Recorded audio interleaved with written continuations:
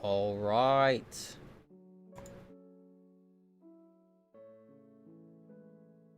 Hello, everyone. Welcome back. Dude, I just did the peace sign. Welcome back to another Haurmon development stream. We are currently developing my dream game, Haurmon, a open world RPG multiplayer game. Set in a very specific order because the open world part is not the multiplayer part, but all things that you can find out if actually you go to our socials down below in the description. You'll find a link tree. You can go to our TikTok, see more about the game, learn a little bit more hopefully. If you want to support us, also we have a Patreon, or I think you can support us straight through Streamlabs, which is what's bringing us this stream today. So, some advice for the day. The only way for something to get done is to do it. You're welcome for that one. I had to tell myself that. We are currently doing some more combat polishing because last time, very brief, I did not get a whole lot done.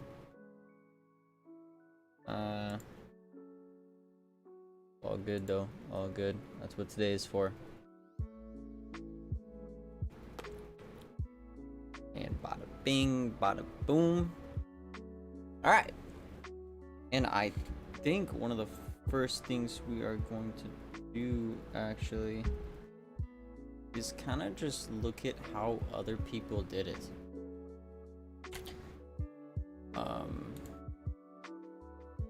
I believe you can watch videos if you provide commentary, and so that is, I guess, what I will attempt to do.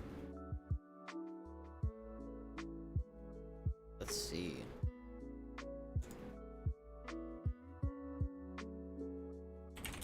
How to add punch sound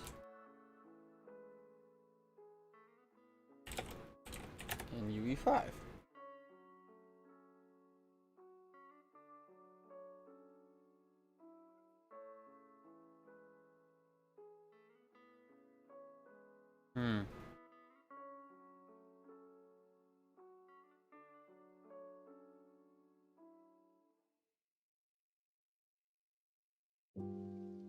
Meta sounds. Okay, there's a tutorial literally by Unreal Engine themselves. That has to be the way to go, no?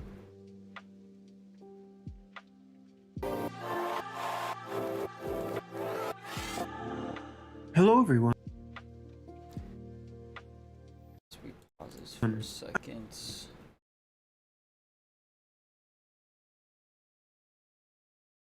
I'll bring this up for you.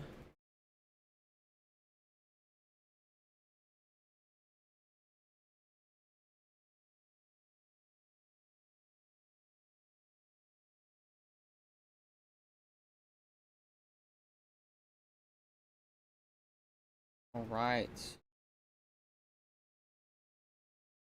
I'm Chris Murphy, and today we'll be looking at meta sounds in the Unreal Engine 5 Early Access build. Now, UE5 debuted meta sounds, which are a high-performance audio system that gives you complete control over audio rendering. But if you know me, then you'll know that I'm a technical artist, and that's a bit confusing. Like, why would a technical artist look at meta sounds? Well, I'm kind of hooked, and the reason I'm hooked is because it lets you drive audio in a way that's almost like the Unreal Engine's surface materials. Conceptually, I want you to picture audio shaders, and today we're going to be going from miniguns to music to show you some of the cool things that you can do with meta sounds in Unreal Engine 5. Before we begin, I want to give a big shout out to Dan Reynolds and Aaron McLaren from the audio team for helping out in assembling this demo. So we're going to begin with this minigun. This will allow us to create a rather straightforward setup with multiple layers of audio. It's a great starting point to understand the basics of meta sounds, because let's take a look at it. Well, when it begins, we can see that it fires up, it spins up, it starts firing, goes for a little while, it stops firing, and then it spins down. Now, this is perfect for driving something like this through meta sounds, because we're actually going to have the audio control all of the spinning up and spinning down, the starting, the stopping, and like the repeating of all of the shots through it. And I'll show you how that works now. Let's begin by going ahead and creating our first meta sound. I'm going to go right click, sounds, meta sound. It's worth noting that if you don't see this here, it's because you may not have the plugin enabled in your plugins. So it's a plugin.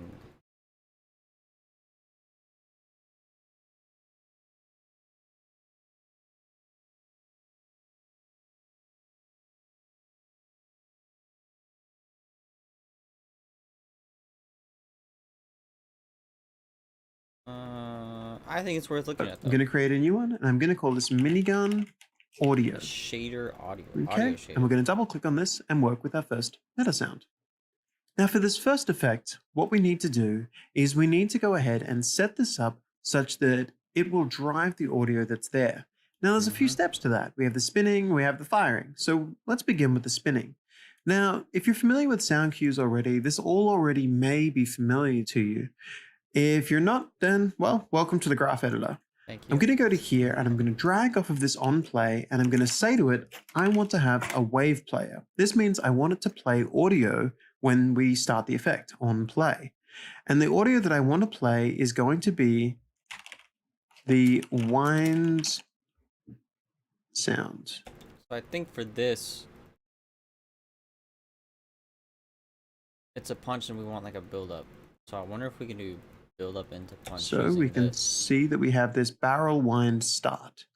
Now, if I was to hit play, nothing happens. And nothing happens because we need to actually tell it what to play. So I need to actually drive this audio stream into this output over here. Okay. And this time, if I hit play,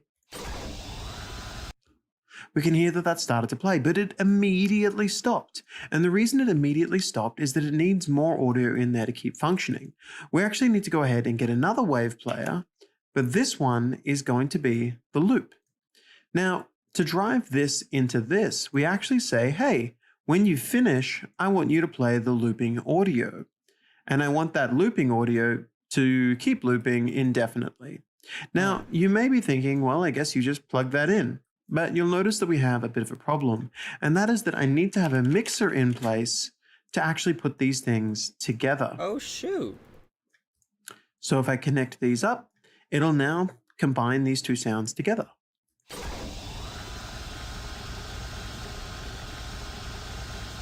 Wonderful. So we can see that this is working, and we can get a pretty good idea of like, well, okay, one thing can feed into another and drive events. Wonderful. So where do we go from here? Well, we have the winding up, we have the wind looping. Let's go ahead and look at having something that's a little bit more interesting than just this looping sound playing itself over and over again. Let's this time take a look at modifying its pitch. Now we can see we have a pitch shift variable here. So if I was to read something into this, say a value of 5, it sounds terrible, but it proves my point. And that is to say that the pitch shift is kicking in. So it's going ahead and it's driving that up. But if I want to, I could actually go ahead and set that to programmatically drive itself up over time. Maybe not to the level that we just did. But for this, I can use what is called an envelope. And I'm going to use an envelope float, specifically an ADSR. When this... Gosh, dang.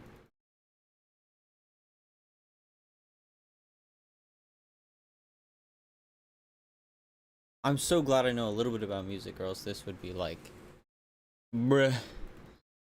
Okay.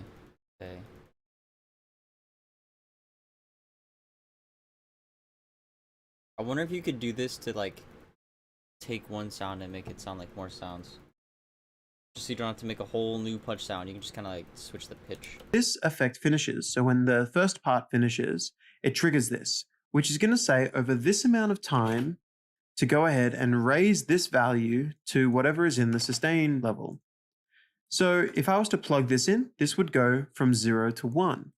In this situation, I want to go from something that's a little bit higher, but I might go ahead and just pull it out here so it's a little bit easier for me to manage.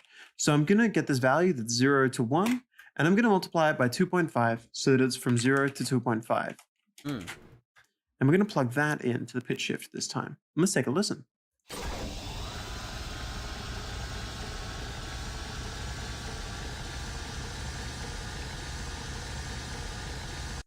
Excellent. So that's functioning. The next part for me to go ahead and do is to get the stinger effect and to play the winding down. So I'm going to get this and I'm going to play wind barrel stop. But there's no particularly good place for me to connect this at the moment. But fortunately, I can make one because I can actually go ahead and I can create inputs that trigger via a name that we've set up. So if I was to create one called spin down is now going to go ahead and say, I want you to play this barrel stop sound. For completeness sake, I want to go ahead and I also want to stop the barrel loop. And in theory, if it's playing, I also want to stop this effect. And let's take a listen.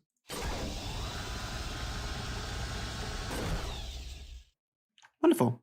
So that actually goes ahead and plays that separate sound that stops the others.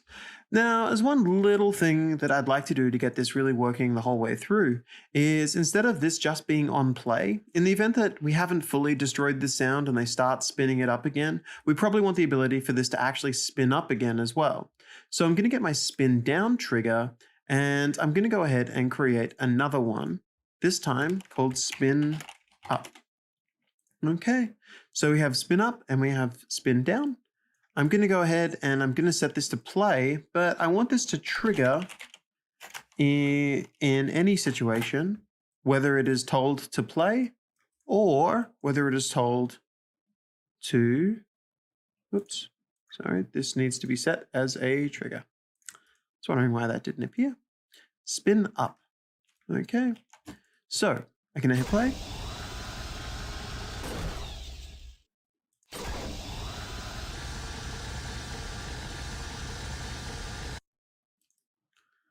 Cool, so that's mostly functioning. The only other thing I might do here is I might set this spin up to also release it.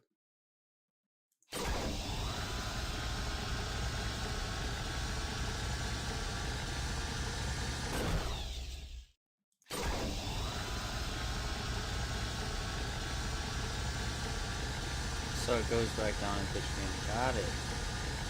Wonderful. So we're all set up on that part of things. Let's go ahead and look at how to get the shots firing over the top of this all. So to do this, I'm going to ignore this graph section that we have up here. So I'm going to create a mixer and I'm going to plug this in. And I'm going to temporarily set its volume to 0 so we don't really have to think about it. In case you're wondering, this effect is a mono effect, which is why I'm only using the left channel of all of these outputs. If you want to, you can go meta sound and you can create a stereo effect as well. But onwards, let's get the firing working. Well, the firing working is reasonably straightforward for the initial part, but we're going to do some fancy stuff too. So once again, I'm going to do the same as before. I know I need a wave player, and I'm going to go ahead and just play a shot firing. For future reference, I have 3 separate shot fires. Now, I could plug this in, and I could on play, go ahead and call play. We'd end up with this. And if I was to mash it, not particularly great, but that's okay.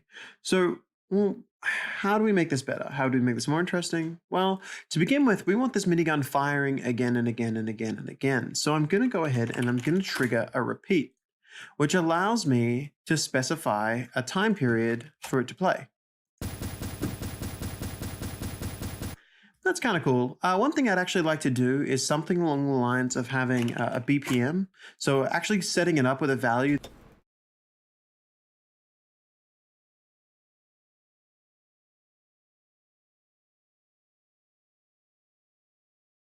That's exactly what we need. What?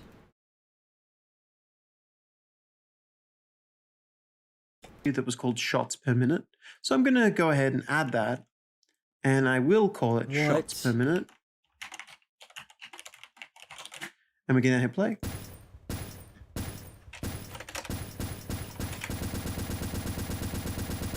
All right, that's gross. So the reason that sounds so bad right now is that every single time it's playing, it's going ahead and stopping itself the next time it plays, okay? So that's the first thing that we're gonna need to consider. Now, the next thing that we need to consider is that it's all the same shot. So how do we go ahead and fix it so that It's not always playing the same effect again and again and again. And the last part is, even if we change the shot sound effects, wouldn't it be great if we could change the pitch of each shot? Well, yes to all. So let's go ahead and step through those. The first of them I'm going to do is I'm actually going to go ahead and play this sound effect by pulling it from a collection of sounds. So I'm going to say, hey, I want you to randomly play a sound.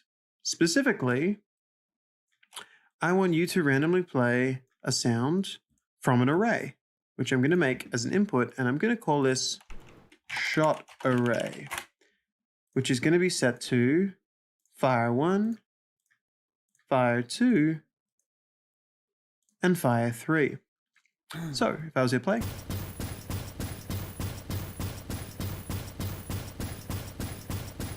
Wonderful. So that's changing around each time. It's switching between different shots. That part's working. Now, the next thing that I might want to go ahead and do, as I said, is change the pitch.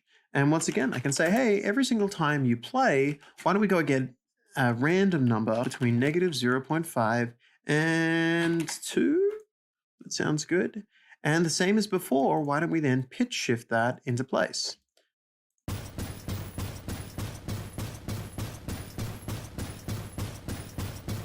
Cool, so that's working. For clarity's sake, I could also plug that into here and that would function in the exact same way. But there is another thing I'd like to do, and that is that I would like to be able to play multiple sounds over the top of each other so that the sounds don't keep clipping again and again and again.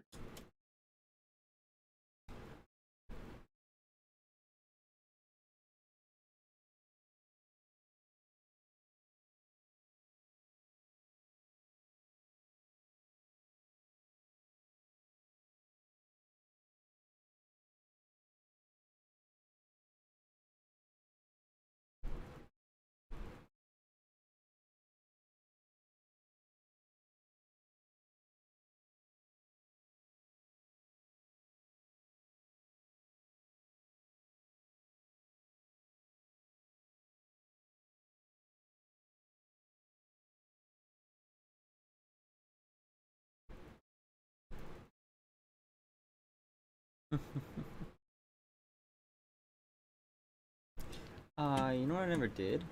Hang on. Respond. I never did.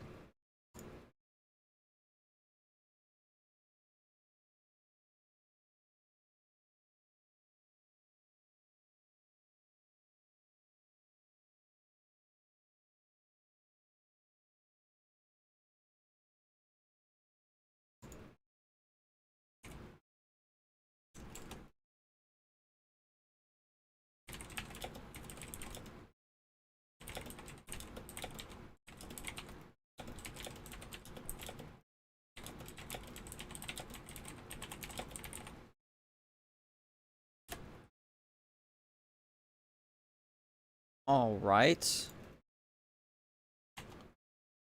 That's huge.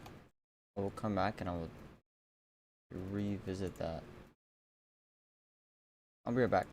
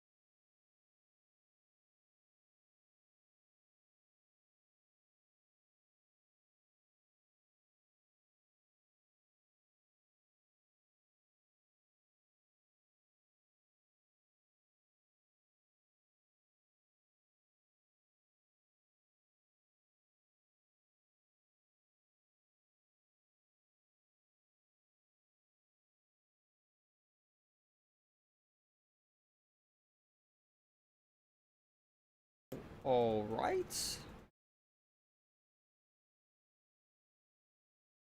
Now, fortunately, that part is pretty easy to do as well.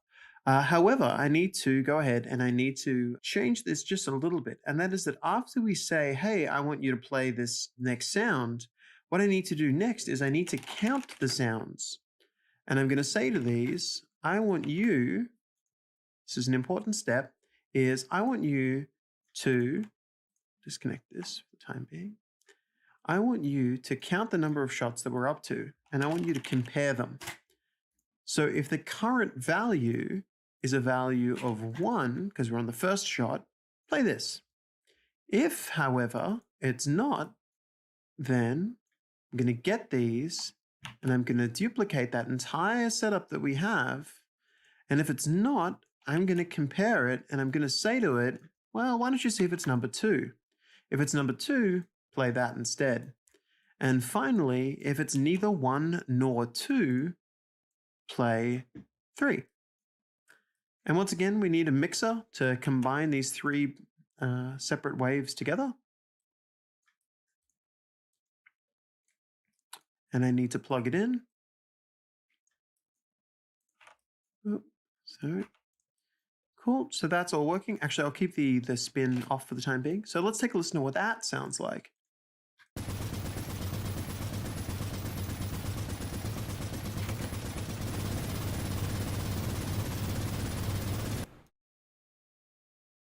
Okay.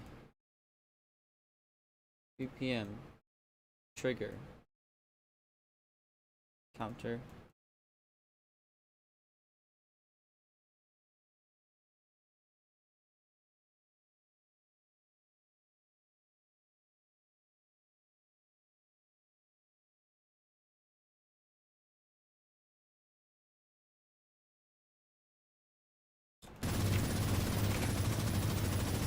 Wonderful. So that's functioning now, and we have the ability to kind of play through here.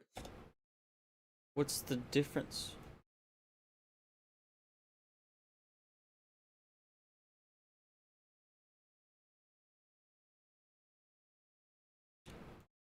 Oh, so it doesn't overlap. Oh. So that's all playing, and let's go ahead and set this to play as well. Last thing I'm going to do here is instead of just saying on play, do that, I'm going to create a new input, which is going to be called start fire. And I'm going to stop it on stop fire. So we're going to create a new graph input.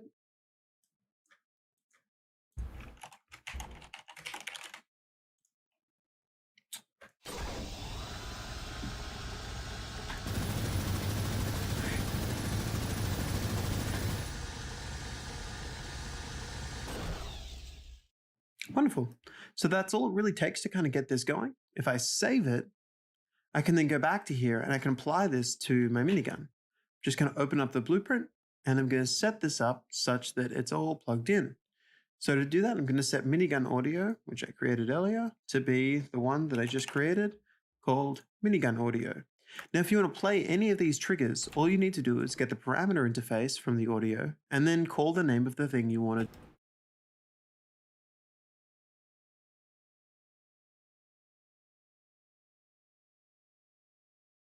do when you want to do it. So what does this look like? Well, let's check it out. I'm going to hit play.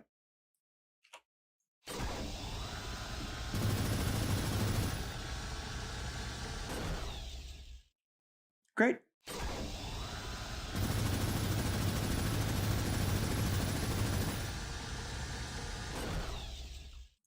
Cool.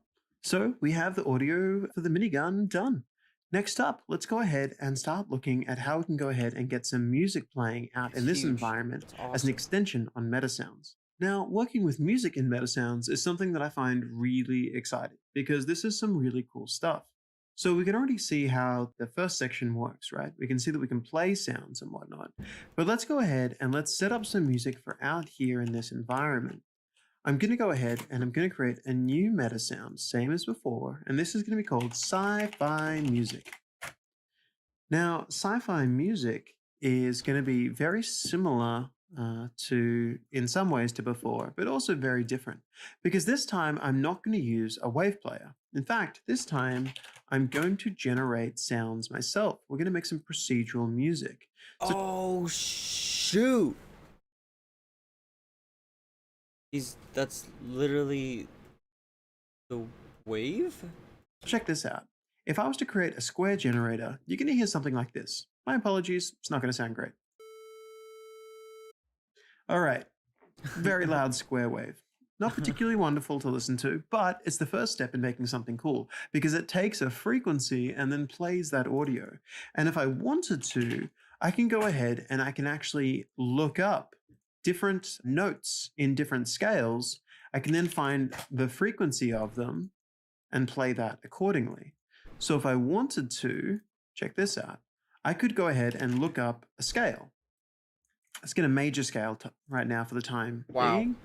And the note I play is going to be a value. Let's get a different note every time. So I'm going to get a random float. Okay, going to plug this in. Okay, so that's plugged in. I'm going to get a random float between 60 and 72. And check this.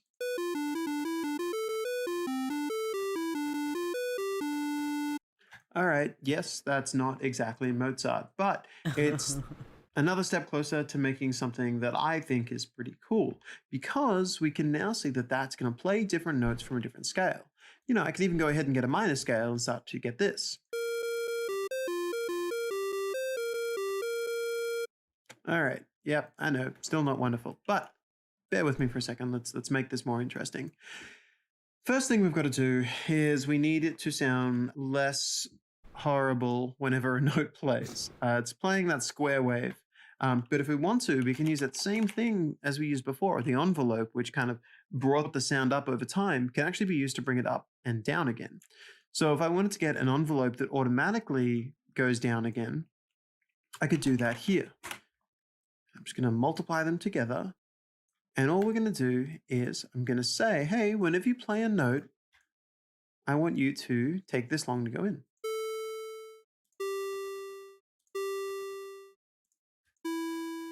Okay, that's kind of working. Let's get this automatically repeating and playing itself to a BPM so that I don't have to keep mashing that button. So same as before, I'm going to set up a BPM and I might as well go ahead and make that a variable, which I'm just going to call BPM. Okay.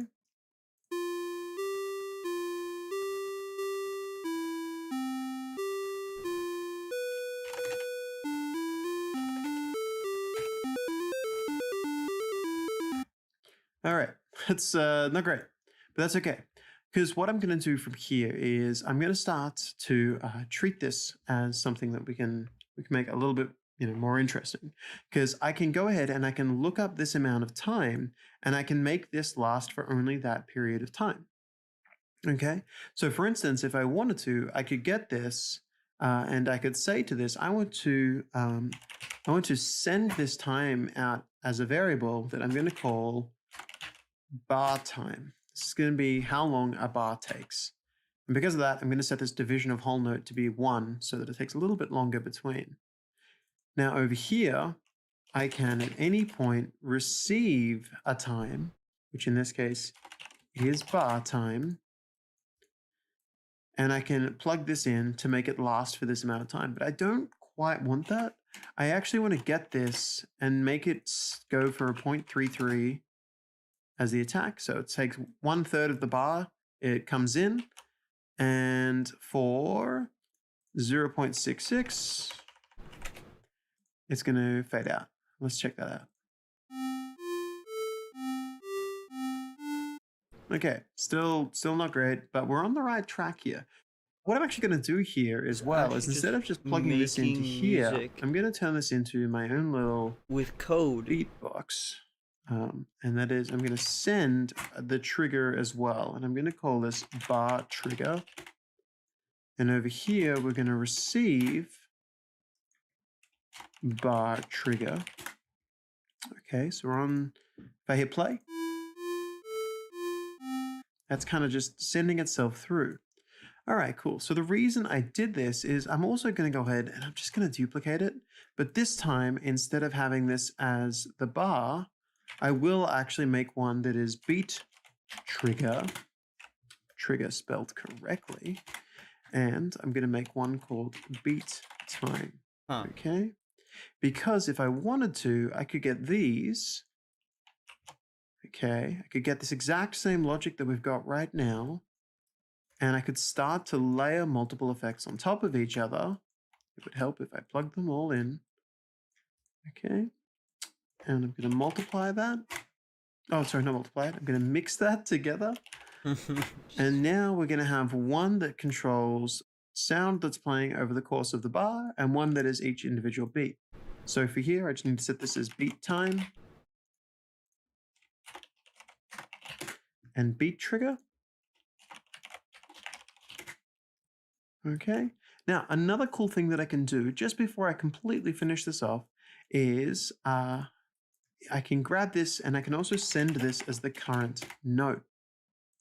So now anything can look up the current note. So over here, instead of me just getting a random note to play, I actually could receive a float and find out the current note. More importantly, I could then subtract this number so that we find a note pretty close to the current note. And if I was to subtract a number between, say, 3 and 8, and highlight chord tones only, it's now going to get me a random beat note that's similar.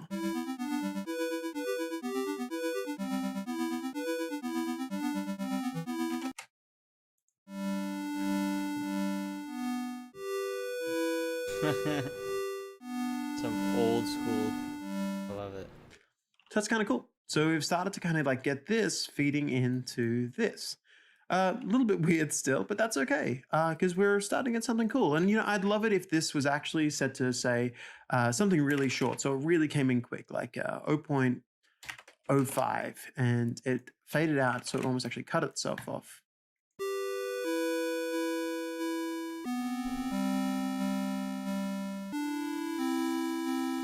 All right, so I'm starting to get something here. That's kind of cool.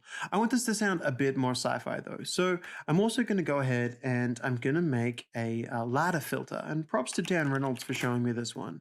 Ladder filter allows me to kind of set a cutoff filter so that the sounds that play through it can actually, we can change them up a bit. And it sounds a bit strange if I just hit play, but if I wanted to, I could go ahead and say, hey, every single time you go and you play an envelope for audio, I also want you to get an envelope for a float. And I want you to remap that, so to a range. And I'm just going to say 200 to 2000, just as an example. And that is now going to control the ladder filter. So the reason I'm doing this is because if I want to, I could say every bar, I want to trigger this to play again. And I want this to take something pretty similar in terms of timing as this one. So I'm going to duplicate them just to make it a little bit different. I'll set this one to 0.25 and 0.75. Cool. And that's going to remap and play a ladder filter.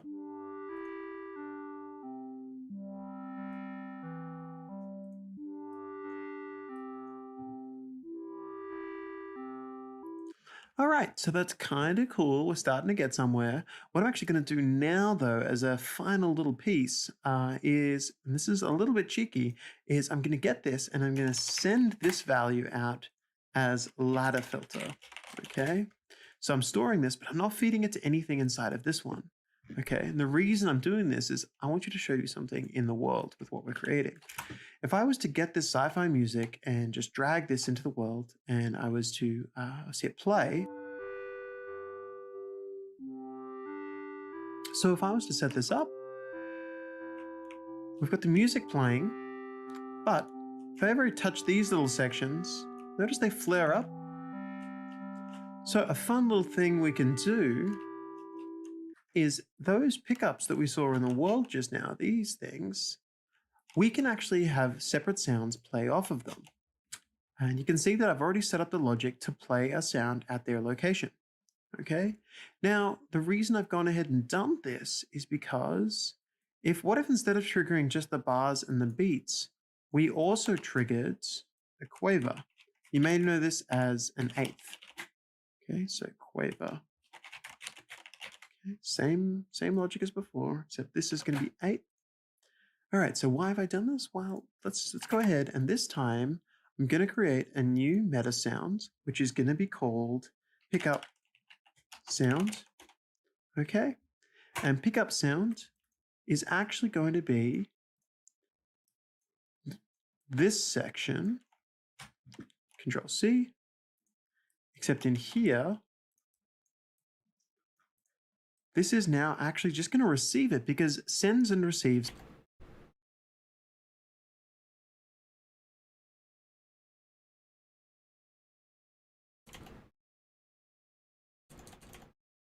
are actually global. So what this means I can do is I can actually have all the stuff as before in here to receive it, and then output it inside of a separate to receive it. I can actually have global. So what this means I can do is I can actually have all the stuff as before in here to receive it, and then output it inside of a separate pickup. So it actually layers these on top of each other. I don't want these to be beat time, I want these to be quaver time. Current note is still the same, and this will now be on quaver trigger. Okay. Now I'm going to quickly plug pickup sound into my pickup. So I've set up a variable for that already. Check this.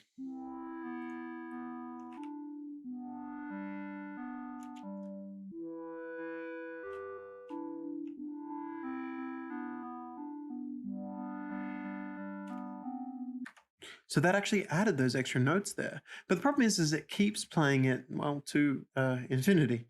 So let's go ahead and look at how to finish this off.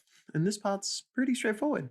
What I need to do here is when we play it, I'm going to actually count the number of quaver triggers that are coming through. So I'm going to count them, and I want to compare this. And I want to say to this, if this count that's come through is less than or equal to 8, then I want you to keep playing. Now, if it is not less than or equal to 8, then I want to get this and I want to delay for maybe 1 second and then finish the sound. And with that, we now have this.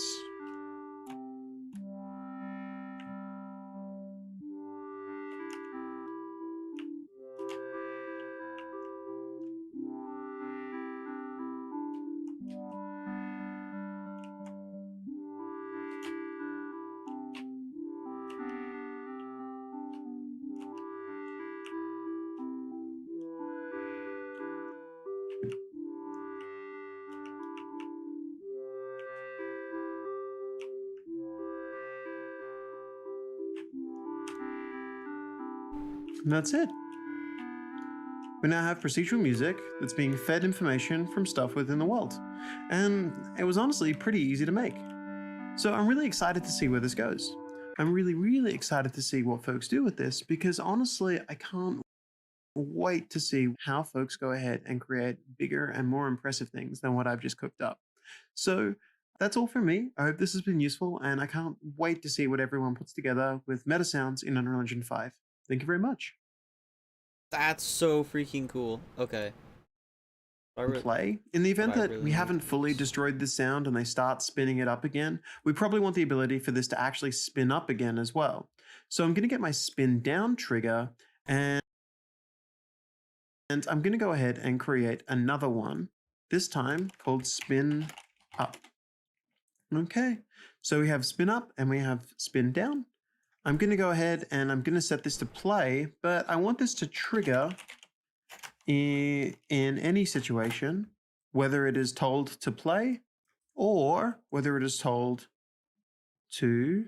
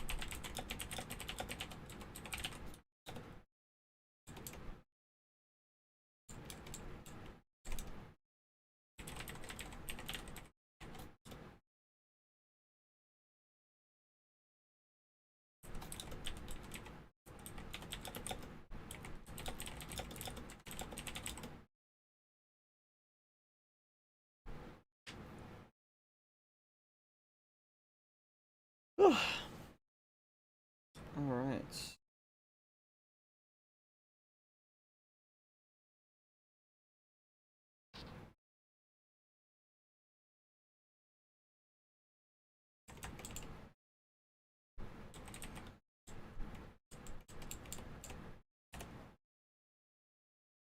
Oops. Sorry, this needs to be set as a trigger. I was wondering why that didn't appear. Spin up. Like, So all of this is being triggered.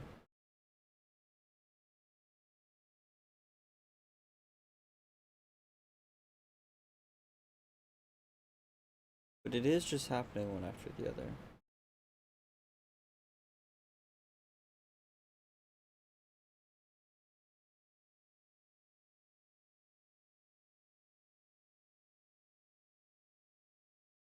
So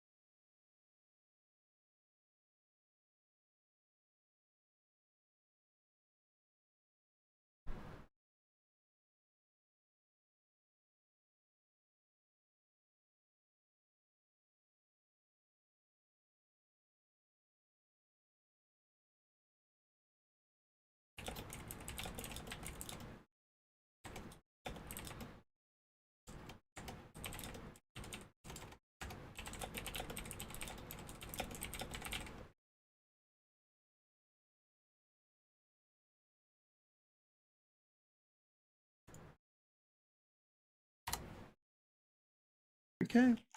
So, I can hit play.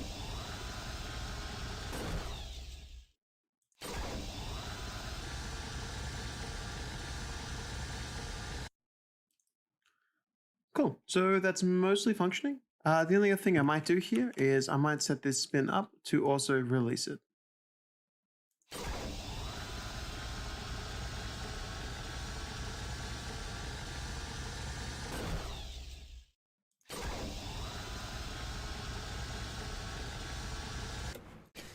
okay. Let's go mess with that. Audio.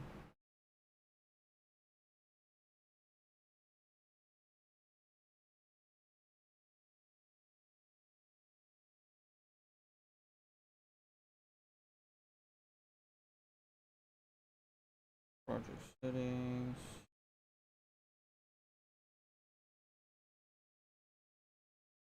Why did I not see plugins? Oh, jeez. Excuse me. Down here.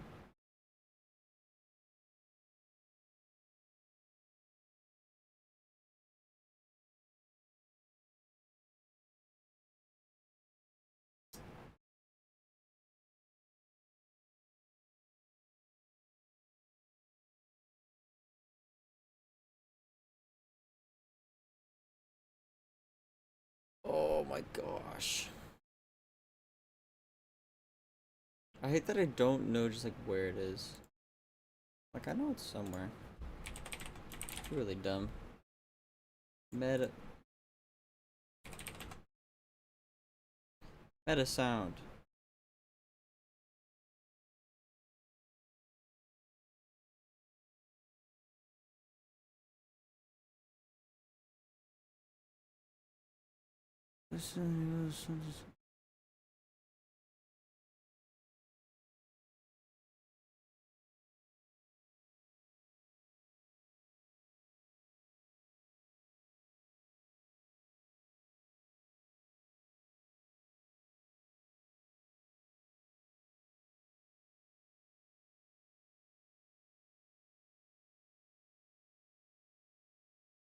Yes. Please don't die. Okay.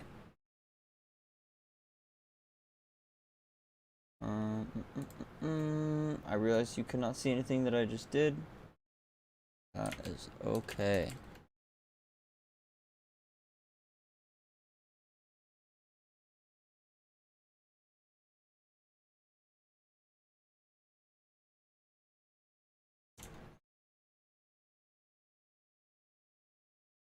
Oh, and we're back. Wow, that was fast. Good to go.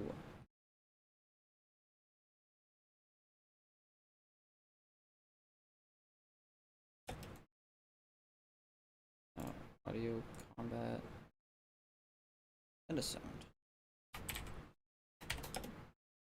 Meta sound. Punch.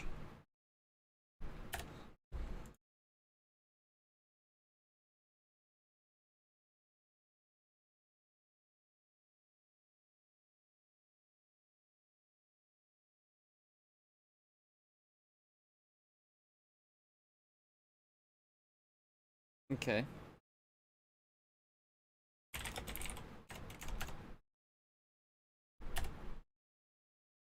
The wave player. Let's just do the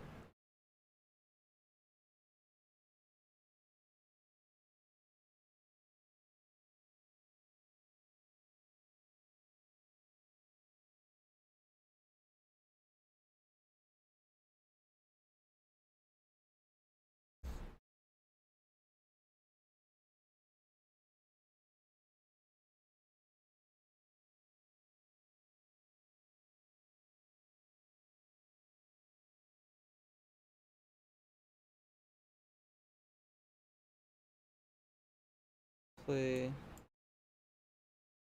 Whoosh.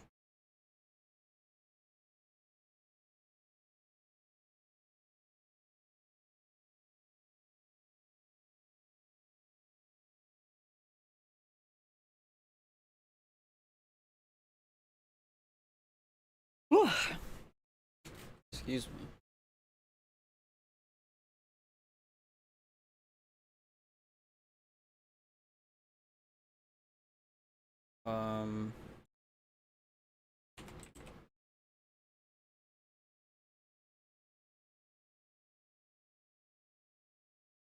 Then we want to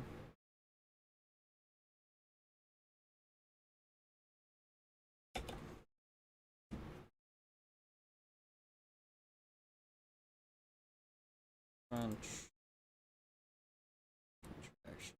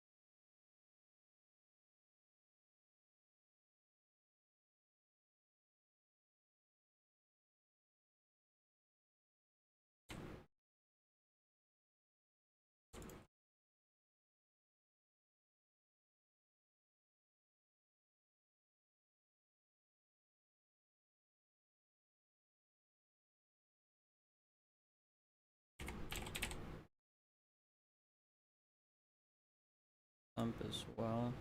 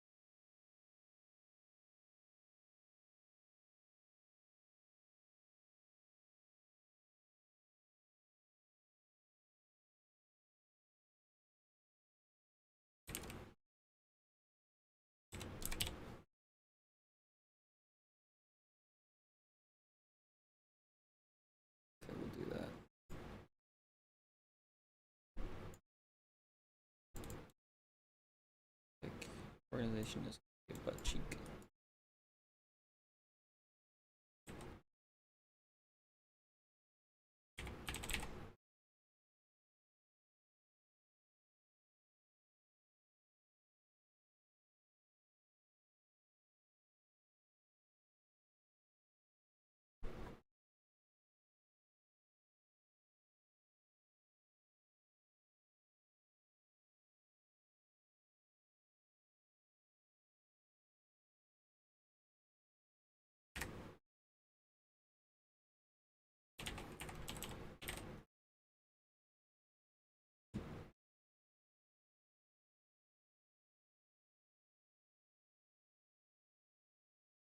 Oh shoot.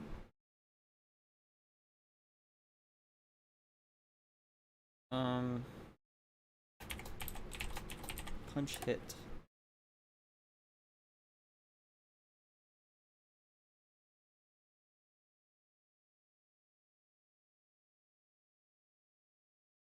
Boolean.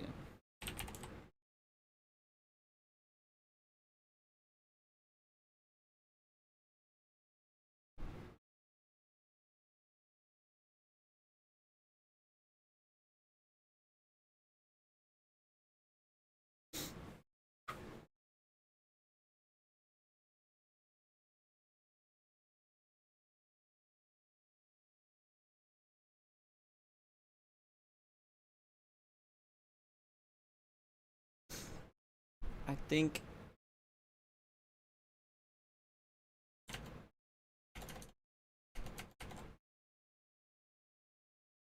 the wish should be kind of like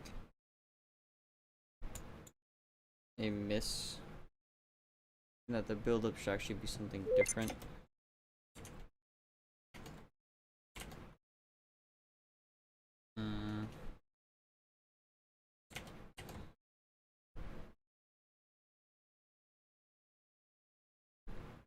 Like if I go into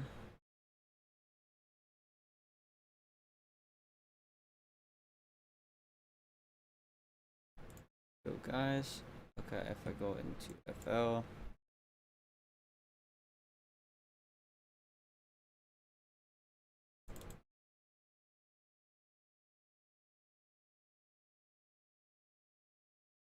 whoa.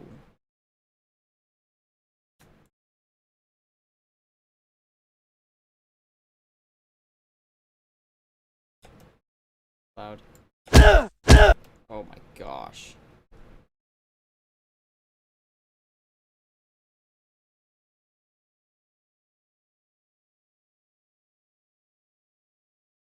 So that all happens.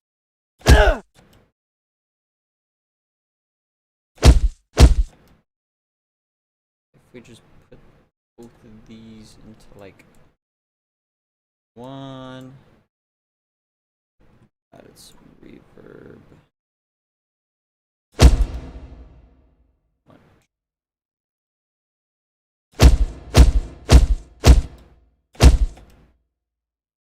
Great.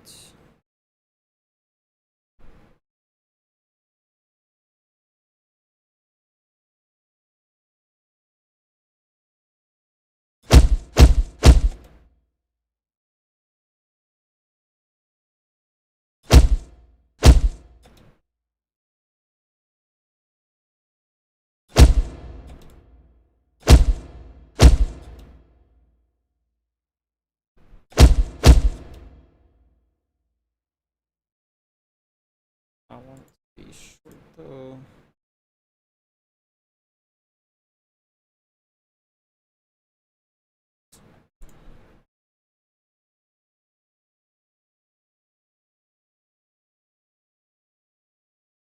Reversed hit.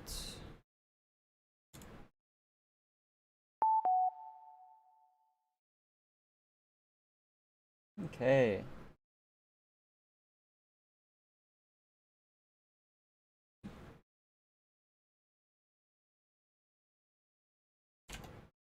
Now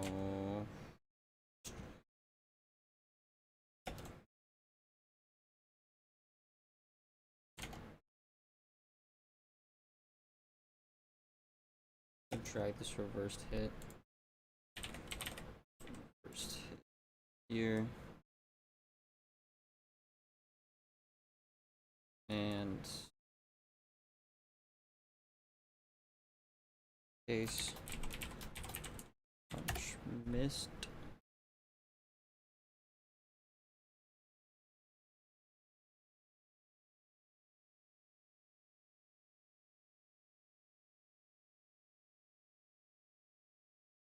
Whoosh.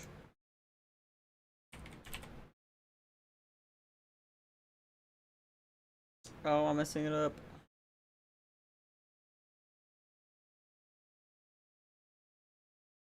Overloading with all these. Whatever.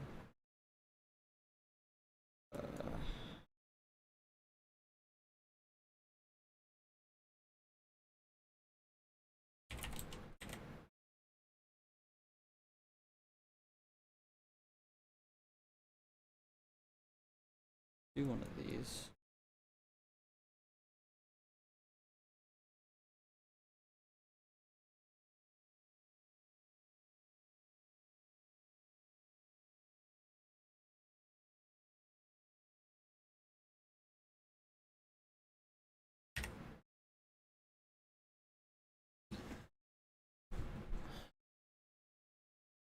I'm sorry. Are you having a hard time with Unreal right now? Dude, thank you. Okay.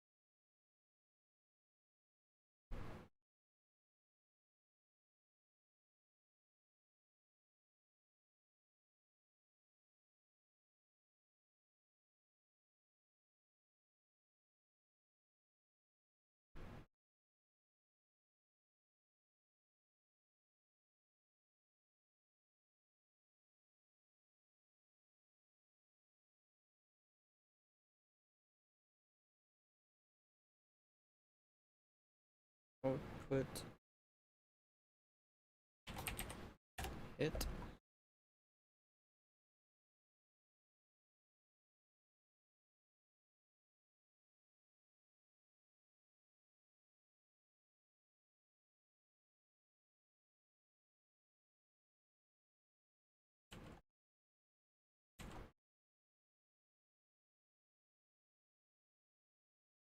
Let's have another one.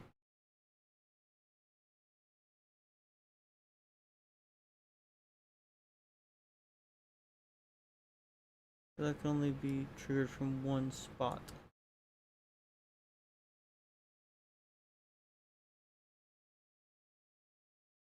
Got it.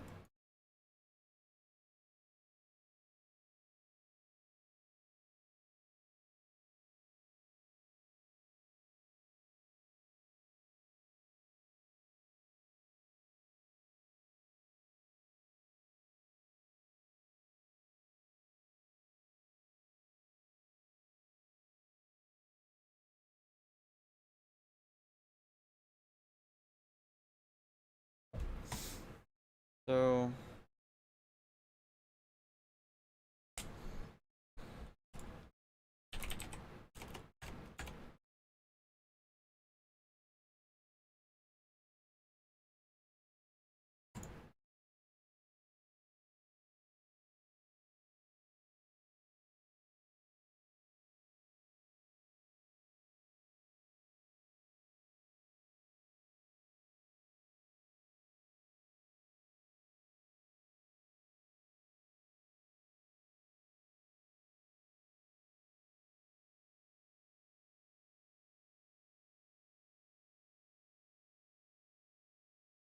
Every little thing is making it.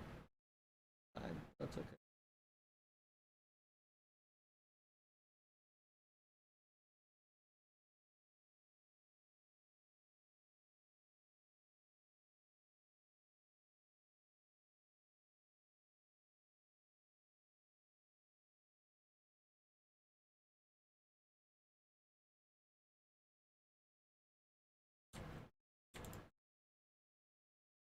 This should kind of be first. On next. Put that in there too.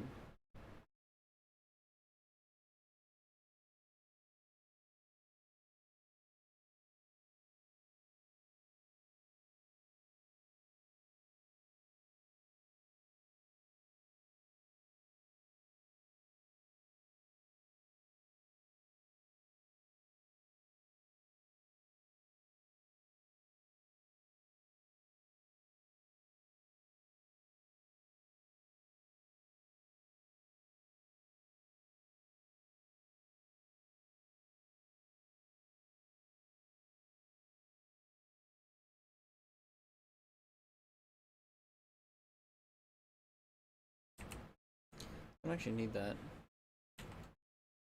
But I do want another on finished.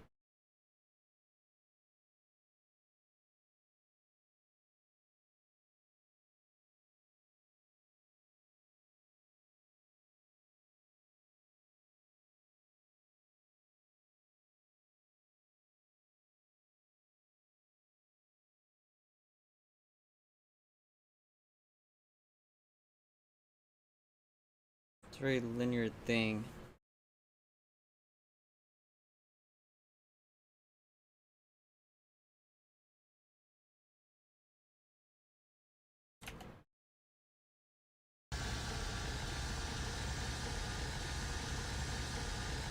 Wonderful. So we're all set up on that part. It's like Over here. Okay. And this time if I hit play, we can hear that that started to play, but it immediately stopped. And the reason it immediately stopped is that it needs more audio in there to keep going. Say, hey, we want audio to pick these up, working rather than have the maybe not over this amount of time to go ahead and raise this value to whatever is in the sustain. So to play the winding down. So I'm going to go ahead and say, I want you to play this barrel stop sound. And in theory, if it's playing, I also want to stop this effect. And let's take a listen.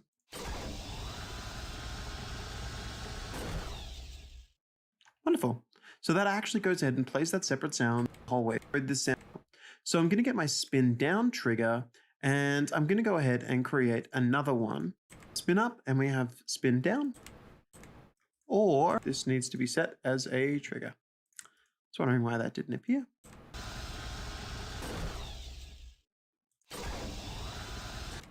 Cool. So that's mostly functioning. The only other thing I might do here is I might... Wonderful with this all. So to do this, I'm going to ignore this graph section that we have up here. So I'm going to leave to time only a step. Well, the firing working is reasonably straightforward for the initial part, but we're going to do some fancy stuff too. And just go ahead and mash it. So well, how do we make this better? How do we again? So by a time period for it to play.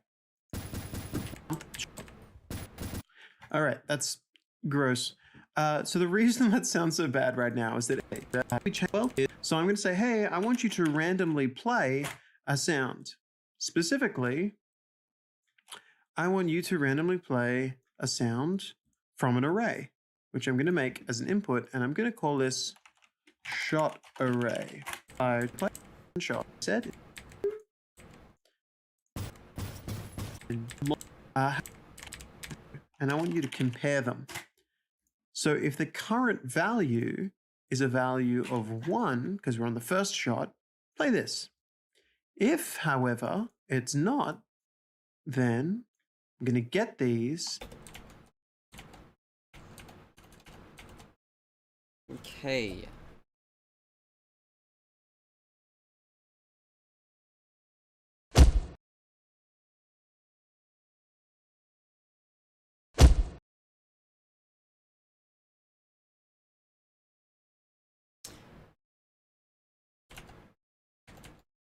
Yeah, that's hilarious.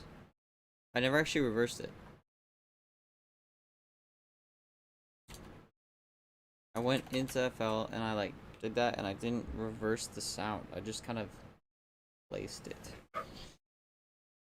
Oh man. And then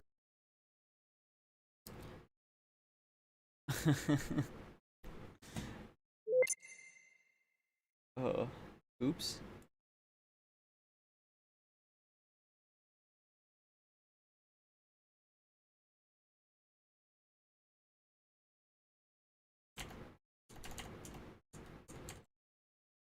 Okay, let's see if I can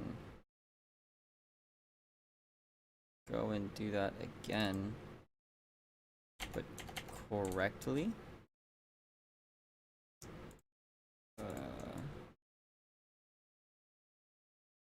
Take both of these, put the one, a little reverb.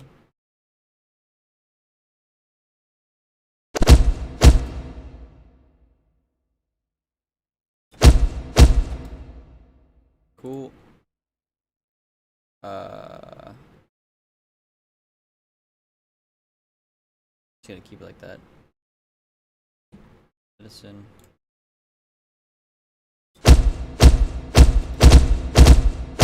Oh my gosh, sorry for that.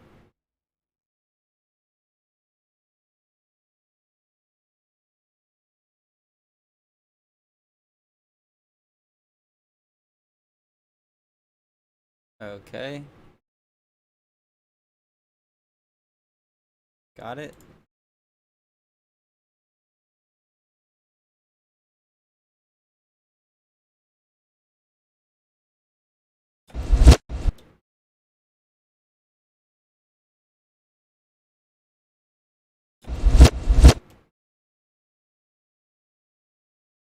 That is not terrifying.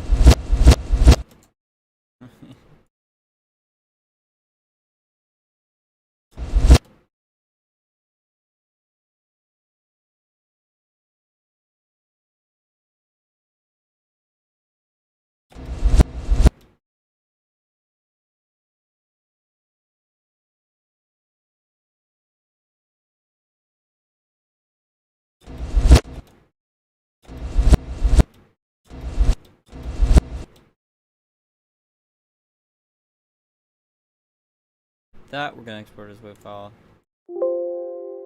Replace it. Cool.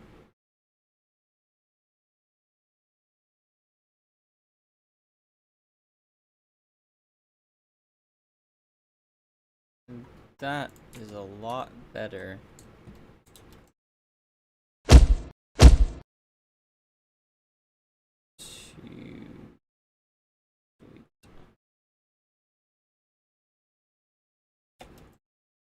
Cool. That one was my fault.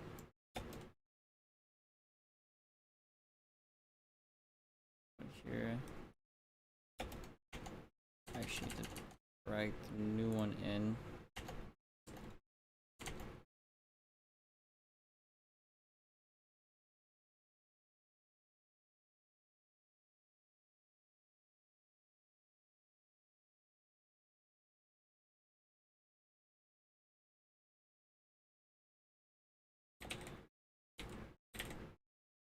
Okay.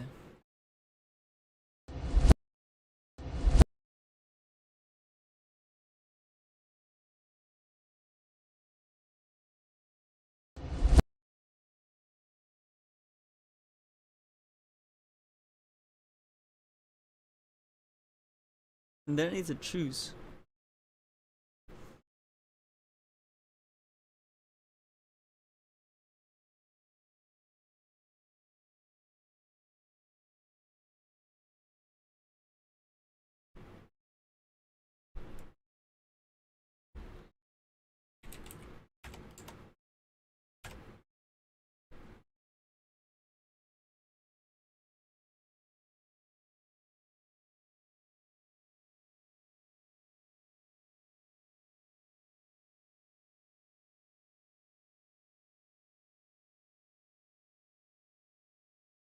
You know, I think I'm gonna use that for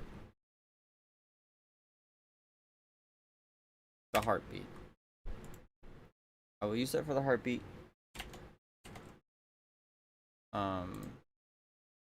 It's perfect for the heartbeat, but don't think I will use it just in general.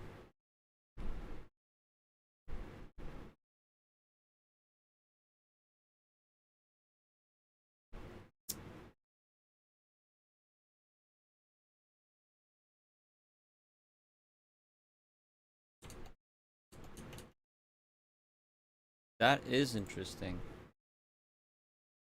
Saving. In this tutorial, I will show you the basic. Okay. I thought I don't know how to do this, but I'm kind of curious to see how this guy did it. You know? Of how you can add sounds to your project in Unreal Engine 5. First, I will add sound to my character here. So, enable the character and go to the event graph.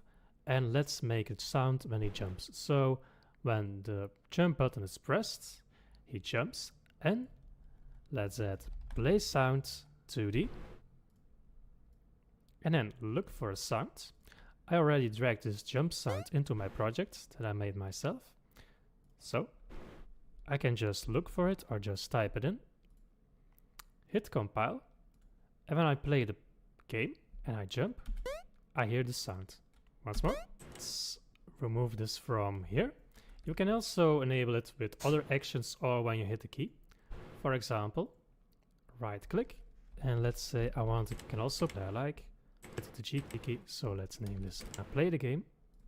You see, every time I hit the G key, hit this one, your project, other content, or you can create these sounds for yourself. Let's enable, for example, the fire here. To my project, and you'll see the service. So when I click on the sound, I see that it is looping, so it is always repeating that sound to the fire. Or I can also see the settings here. For example, the inner radius, so how big the sound is when you hear it clearly. So you can also see the radius changing here when I add to these values. You see that it's getting bigger. And the fall off distance is when you hear it less clearly. But when you get closer, for example, now I'm in that zone. And when I decrease it, you see this zone gets smaller and I can drag this zone around. So let's add this behind my player. So when I now play this game, right now I don't hear nothing. Then I hear a little bit of the sound. And now I hear it loud and clear. And I exit that ring and the sound is gone. So that is the effect of this one. You can also make it with your own sounds. So for example, I had this jump sound. I can right click and then create. Okay, so it looks like I'm gonna want to be using cues.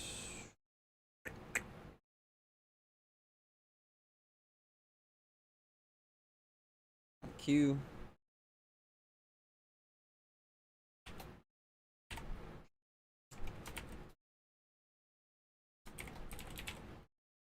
Punch. Hit.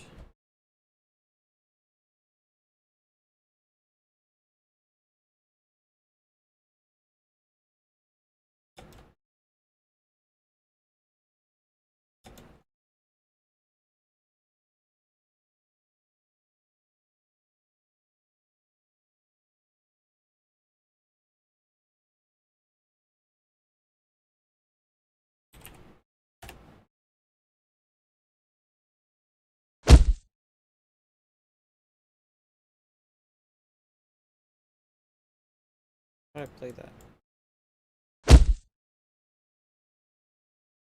Cool. So what I want to do is change the The pitch.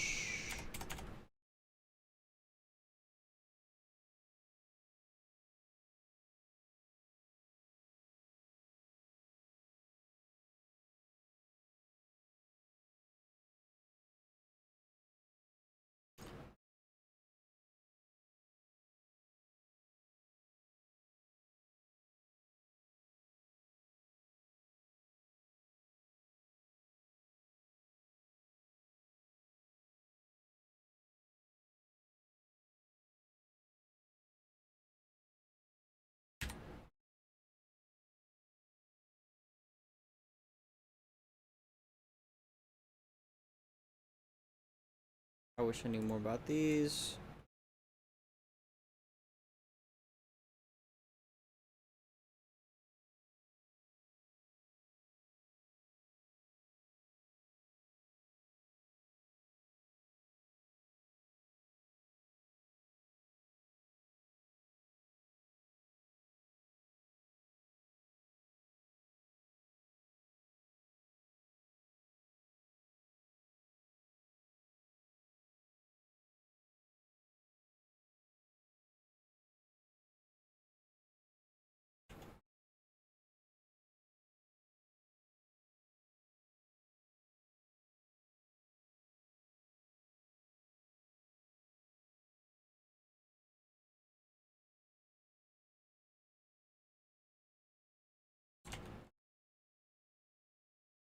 I feel like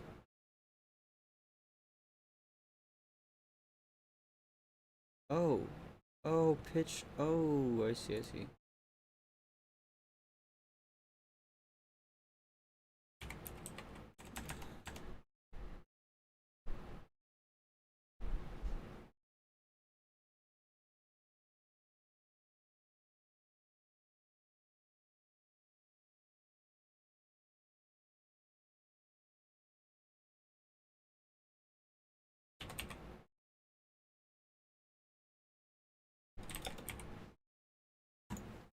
Okay. So you can set the pitch multiplier.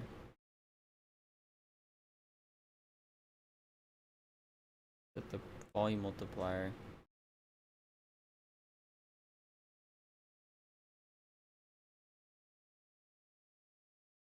Can you adjust those? Or is that from all like outside?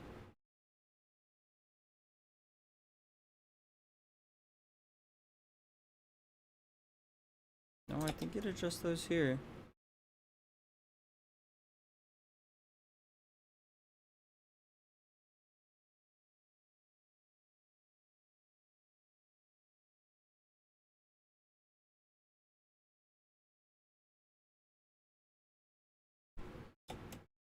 How much?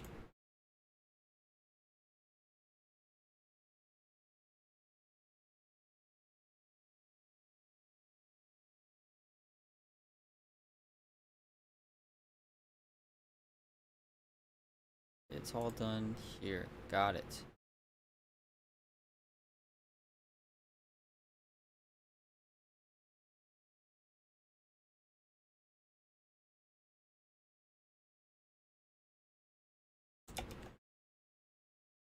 Okay. I just realized. There's no lo-fi music going on. That's pretty sad.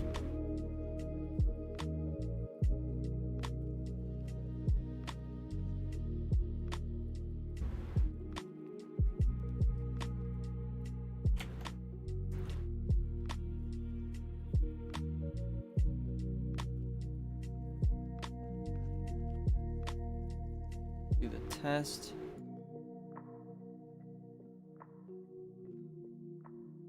Play sound, and we can get our sound view.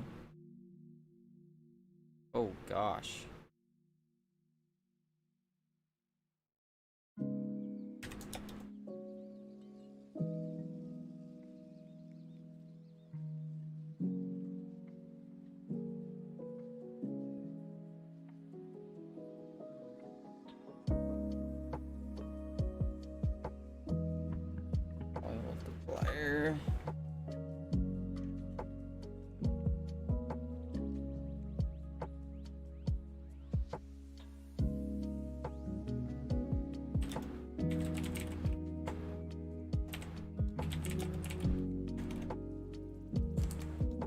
Float.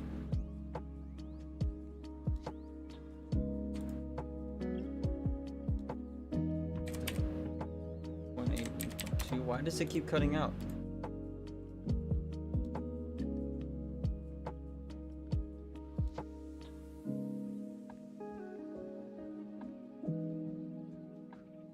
Okay, so I just added this random float for the multiplier.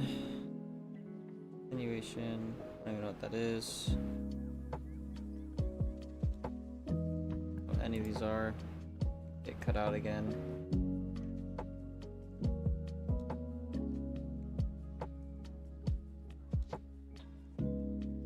Annoying, but luckily nobody watches, so we're good. I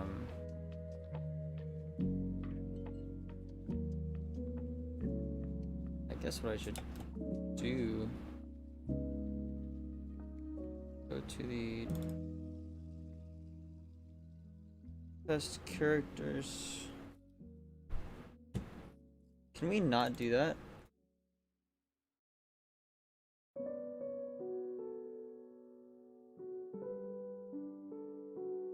It's like auto capturing.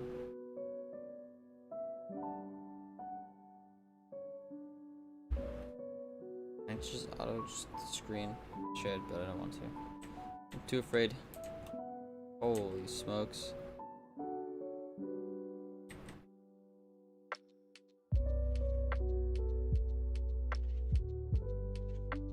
You got it.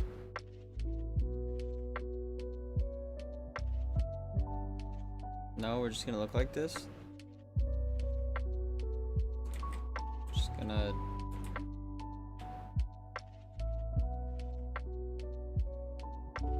Yep, no, that looks good for sure. For sure, dude.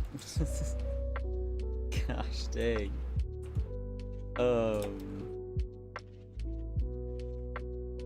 This combat Q. Drag it in. Would there not be like dimensions?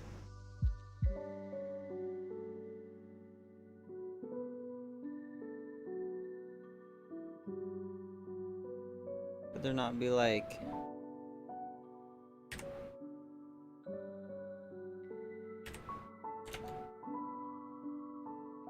hang on. I think I'm a little dumb. In this tutorial, I will show you the basics of how you can add sounds to your project in Unreal Engine 5. First, I will add sound to my character here. So, enable, for example, the inner radius. So, how big the sound is when you hear it clear. So, when I open it into my project, it's already a fire cue.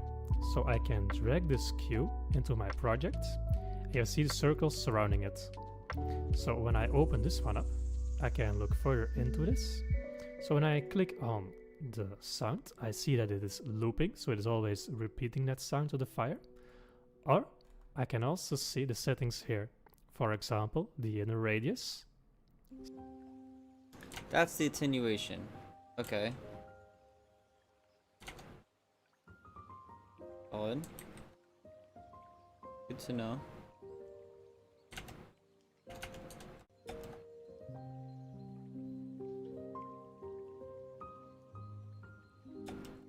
Why is that not?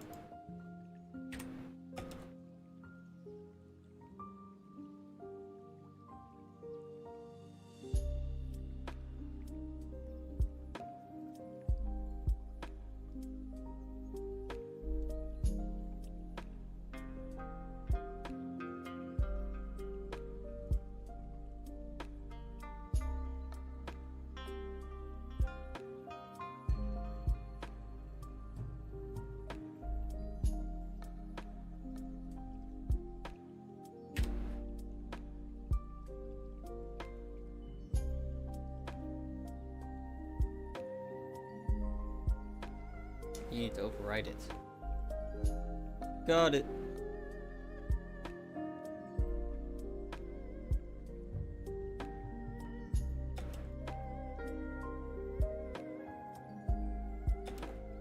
When you pop this.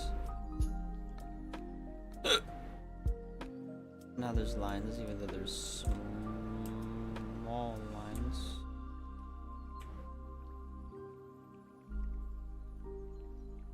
I wonder if you can.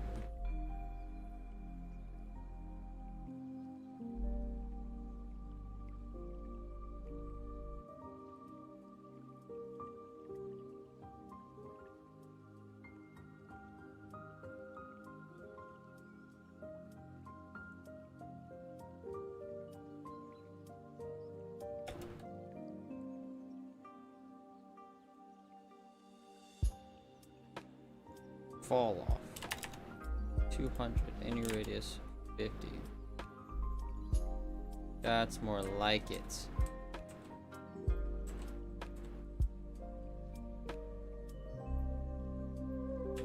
If it gets spawned in my face, the people are like right next to me are gonna hear it. Sad. Honestly.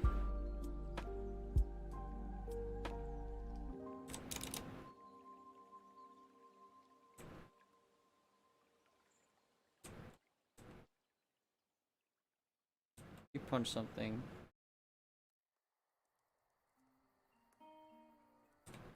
Alright, bang. If it's near you, you're gonna be like, yo!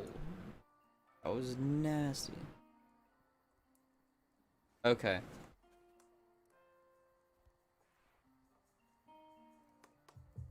But if you're not right next to him, do like 30.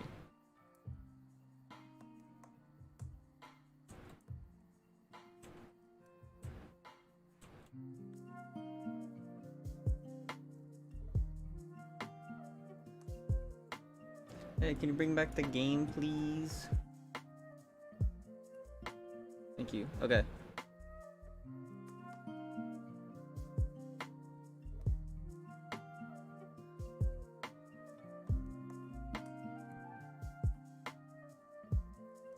Just want it on their head.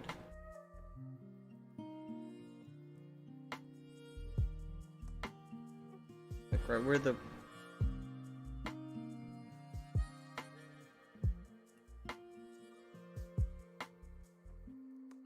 maybe this needs to be like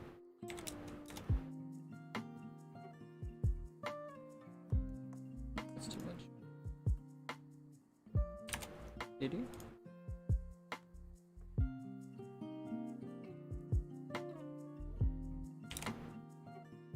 Back to 50. Yeah, that works.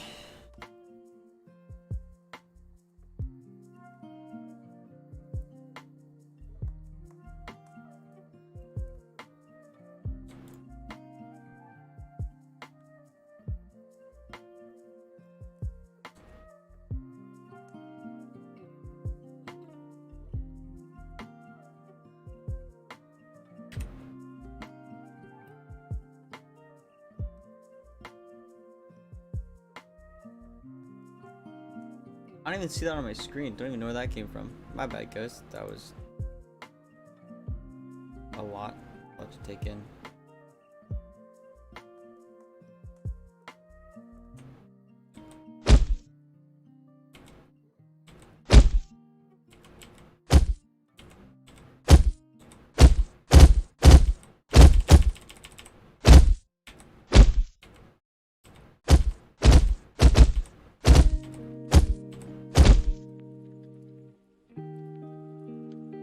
Don't know why it's like double.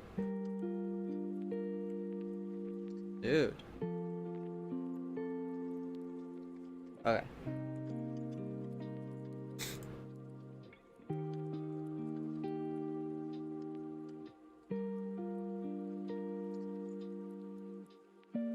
Visualization.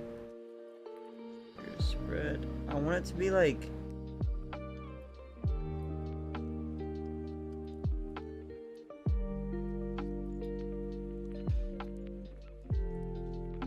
Volume.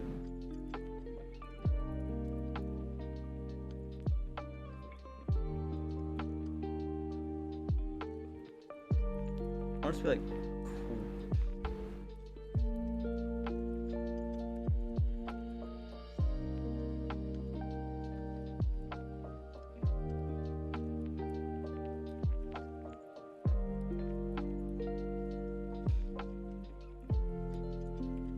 Why does he into the center, right?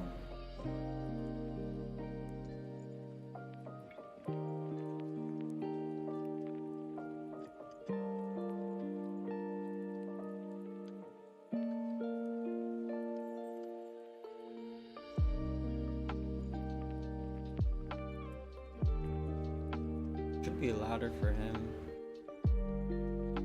I guess you are right next to the center anyways.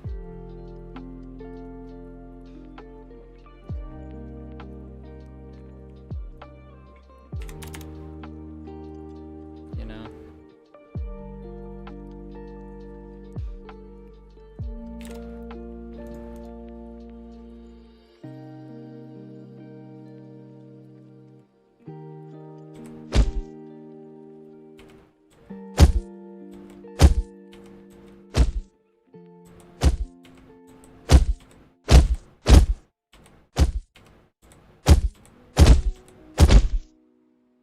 Cool.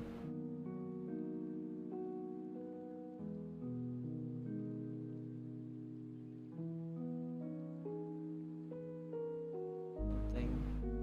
Yes.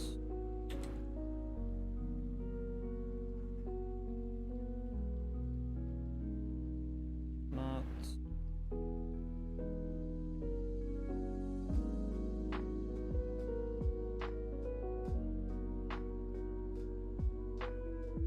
Do the same thing. You.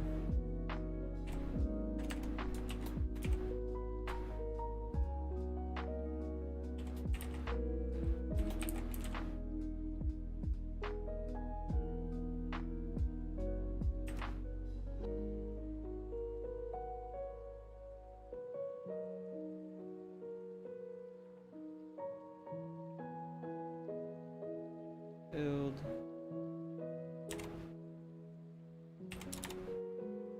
4700. Dang, relax.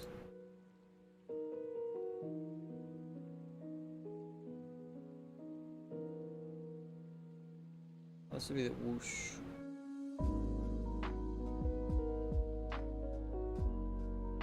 This.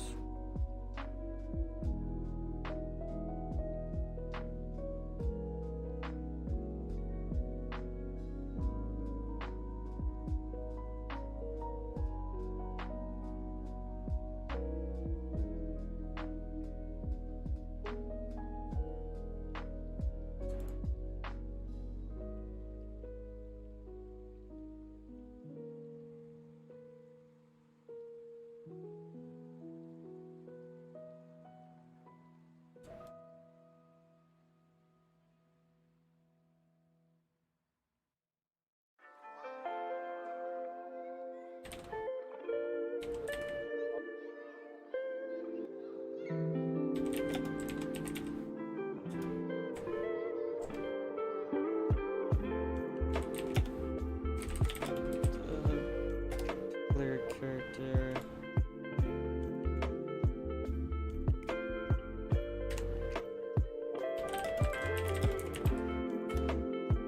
Just me. So, get on me.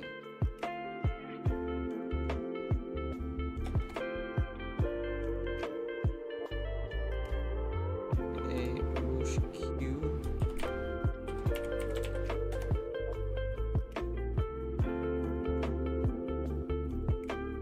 Writing.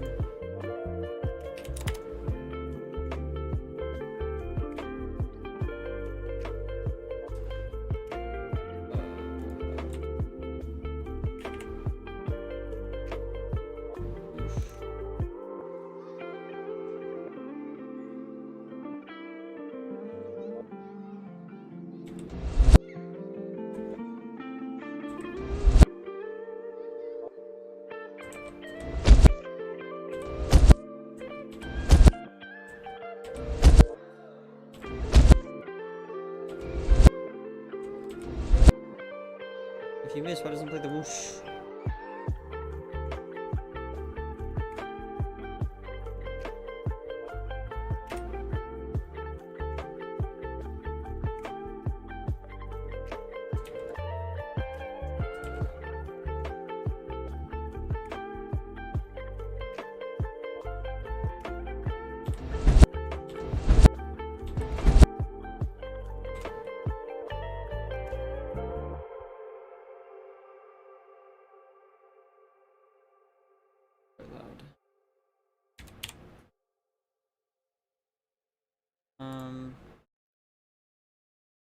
what we want to do. Stop this sound.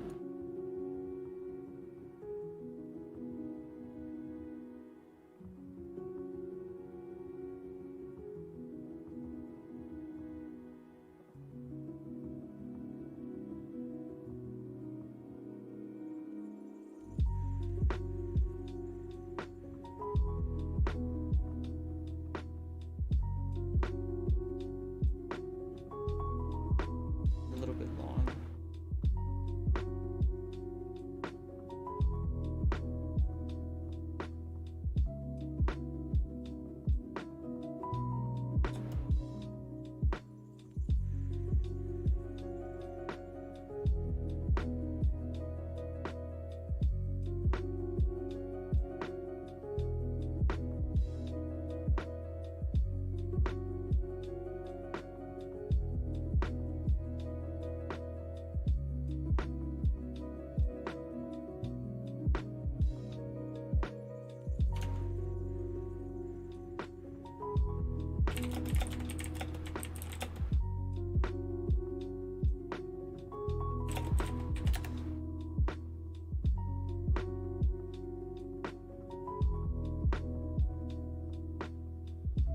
Come up to the top, and under audio components, I'm going to click stop.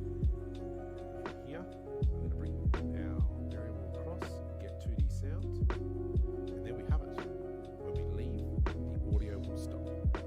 Now, first thing we're going to do is I'm going to create a variable, and I'm just going to call this 2D sound, and we're going to change the variable type from Boolean to audio component. So up here, first let's play. So this is part of another game that I'm working on.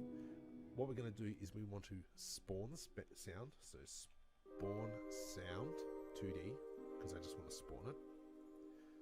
I'm going to play the sound, which for me will be paper. And what I want to do is set this 2D audio component to whatever this sound is. So let's go set. Got it. Okay.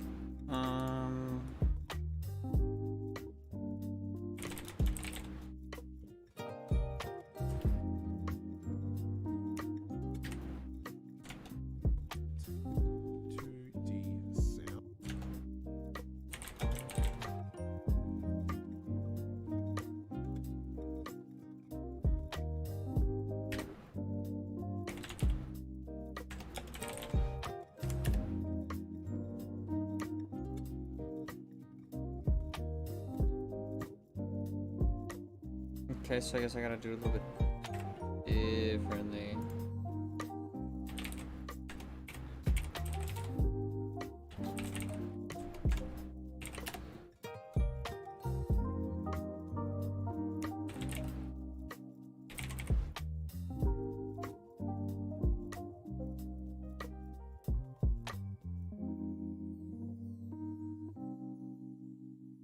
Alright, I'll come back. First.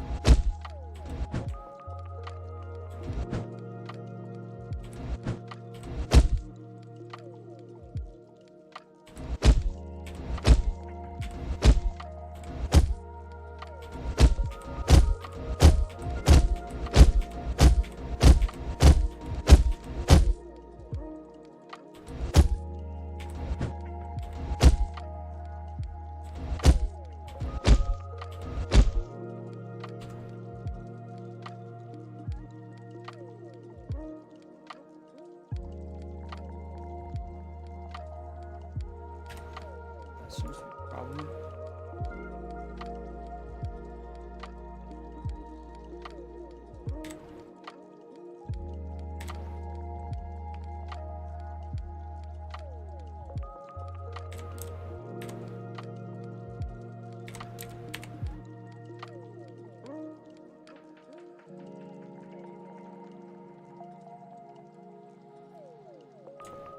Okay.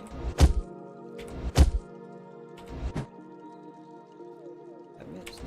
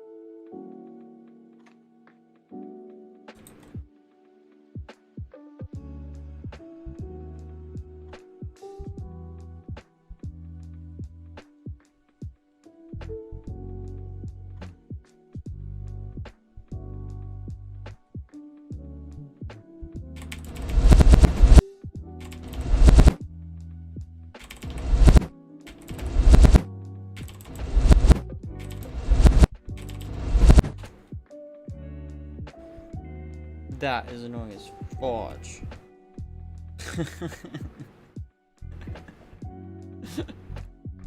It's gotta be so loud, actually.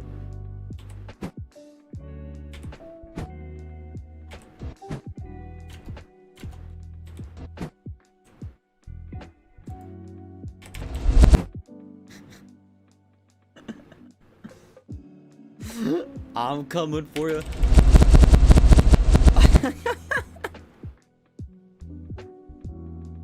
Nah. Nah. I'm done with this. I'm not a designer. Holy smokes. That's quite possibly the most annoying thing I've ever heard in my life.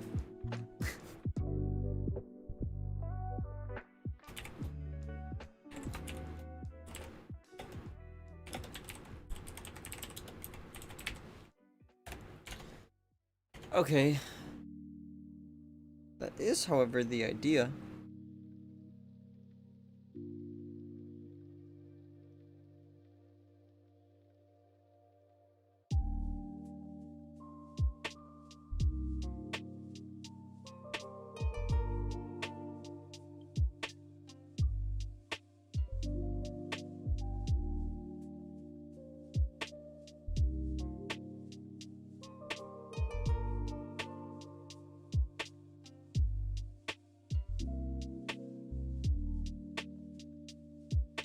Is it Monday? It is Monday. Huh. Feels really weird.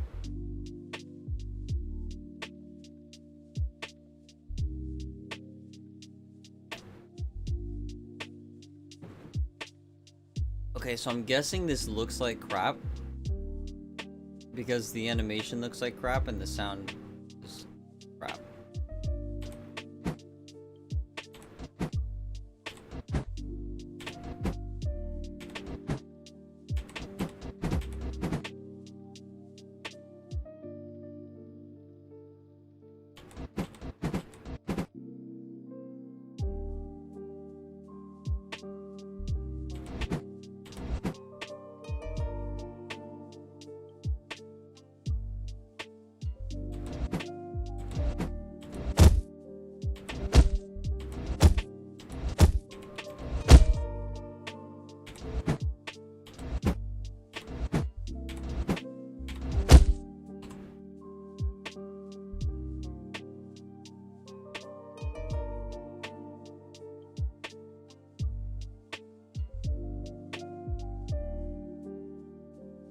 Okay.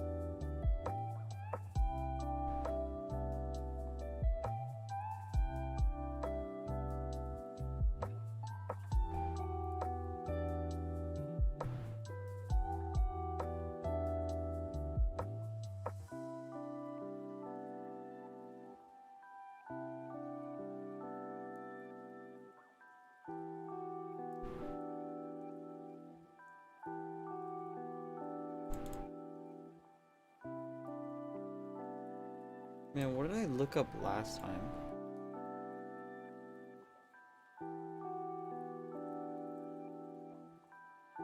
Like a...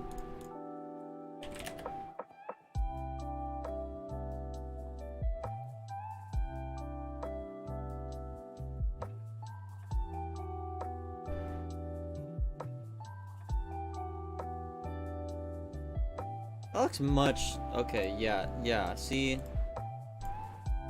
I need something like this. That looks so much better. I think this stuff was for like a bag.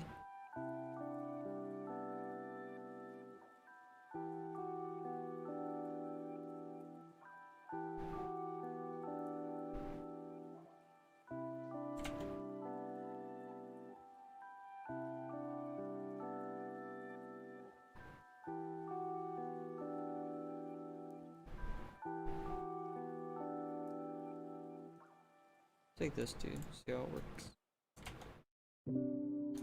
See how it works.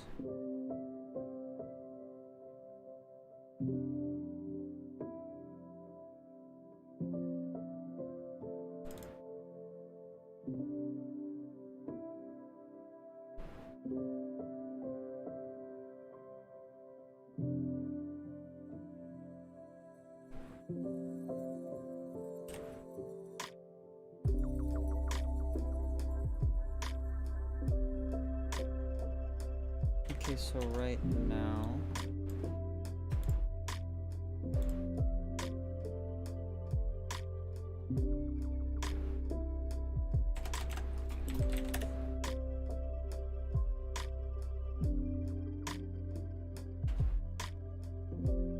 and now I'm making sure that they have a root bone.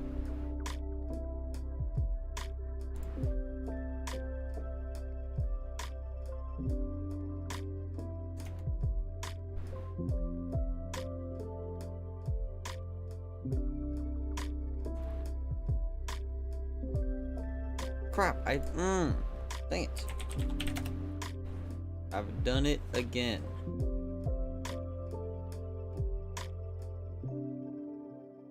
One thing I wanted to try.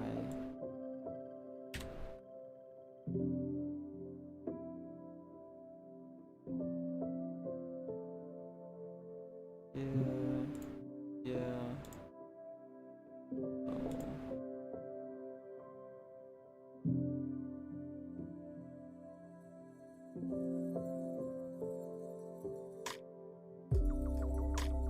Does that work?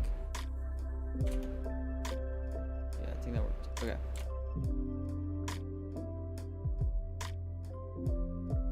And so now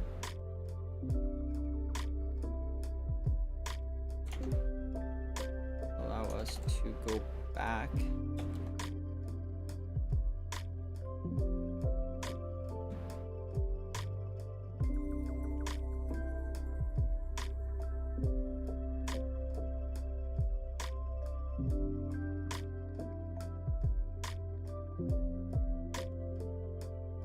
We used all of these and it's not wanting to recover. Hey buddy, there you go. Okay. Add these. Need the mesh. Go to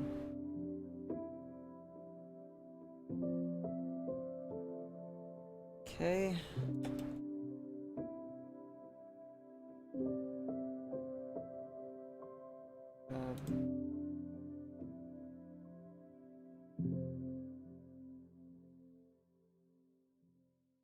That's good.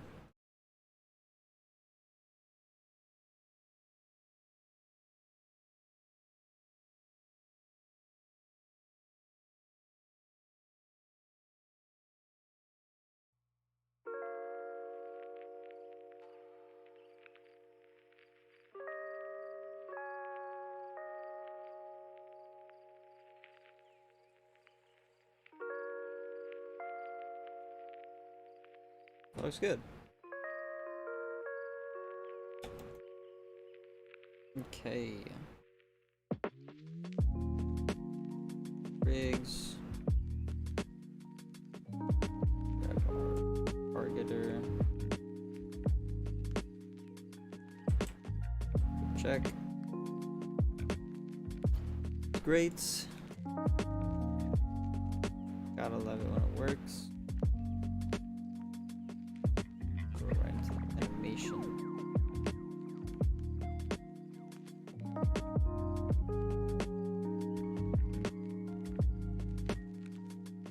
I think I'm just gonna take this one.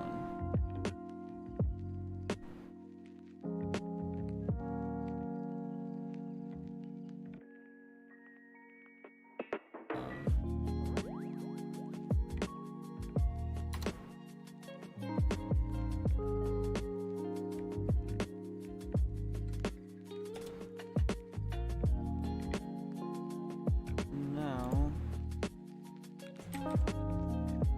oh, come on, computer.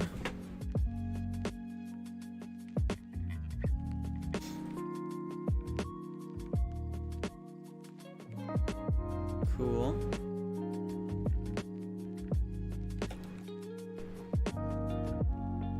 Let me go into data to the attack database.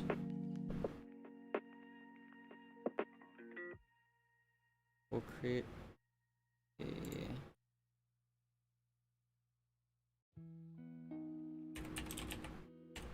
lights 004 lead jab description jab forward action planes common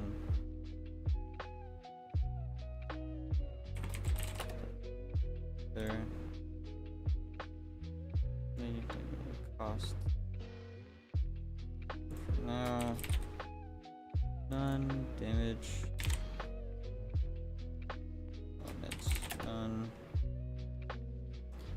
Not touch. Jab. Reach. It's gonna be kind of far, isn't it? Go to. We should try 1.5. 20.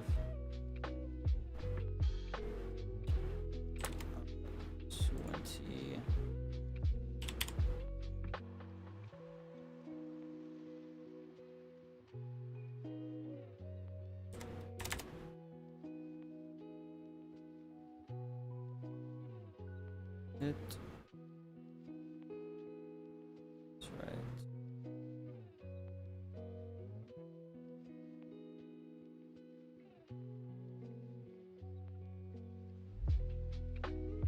Okay, so we do need to do though. Actually, did not do.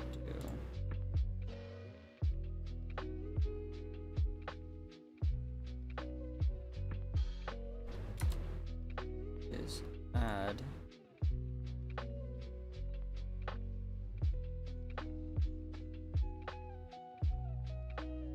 motion warping and that sort of stuff. Make the motion warp called being hit ANS combo. Got it.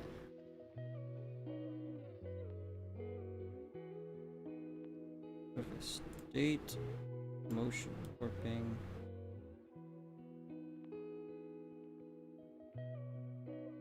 When she plants that foot right there.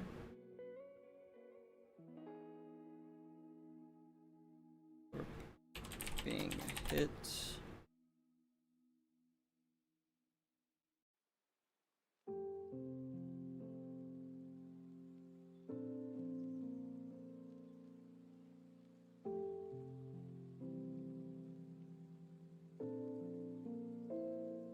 Yeah, dude, we'll just full send it all.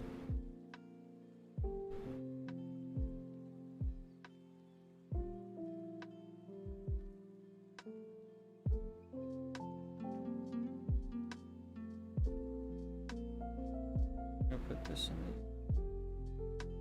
the actual body attacks.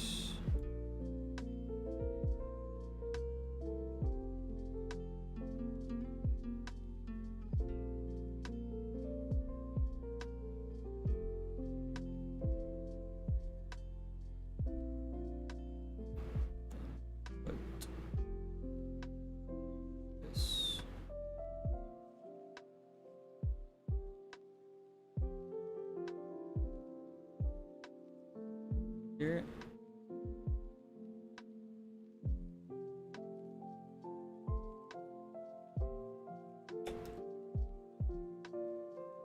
Try this.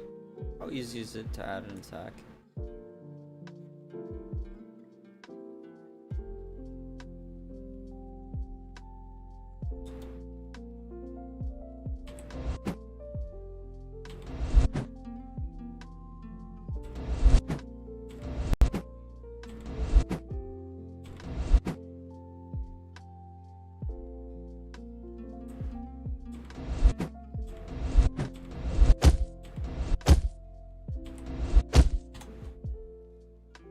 Not easy.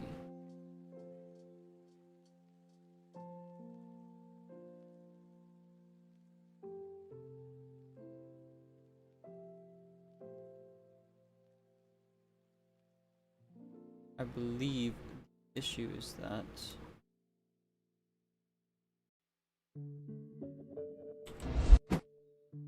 thank goodness. Okay. Dang, it's lagging, boy. Holy shoot.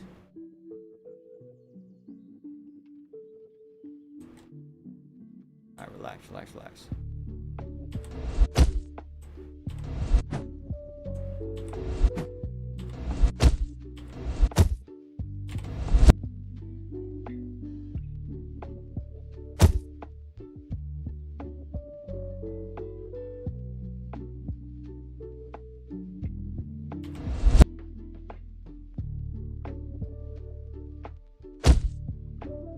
I need to be a lot farther back.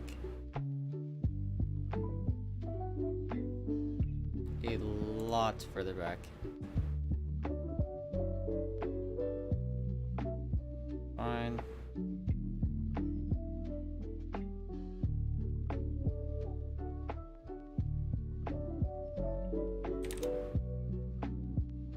Touch distance. Reach. Make that like it's fine. That's what 120 does.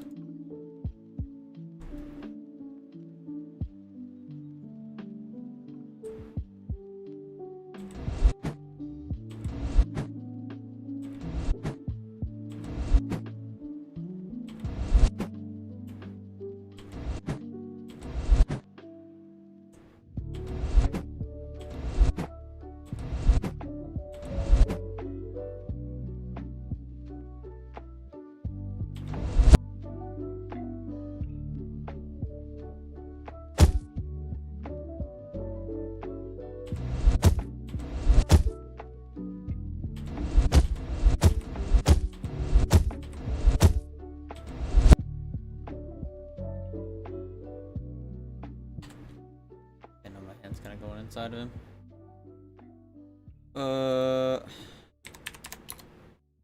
Phrasing.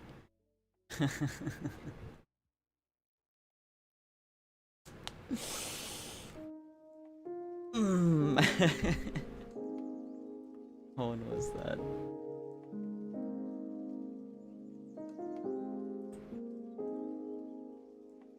Yo! I like barely pressed it and you just ran past him. Brother. Oh no.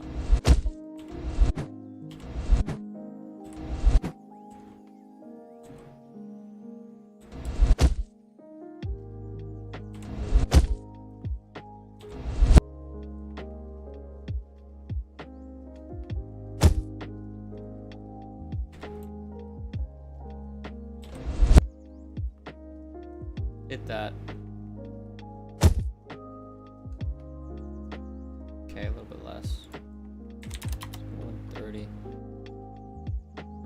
pretty accurate, actually.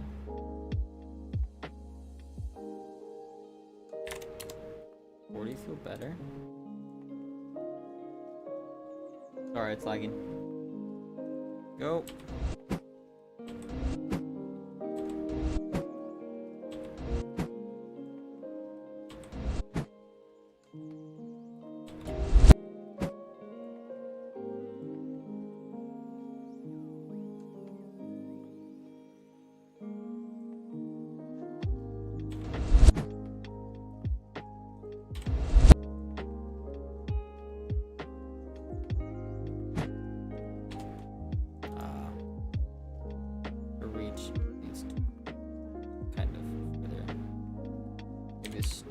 Back, reach like 1.6.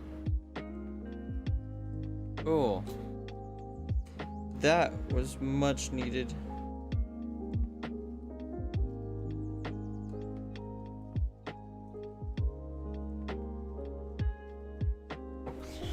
Okay.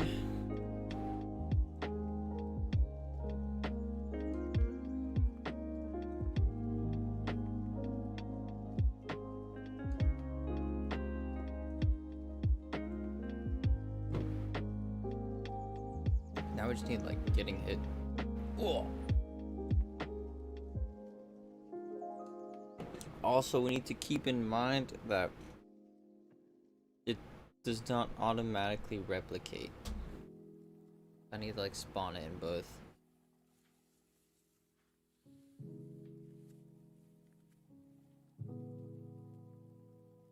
There's no way. Oh, allow me to do a demonstration of the new auto attack because the old one felt like nuts. Oh, and I'm gone.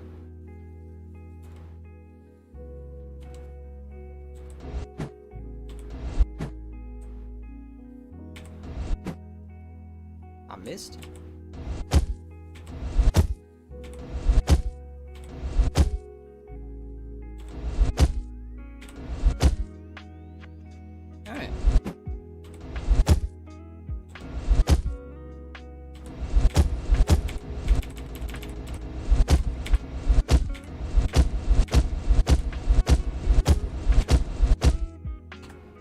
That's fine.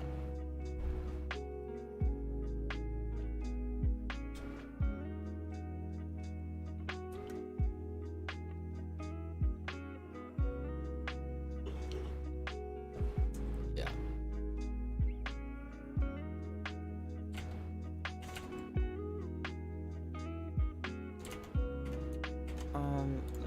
Let's put it down.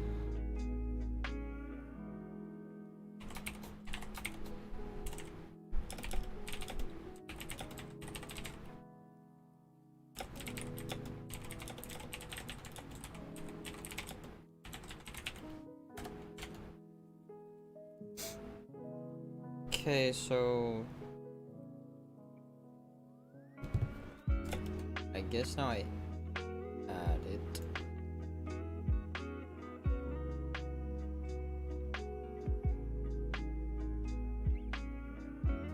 Two items, got it. Thank you.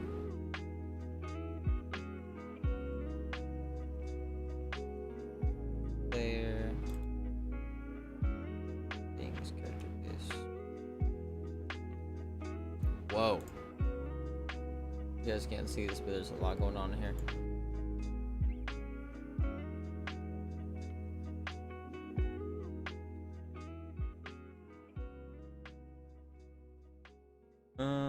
Can I have my UE5 back, please? Please and thank you. It's like, nah, actually.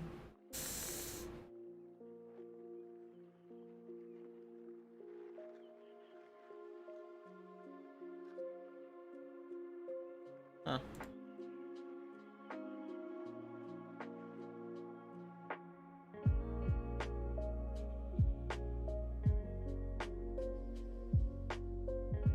There it is. All right.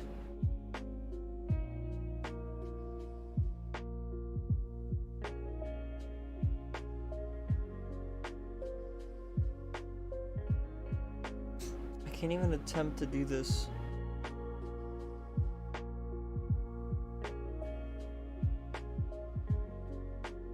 My computer isn't good enough to run 2 of the game at the same time as it is, let alone do it while streaming.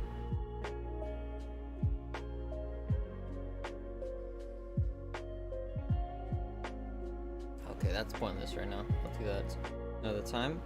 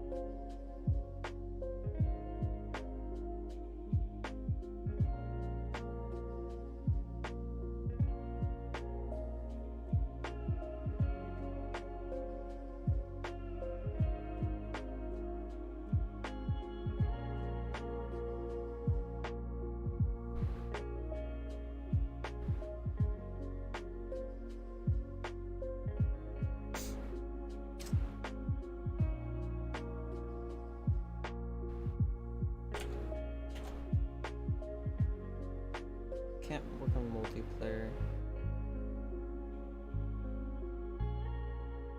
Backlog this.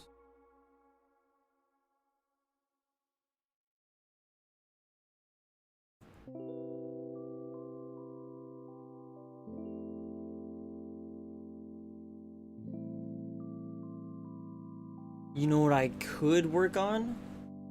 Which I think I might. Breathing.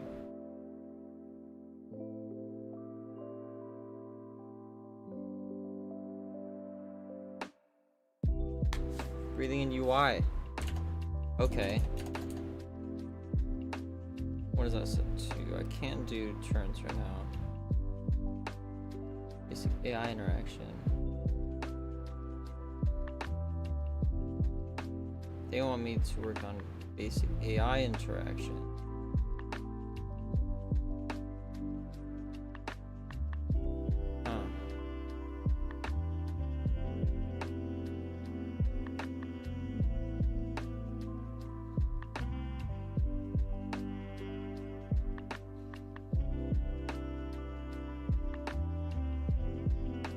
I'll do that.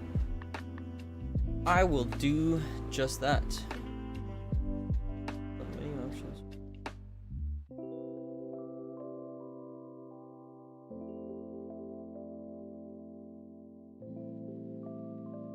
Button interactions, camera movement,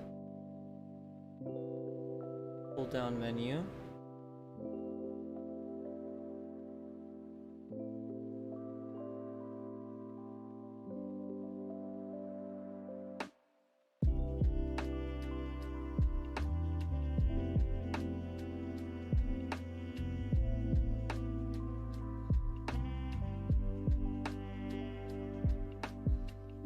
Okay.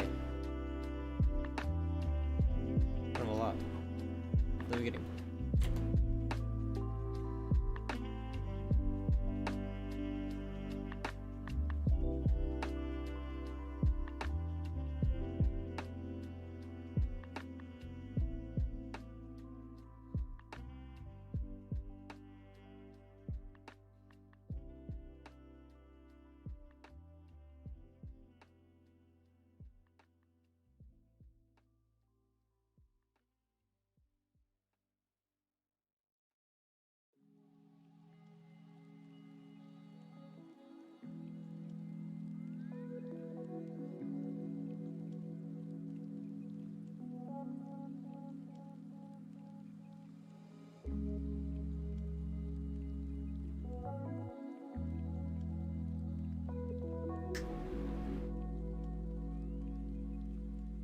I think that's what I'm gonna do.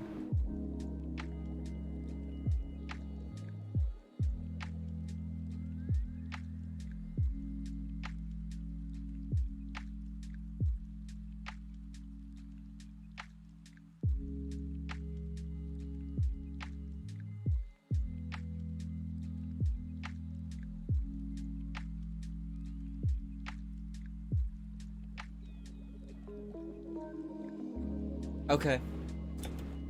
I have an idea.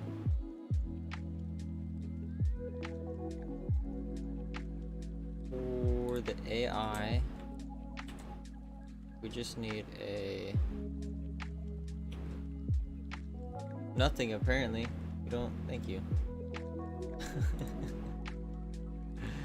That's not important. Why does that show?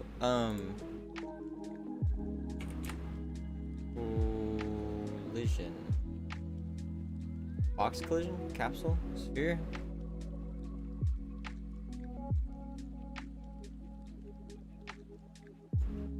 Box makes the most sense. Interaction collision.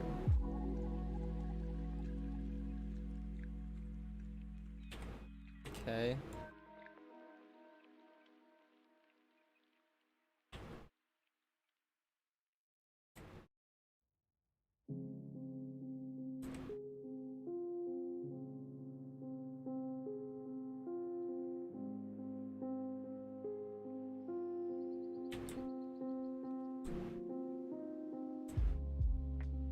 If you were within this of them, you can interact. Can't tell if that's close or far. We'll do this.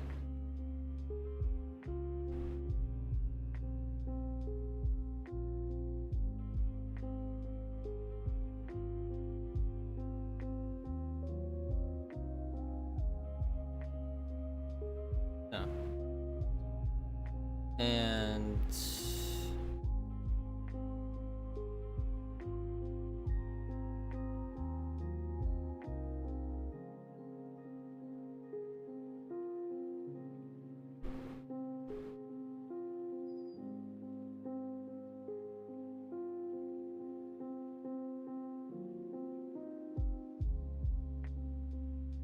or instead of having one on every AI, we just put one on you, and it checks like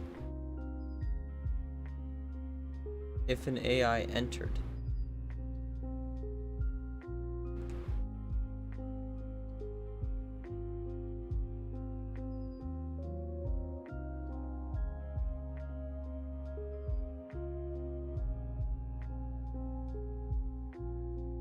Is that a lot of checks?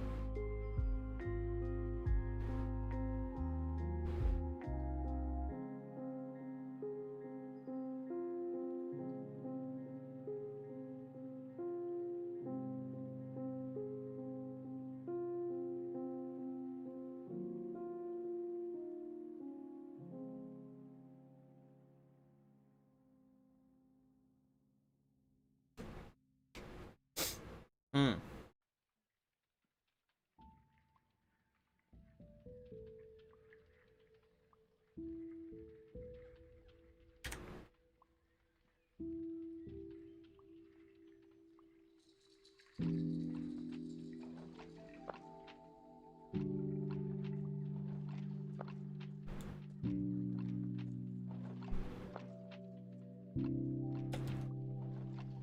What we're gonna do instead,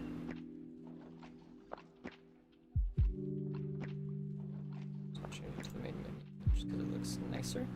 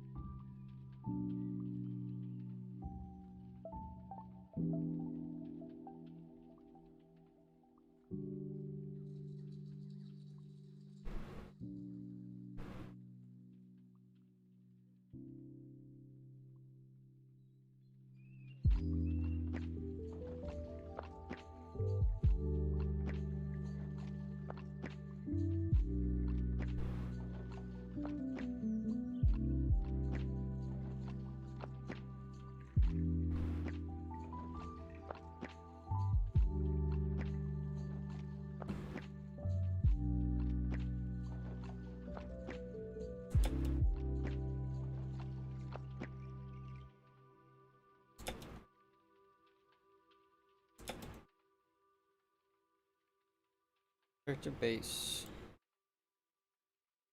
Single player.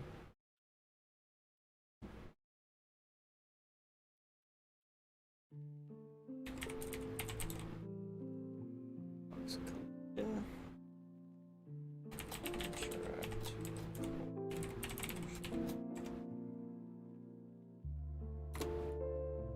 Okay, we're doing the same thing. This time on somebody else.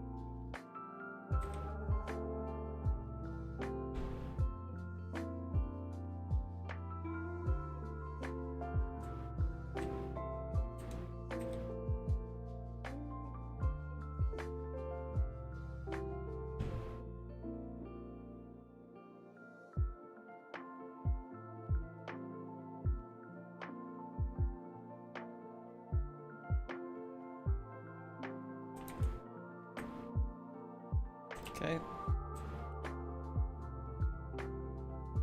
It's fine.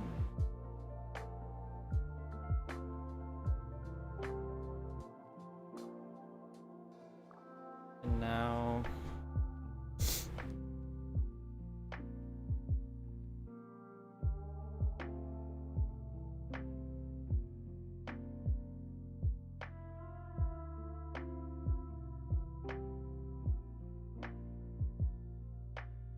on enter.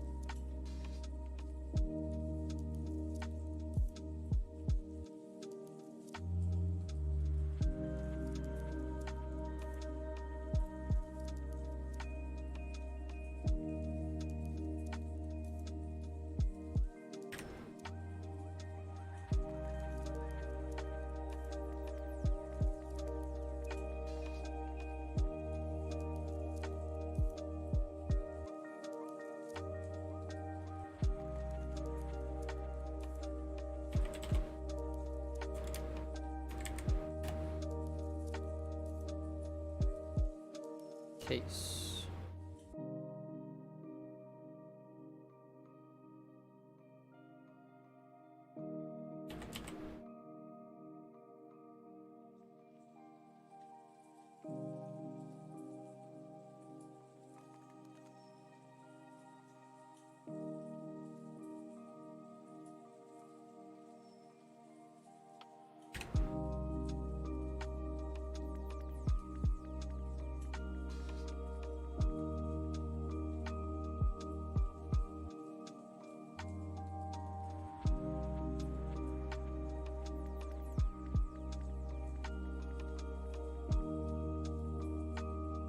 I need a variable.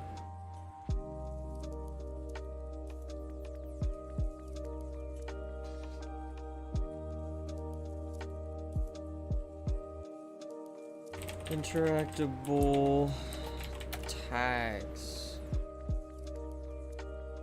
It's gonna be a string and going to be an array.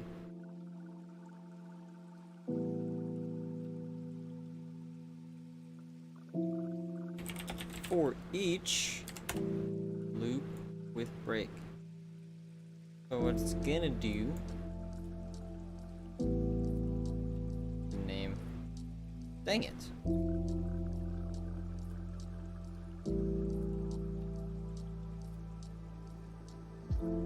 Interactable tags.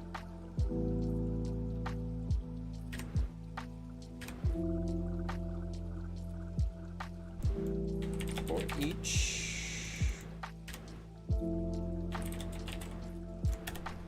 break.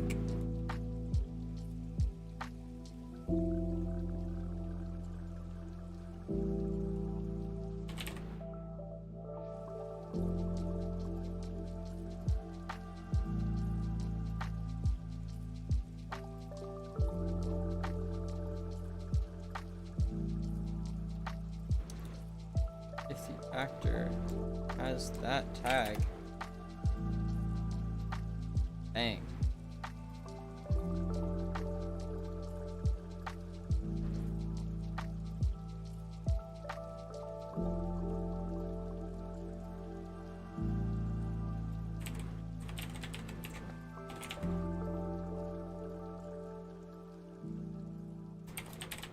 Interactable items. Buy.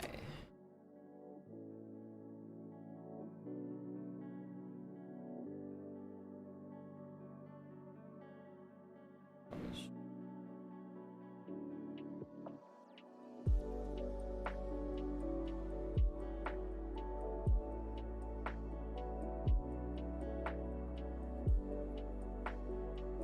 True.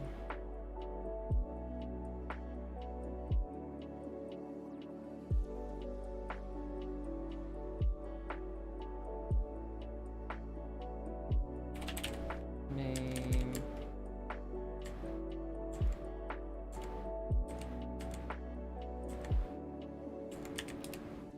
Get display name.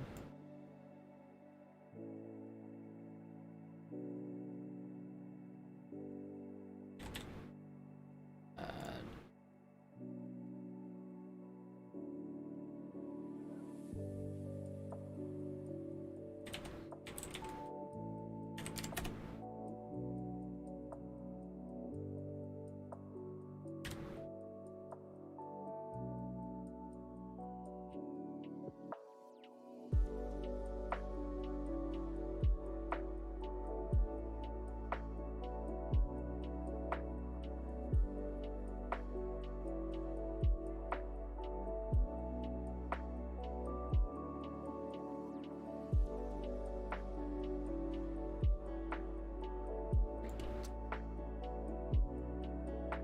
You're good.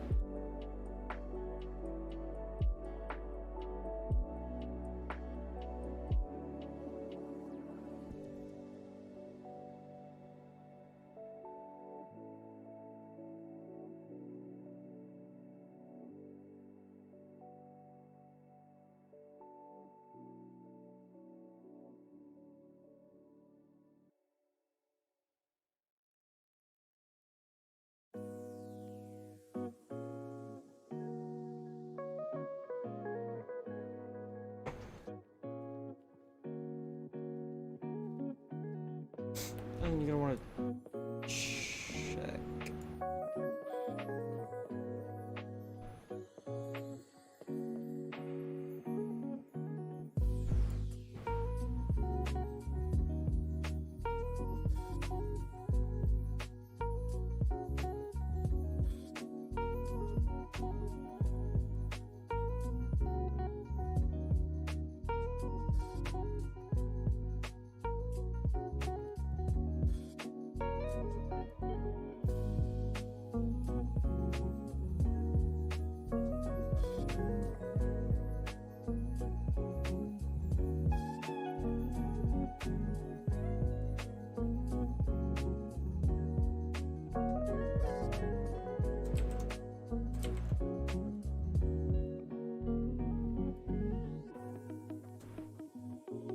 Oh shoot. Getting really laggy.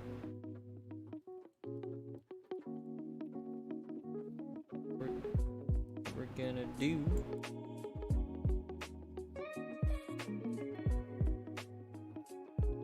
is, if they have an interactable tag, you're going to actually move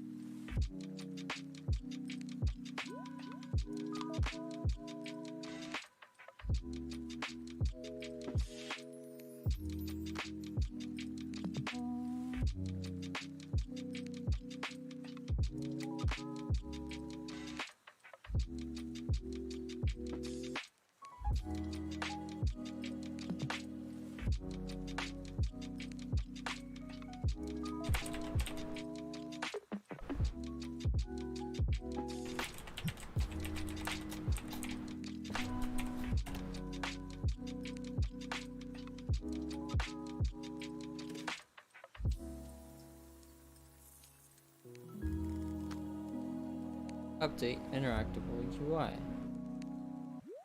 Meaning interactable tags.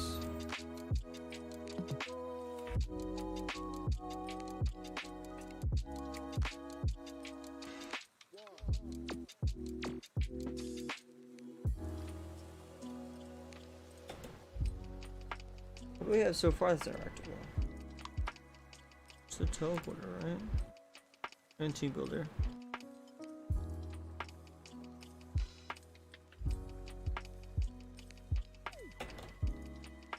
Teleporter. Team builder. And then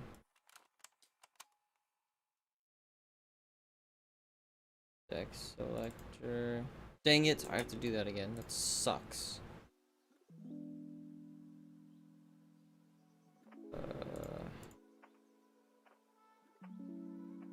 I thought about this earlier.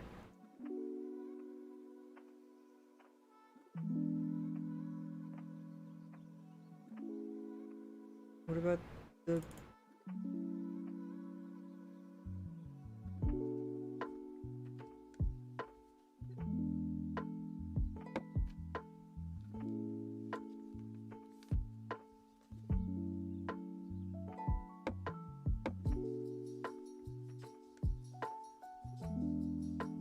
what about the thing?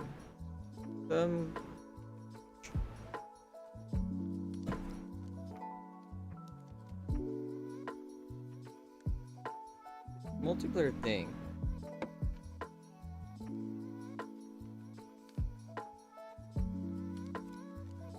Here.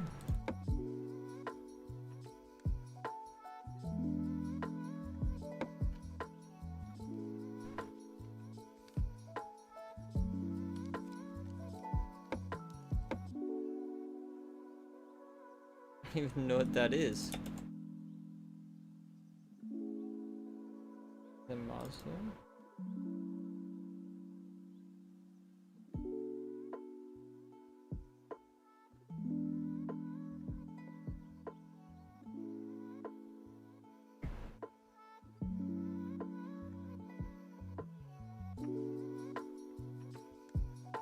What is this? That's the teleporter.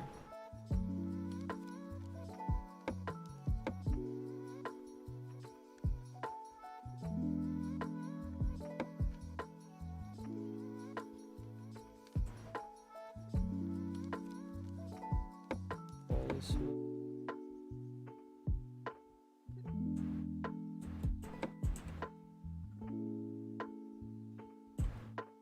Where's the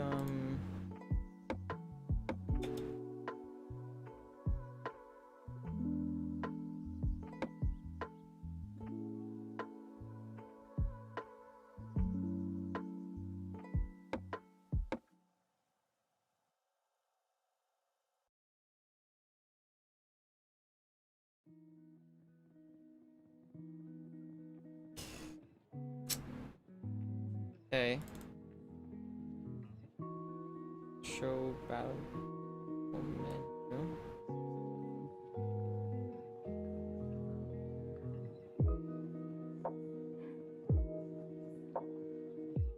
Oh, it just appears on your screen. Got it. Oh, solid. It doesn't appear above it, it just appears on the screen. I'm being dumb. Okay. This one, and this one. There's 3.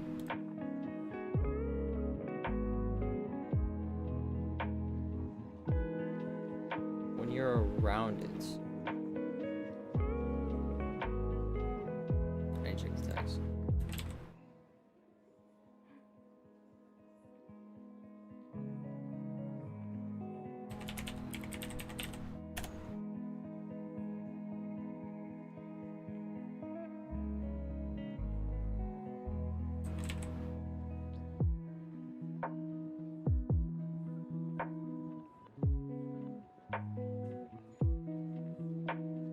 Order.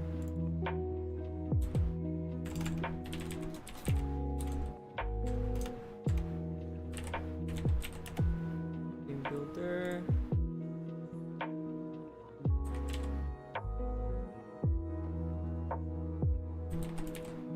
Team select.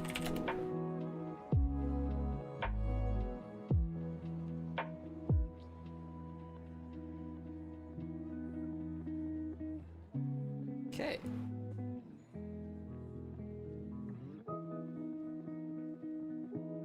Teleporter. Team builder. Team selector.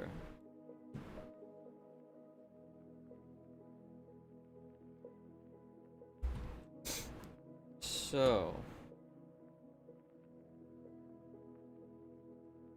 I'm sorry about this, I don't have to do this that tick because I need to be able to interact with stuff. It is nice.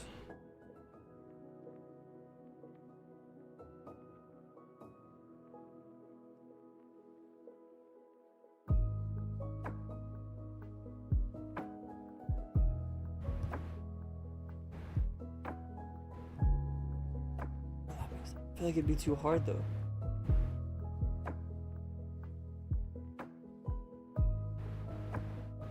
I'm gonna do this for now, see if it works. Paste. Length.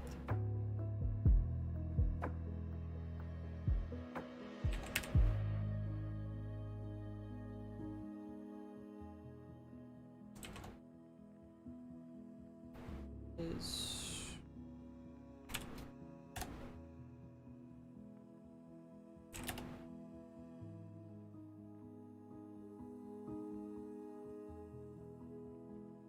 if the interactable items length is greater than 0.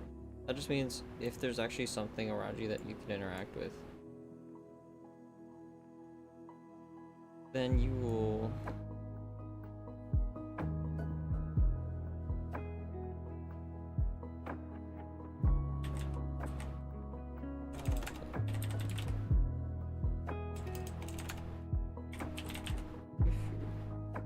sphere trace by channel.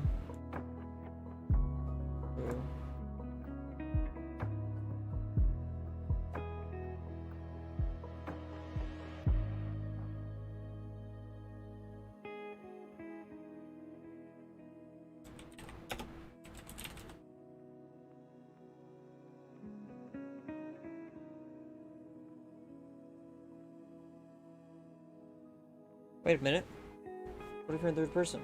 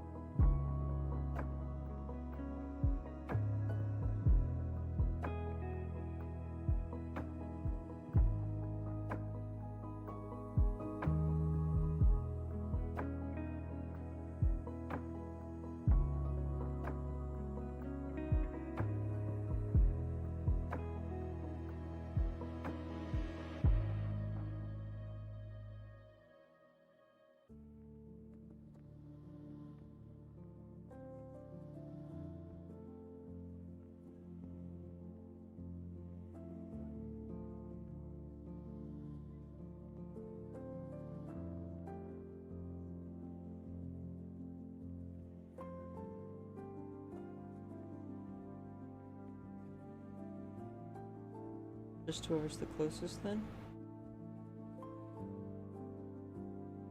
Because if you're in third person, then you're not aiming the face. It's just whatever's closest.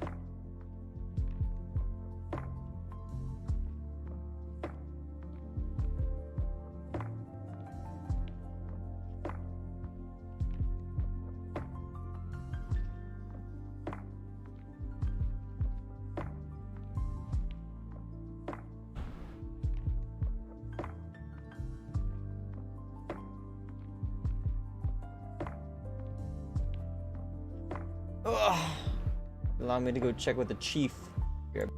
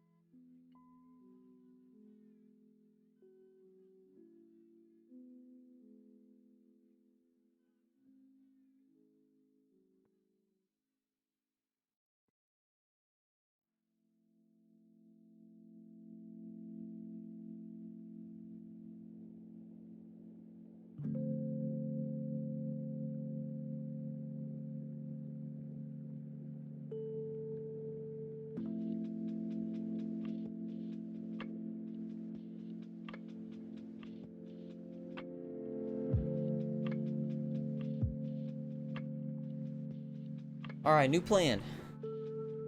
Going to look at interactions.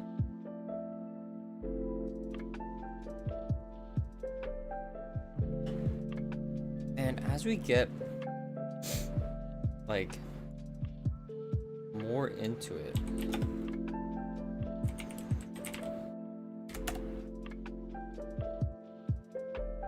we think more and more that third person kind of just gets in the way.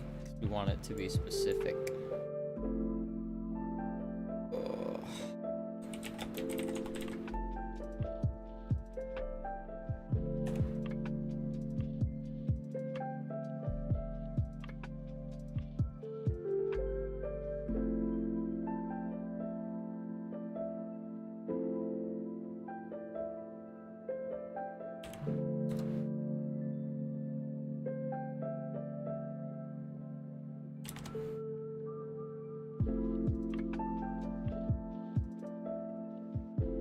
I wonder if this works.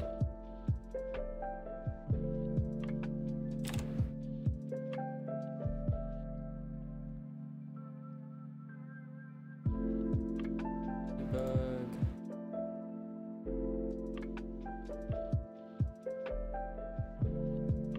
If there's an interactable item around me.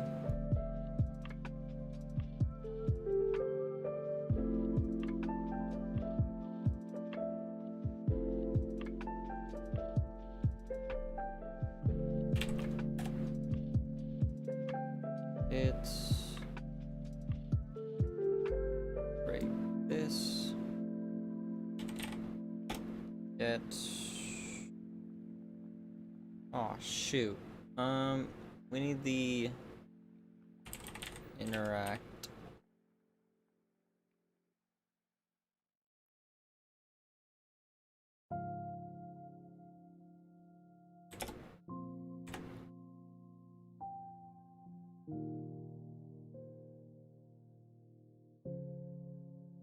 Pick up.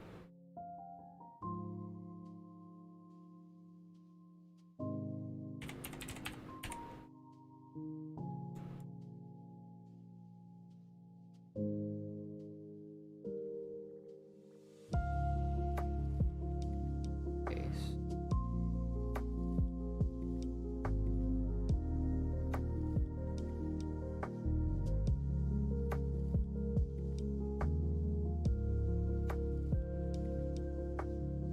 Should be an actor.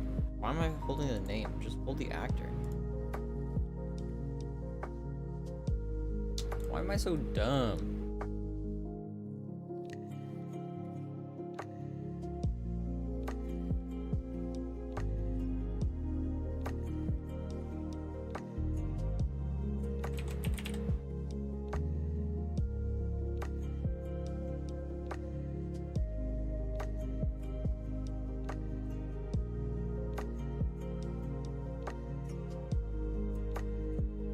Fair.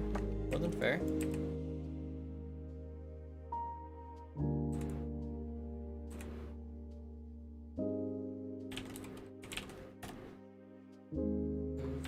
Add. True.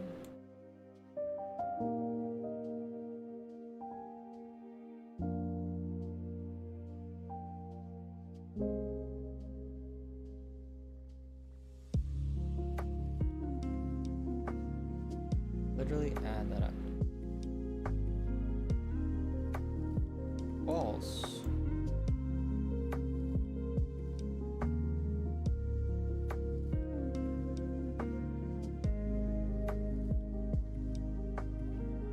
Should be there.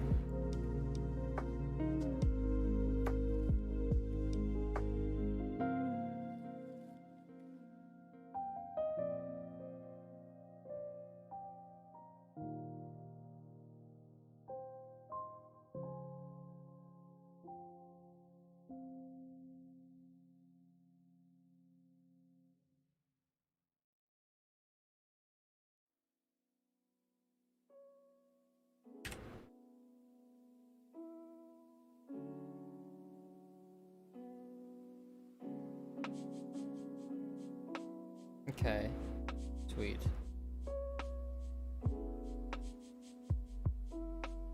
Actor equals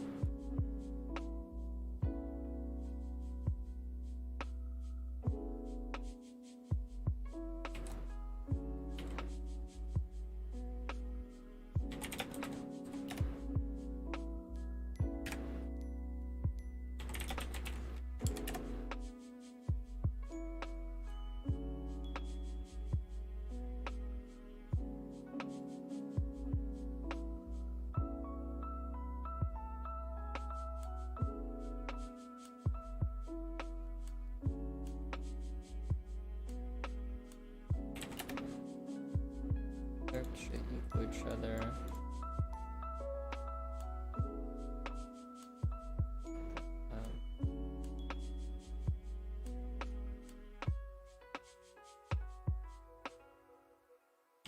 Get the tag.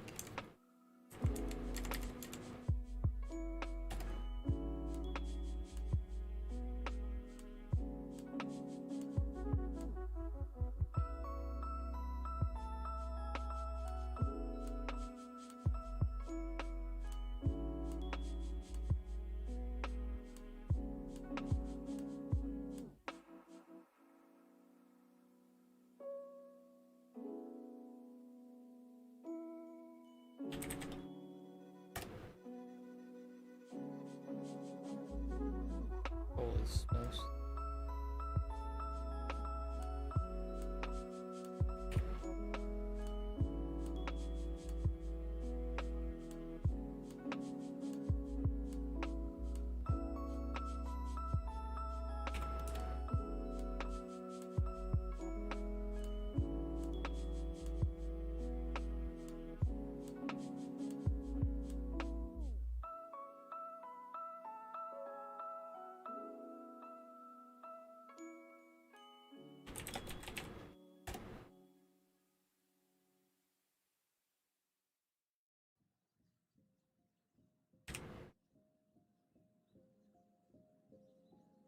A switch on this.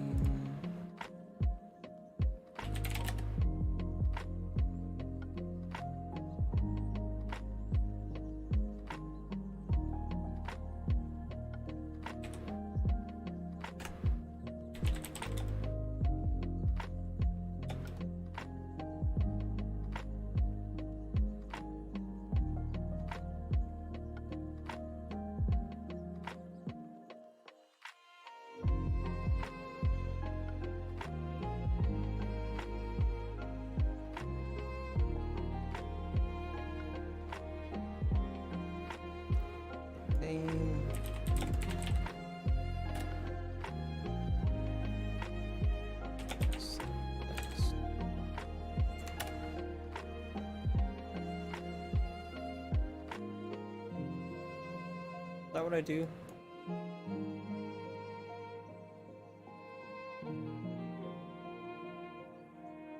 Change interact text.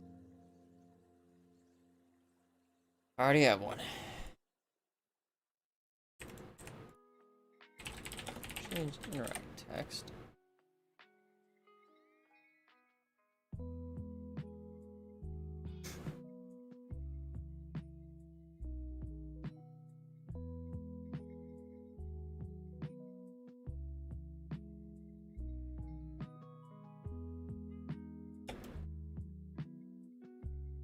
Why did I...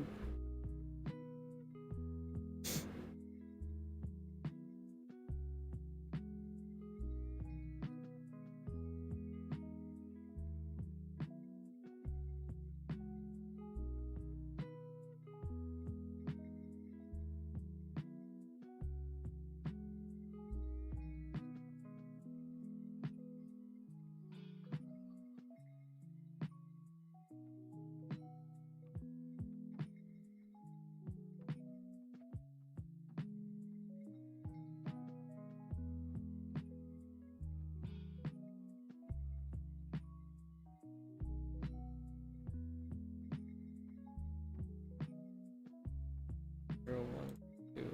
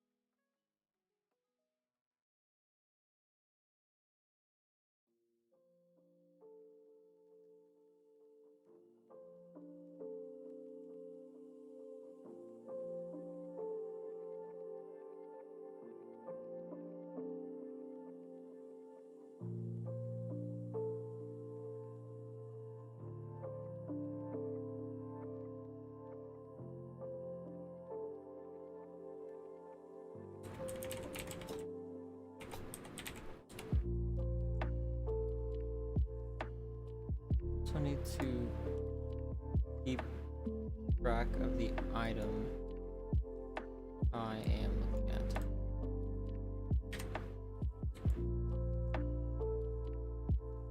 So that looking at item.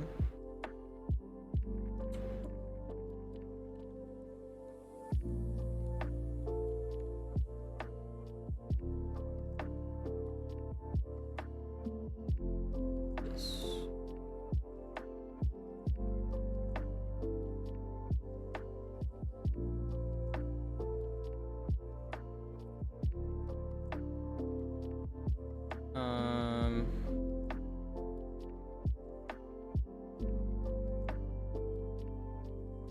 Equal.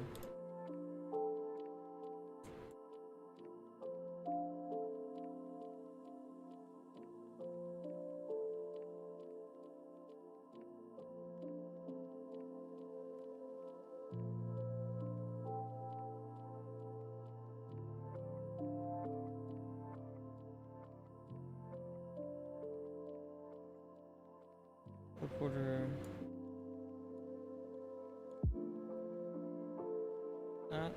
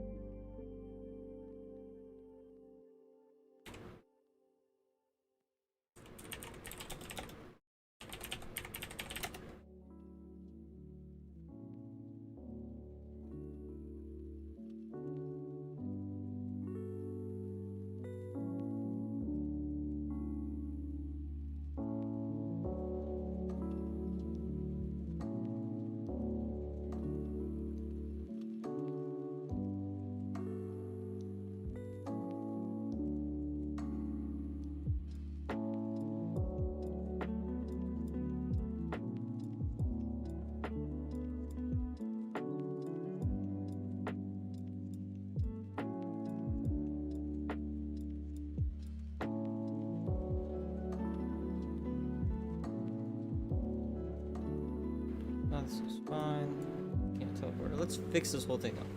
Okay, so now you're looking at the teleporter. Like for everything else.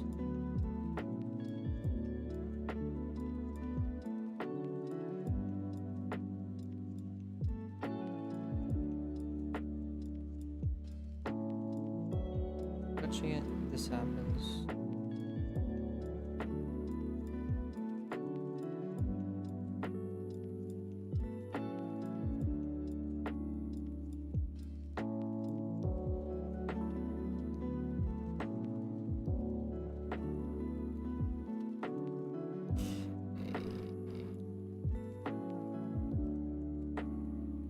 I should check that.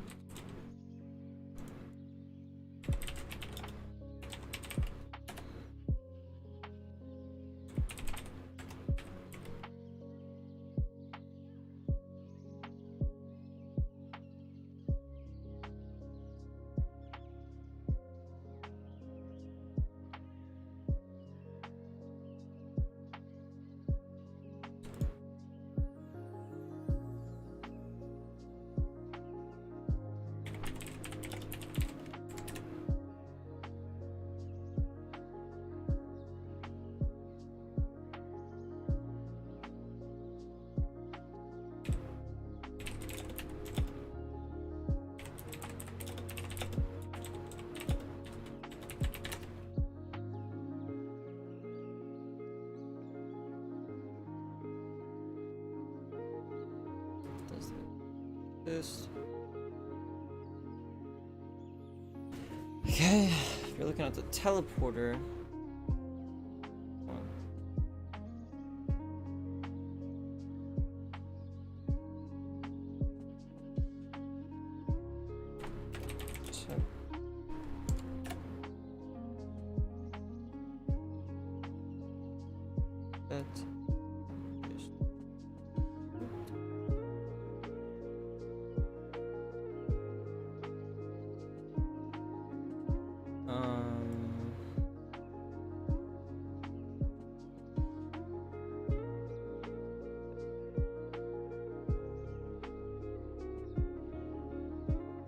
And then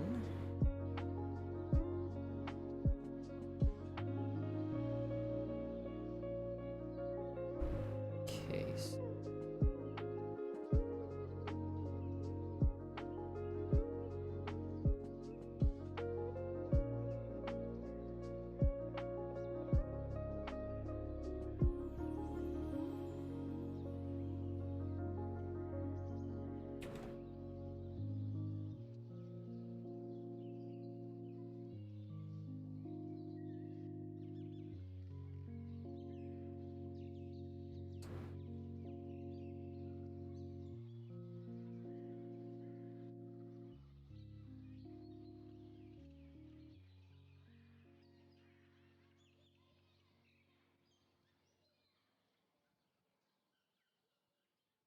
We can base it off of the interact state, which I have not been doing. Dang it. Tags. Basing it off of tags.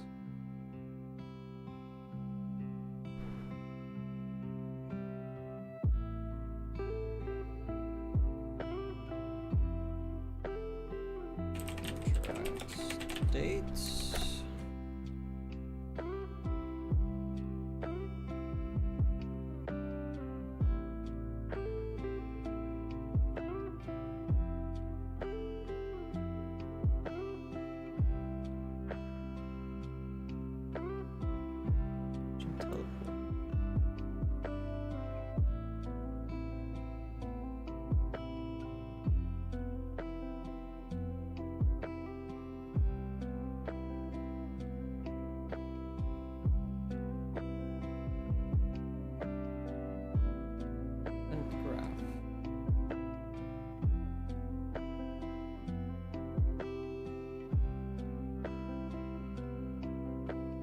Solid.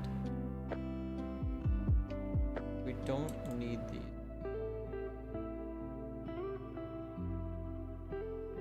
Yes.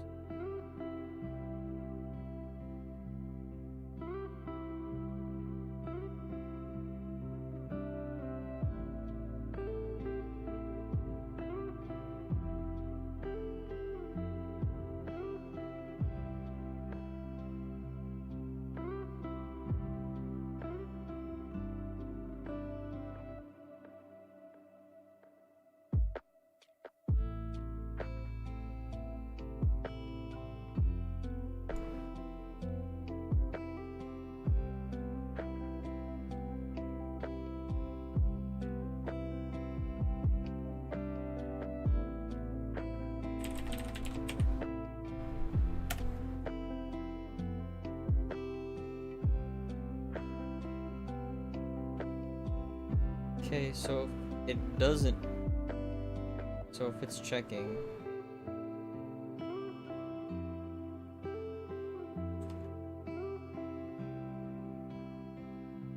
we're running.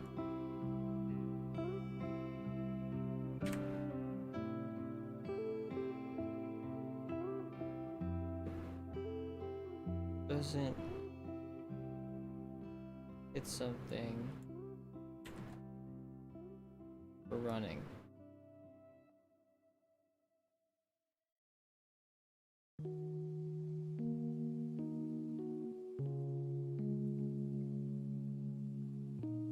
Does, then this should always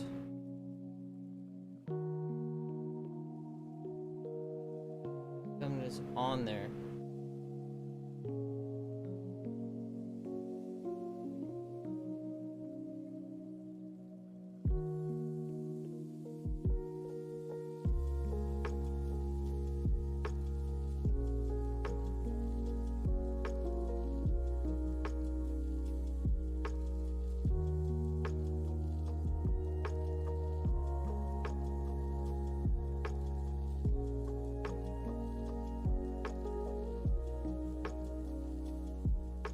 Actually, we could simply break it and then base all of this.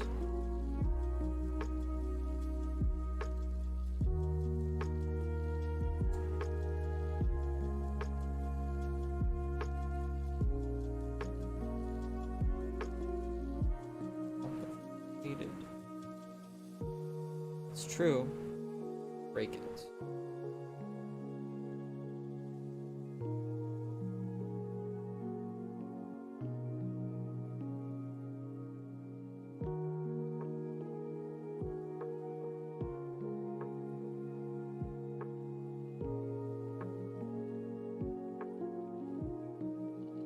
Look. Found something.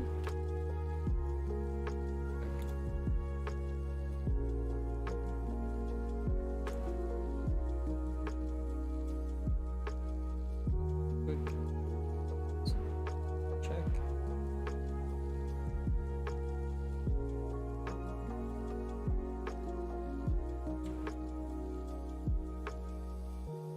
Always set. That's it.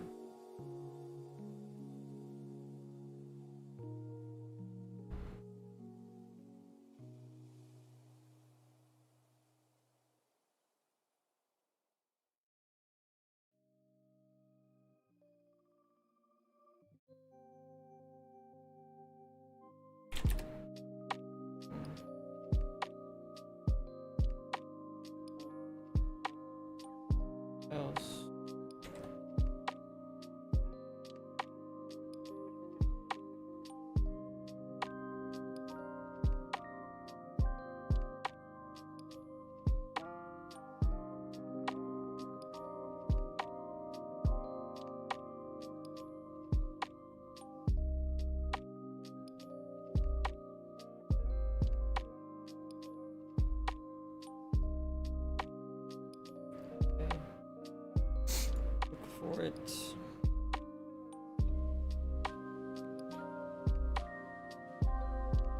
Found something.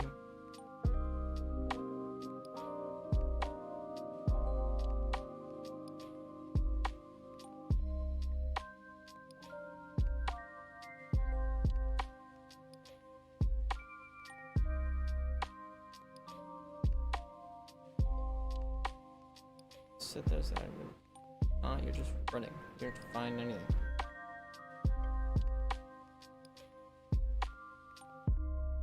Okay, and then you look at the tag.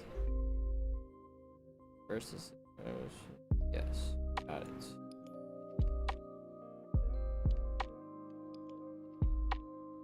If tag is teleporter. Set all that up. Great.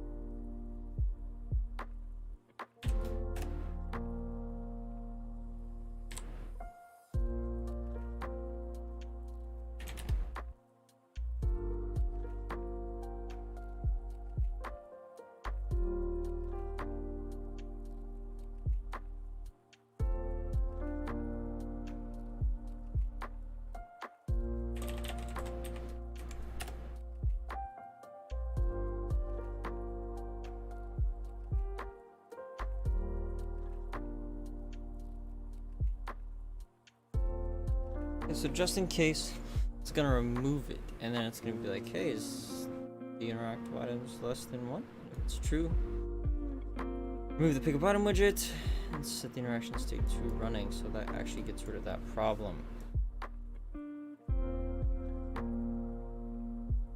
Now, teleport interact. Shouldn't need either of these to use a teleporter. No.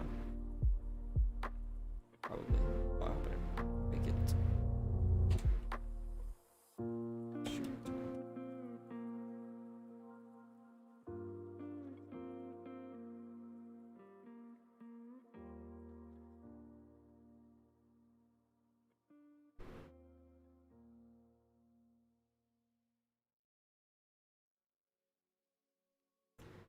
Okay. That's obviously not right. That is obviously not right, and I know why. Okay, so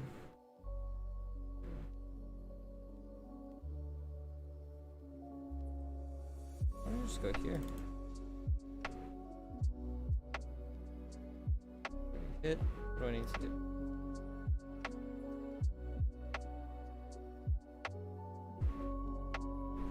world rotation, forward vector.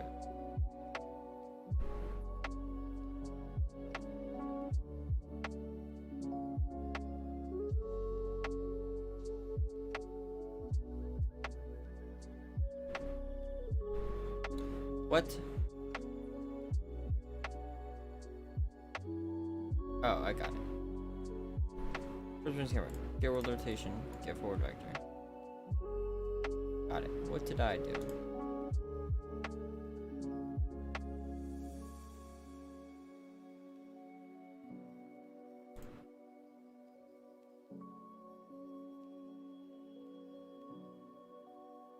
Get world rotation. Forward. Bada bing, bada boom. Sucker. Two.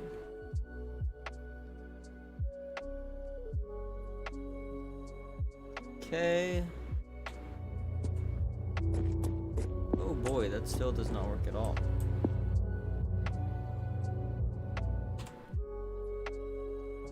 First person camera. Rotation, vector.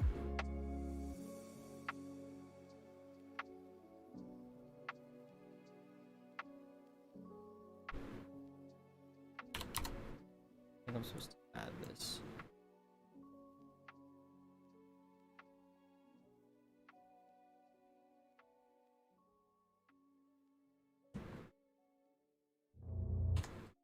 Cool. Is that how you're actually supposed to? Shoot. Adding comes last. I'm a genius.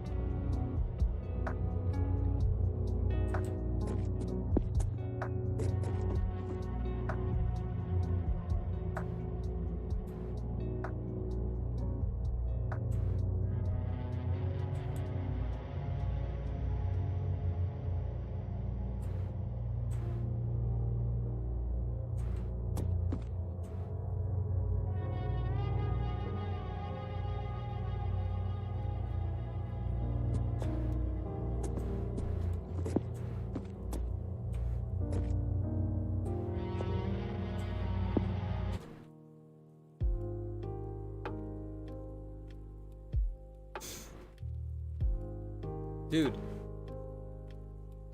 Holy moly. That doesn't make any sense.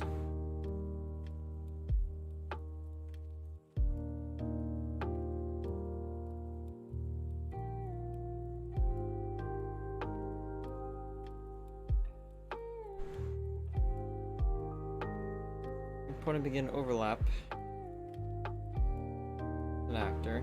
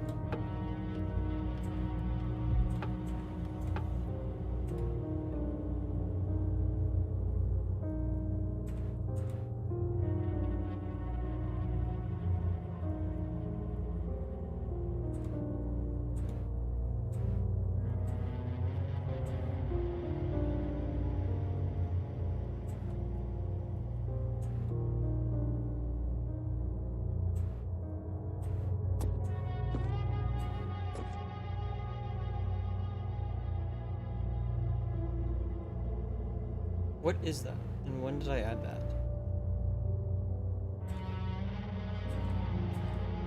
Oh, that's the sphere trace. Got it.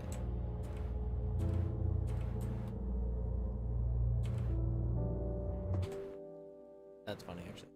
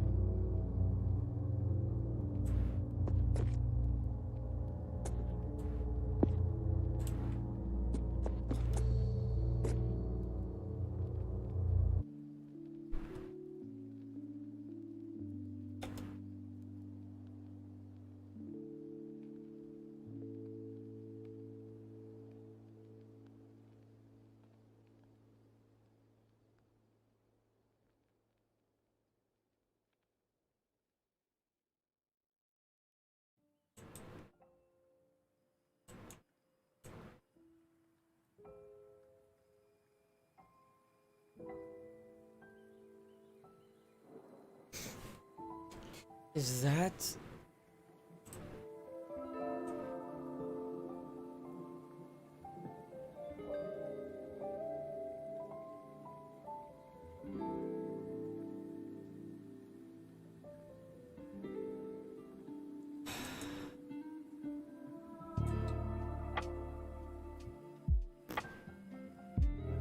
Ooh.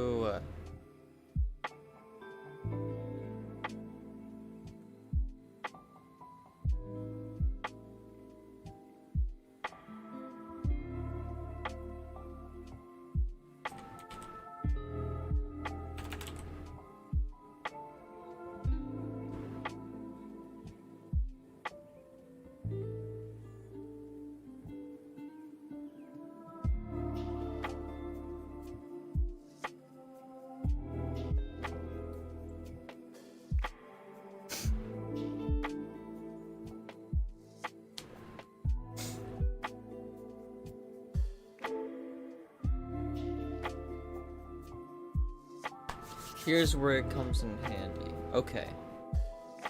This is it. This is it. Object.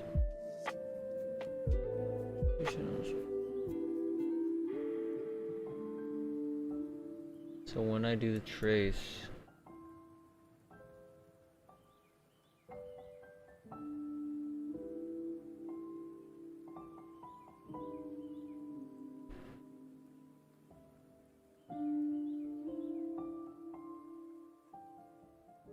channel.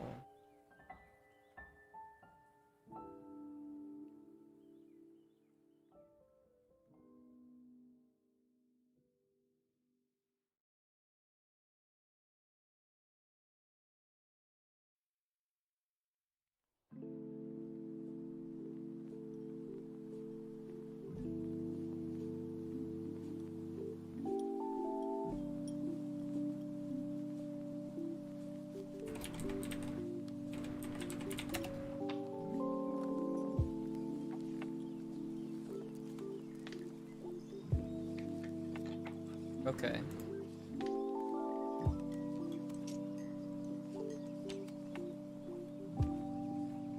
Trace channel interact. Meaning here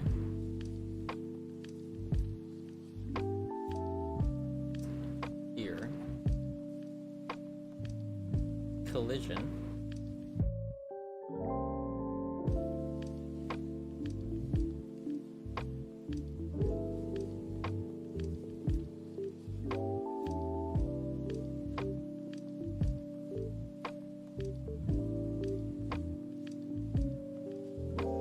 Sphere. Great.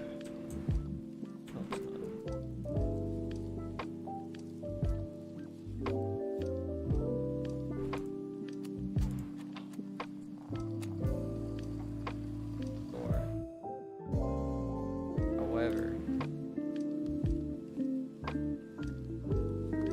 on the freaking this thing,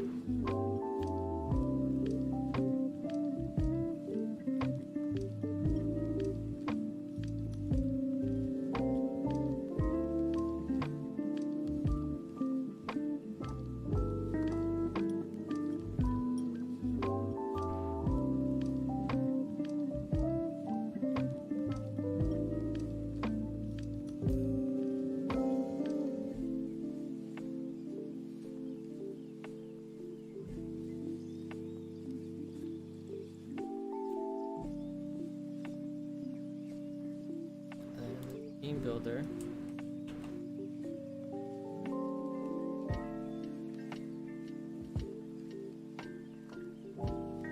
Desk itself.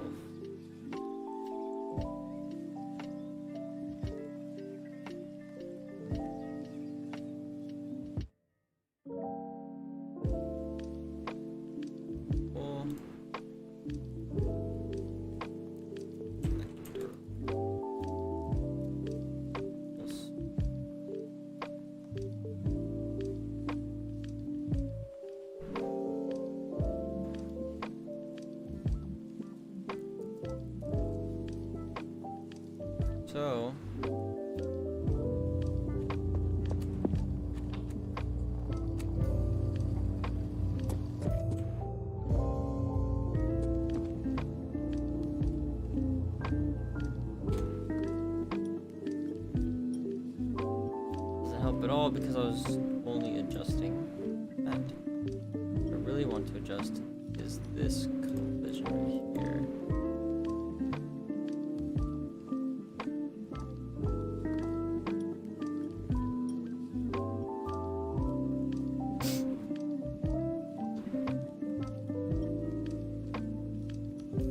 Only overlap on interactive. Can you do that for me?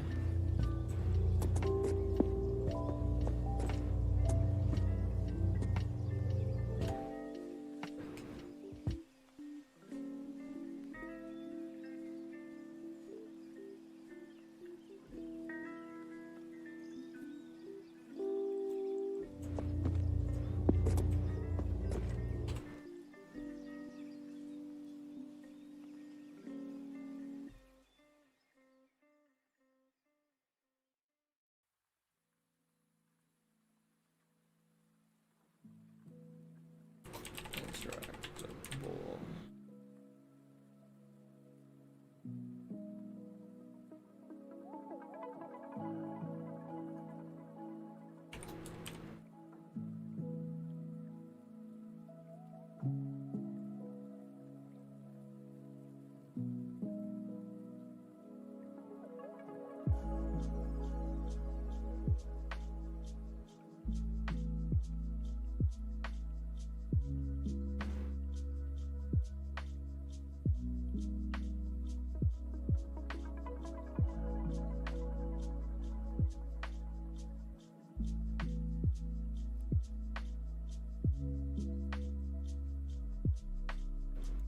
And then this thing.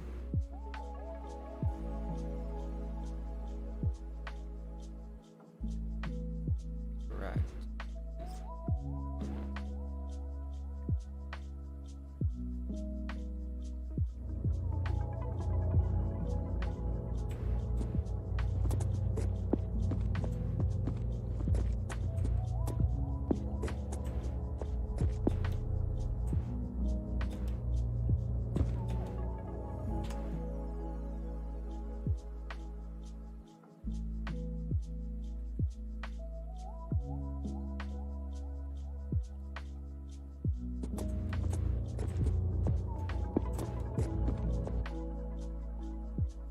Why does that never work? Oh my goodness.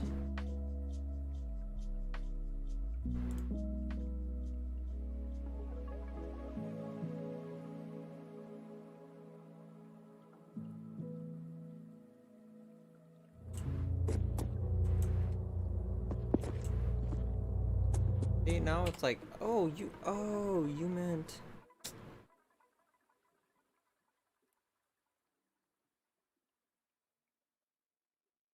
Only interact with an interactable object.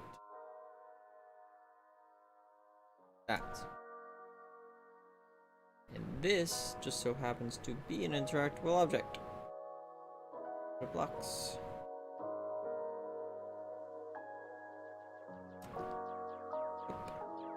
This.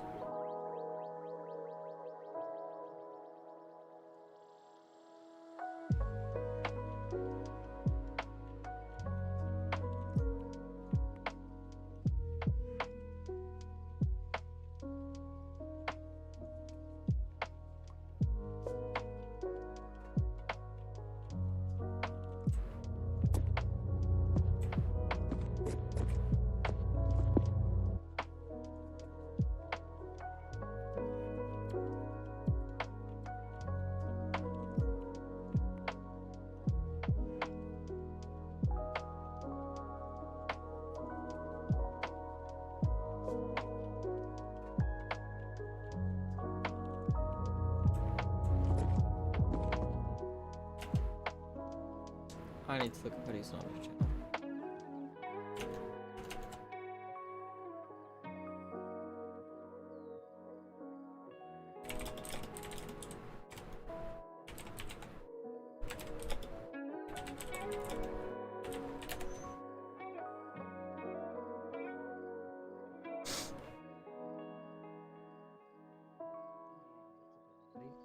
First time in a long time I made a video, and today we'll talk about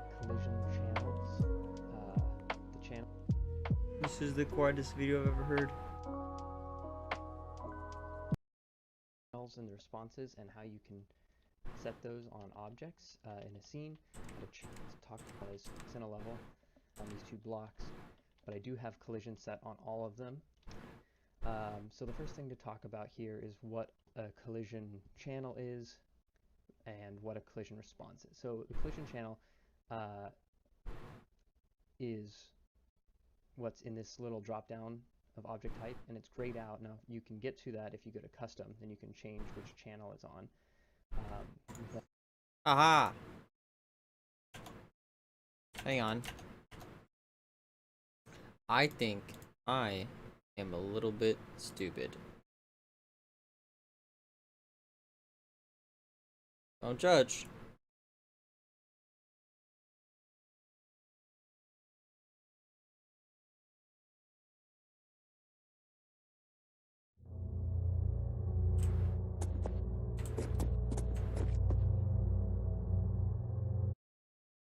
Very cool.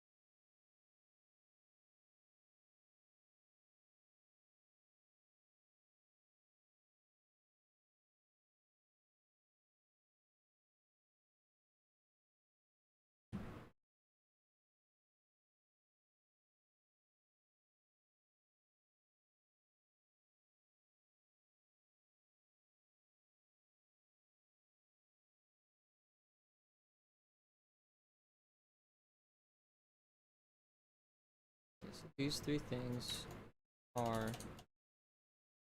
fractal objects.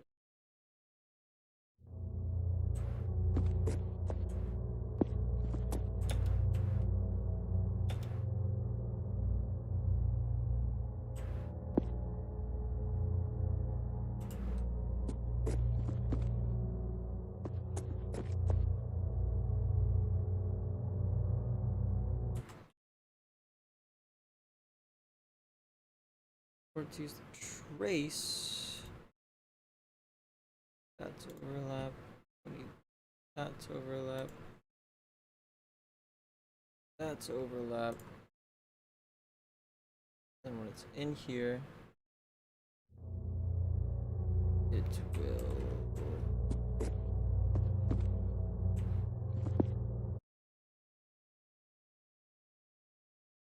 Turns out we don't even need trace.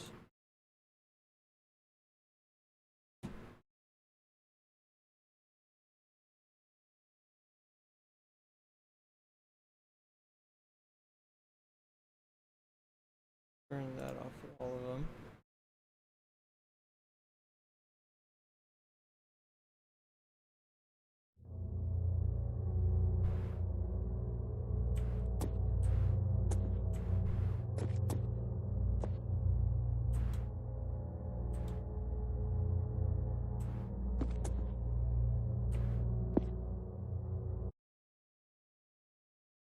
I've done messed it up.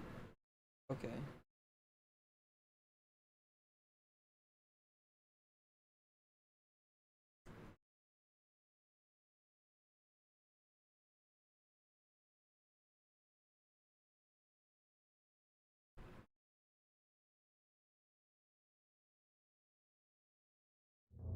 First of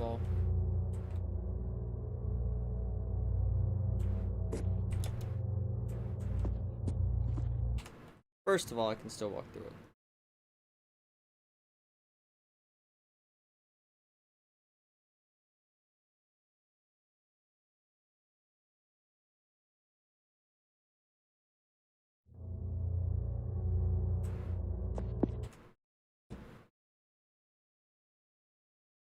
But if we block the trace,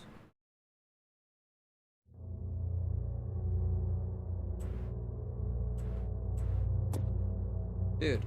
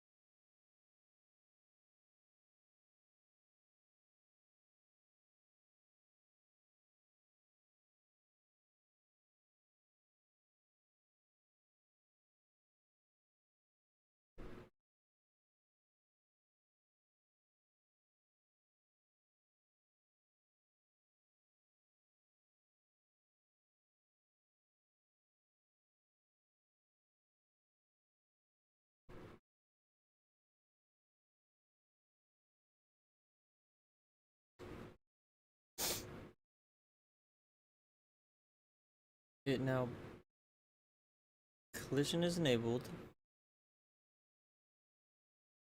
It blocks all but road splines.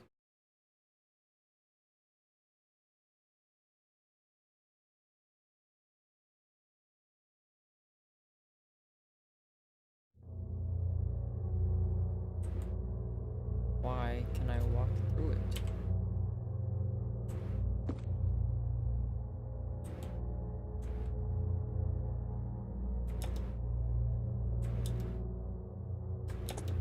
Collision is enabled.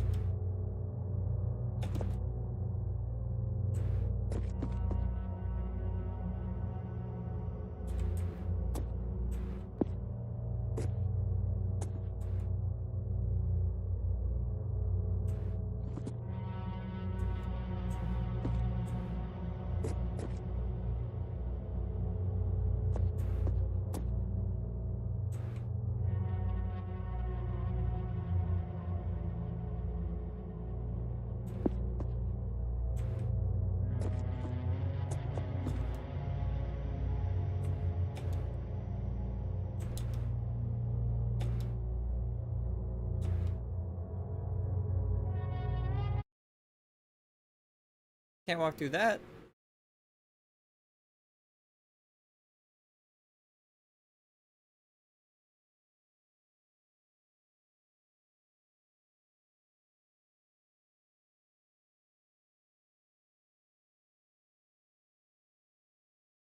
That's the only difference.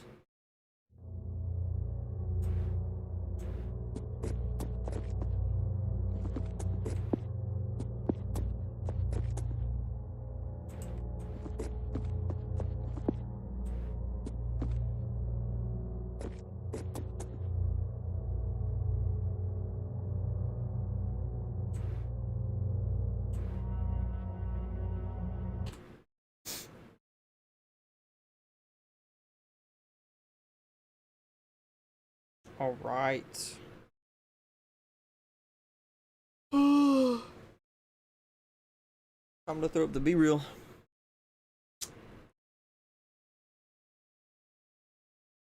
Once it registers that it's time.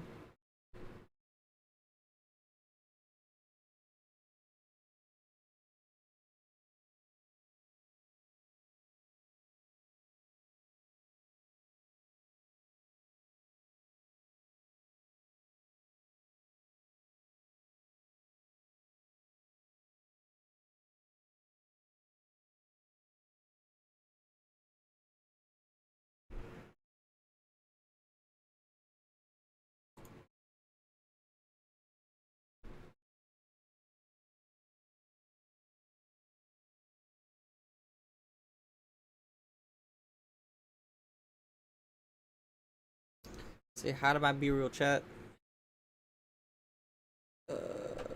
Yeah, that looks okay.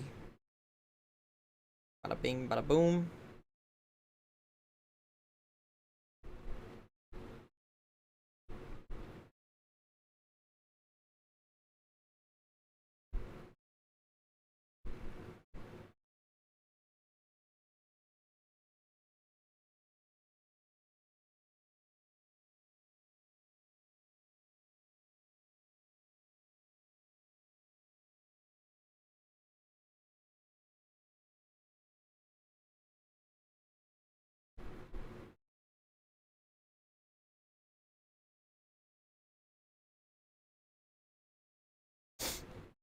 Okay. It's because in the team builder, I'm just interacting with the crystal.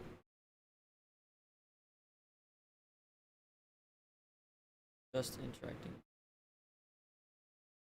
And maybe because in the interaction with me, myself, and I, the player, the collision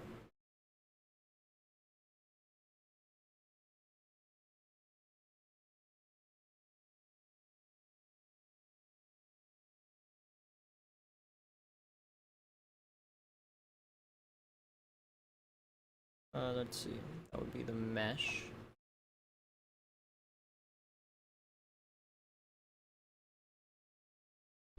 Okay.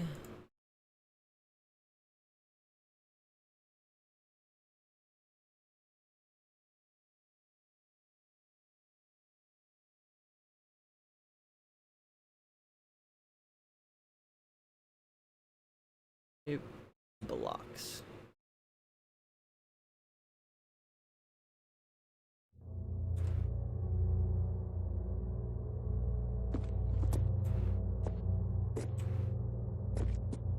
You know, I really thought that was gonna work.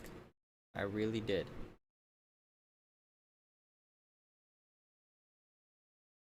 Maybe it's the trace as well.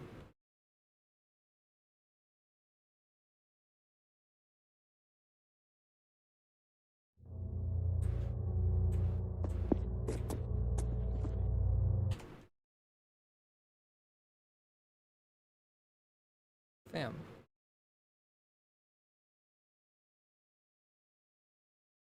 Block it.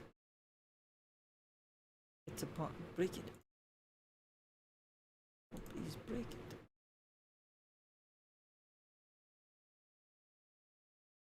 You block pawns? Do.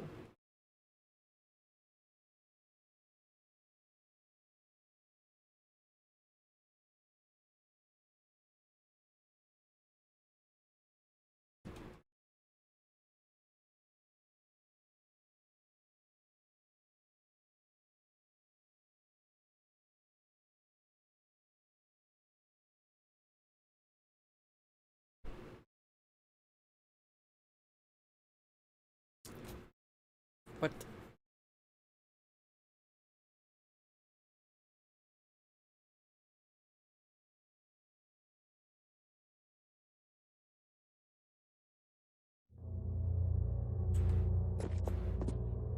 What? Dude. The thing's just got no collision anymore. 0.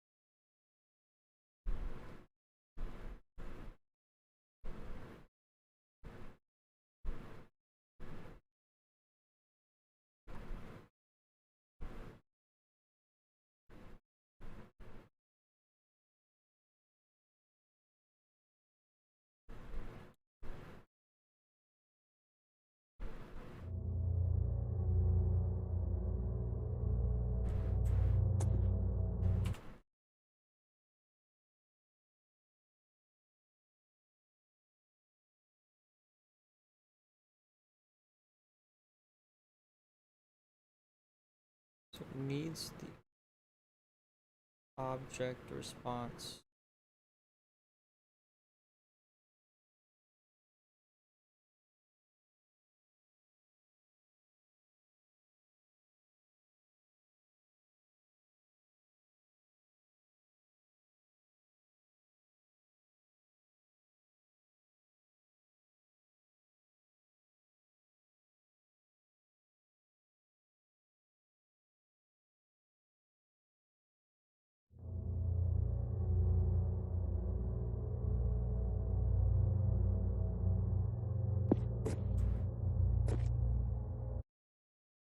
Is this to be looked at?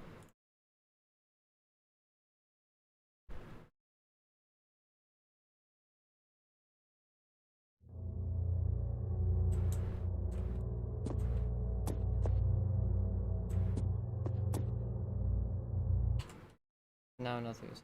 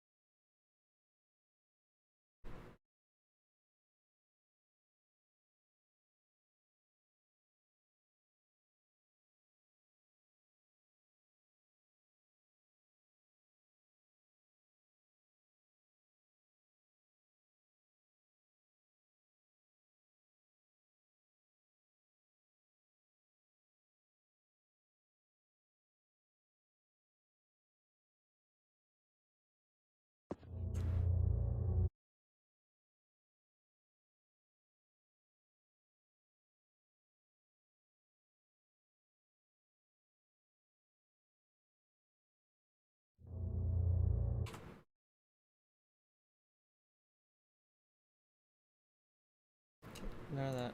Only care about this. Face, no, nothing. Just care about.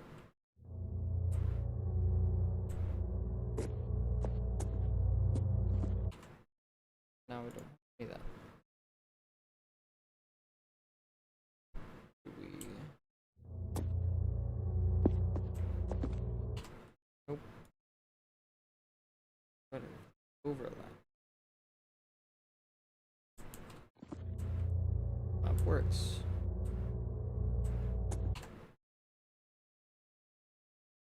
Don't trace. Okay,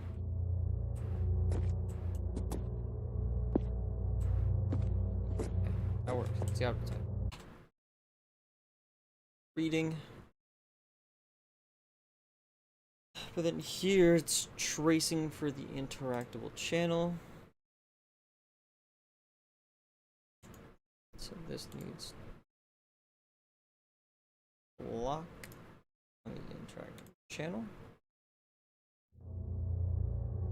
Recognized. Great.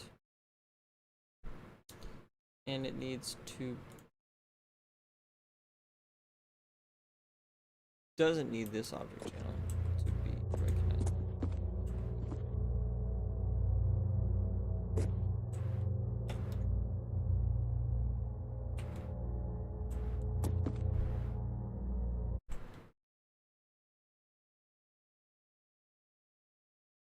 However,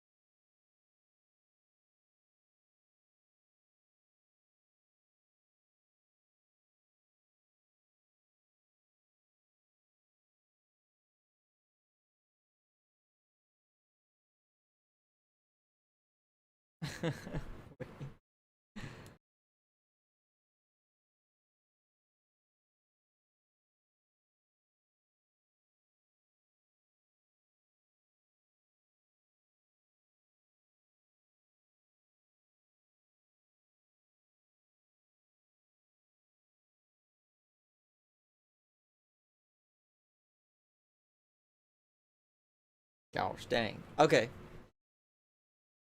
Okay.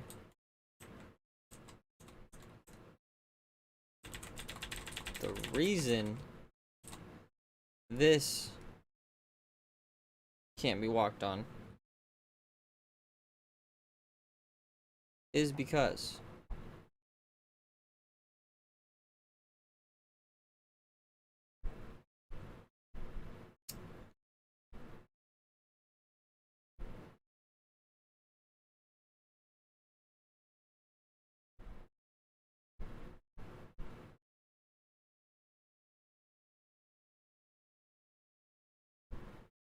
yes, actually, I want that.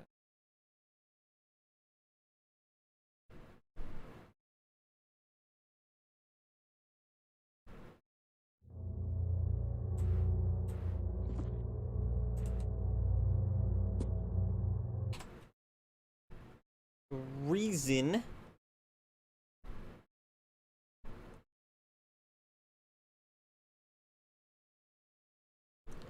on my person,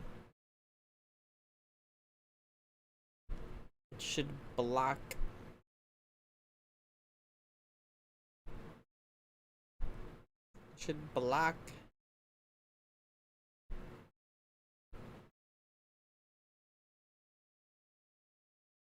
no, it doesn't block. And I walk through it. And now the teleporter blocks. And I walk through it. No. They both block. And I walk through it.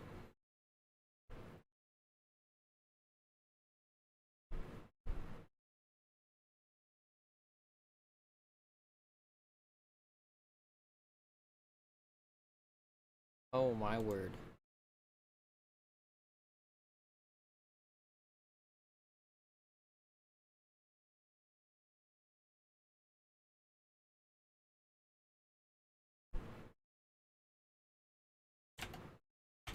I'm gonna freaking look it up. I don't know.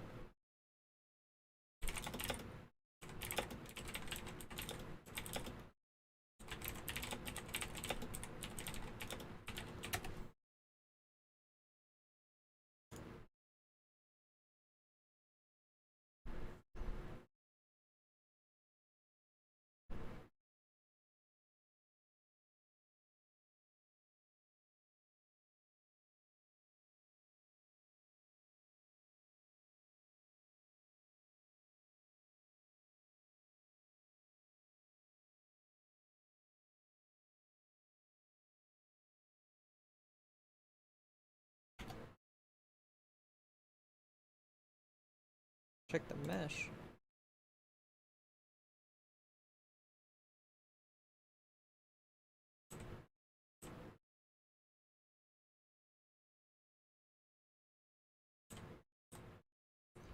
I think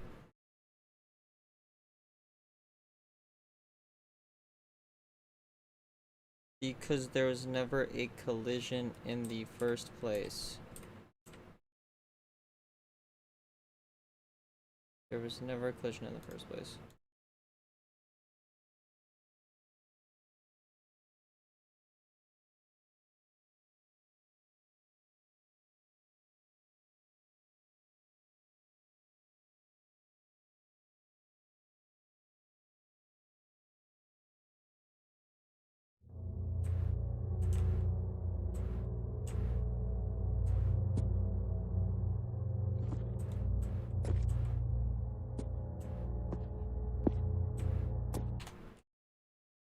Now that it has a collision.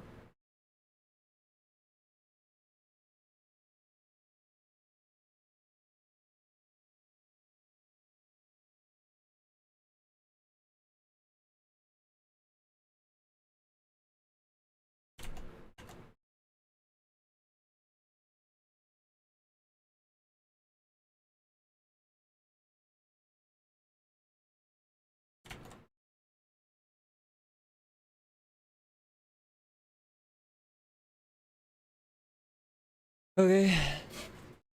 Got here, went to collision. Add box notify collision. Good.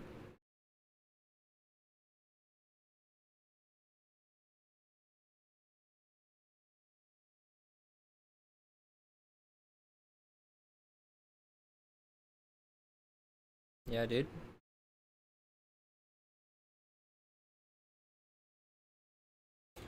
Run it.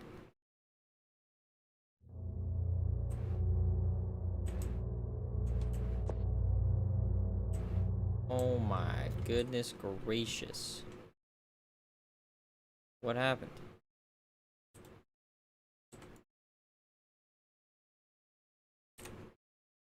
This thing has 2 collisions.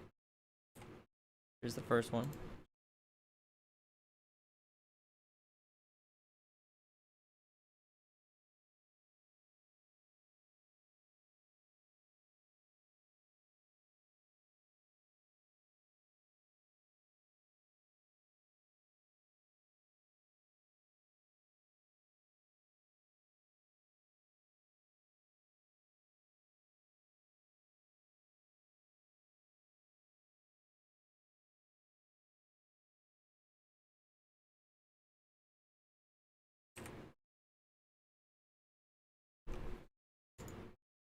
It does have collision. That's what this is. Holy smokes.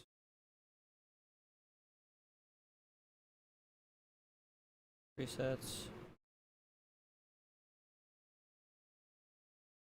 Blocks all. It freaking makes sense to me. I shouldn't need this.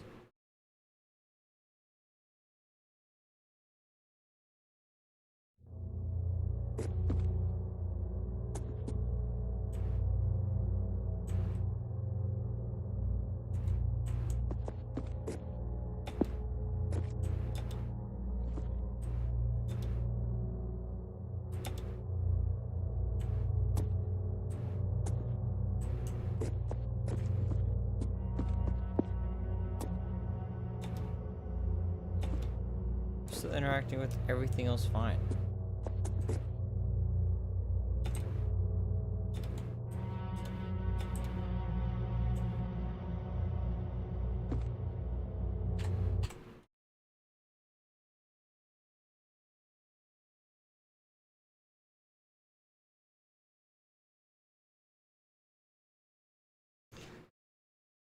Okay, let's ask ourselves.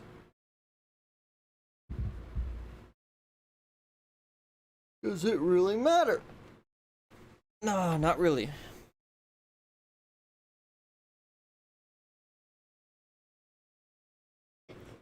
Have I even tried to teleport yet?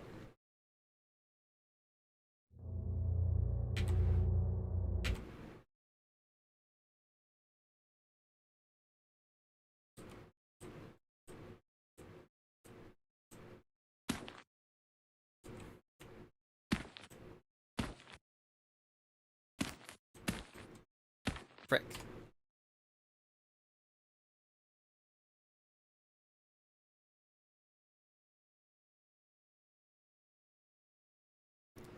This should be universal.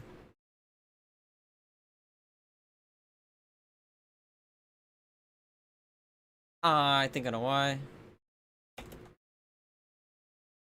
Go here.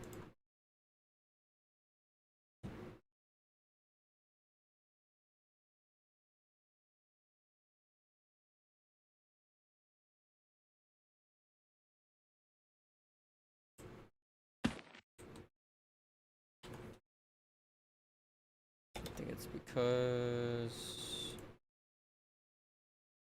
in Haurmon test character, we need the Haurmon character base. Go back. Go to the main menu.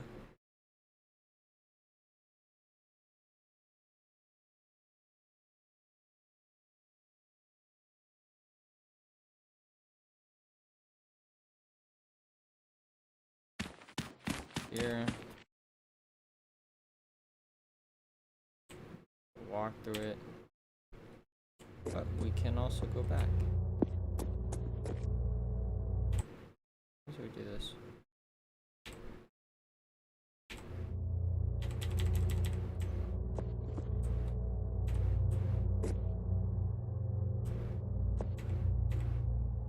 Sick. That's so cool.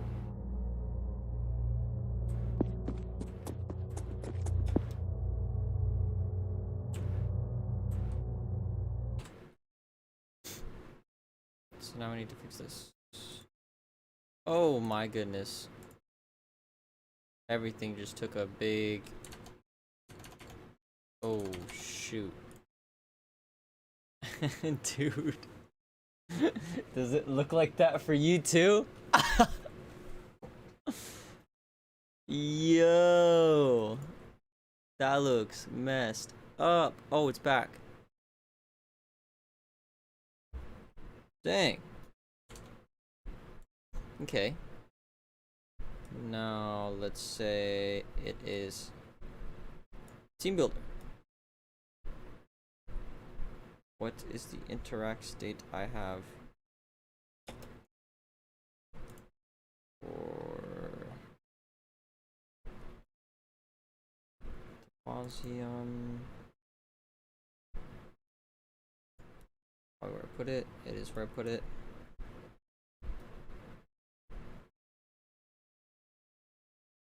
Use desk. That's cool. I don't even mind that.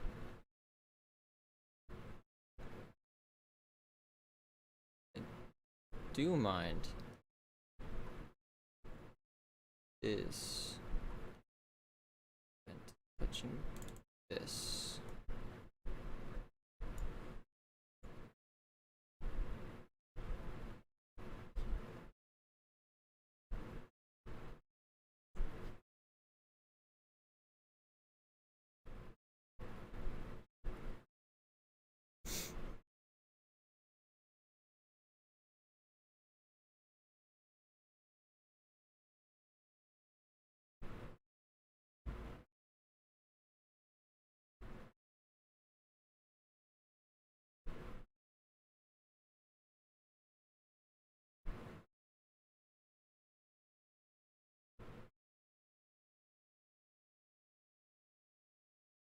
Desk. Touching desk.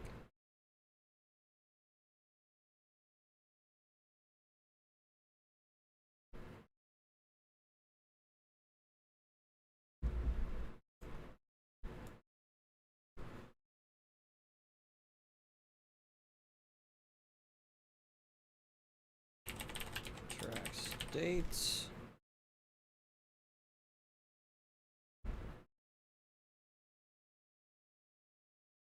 Touching desk.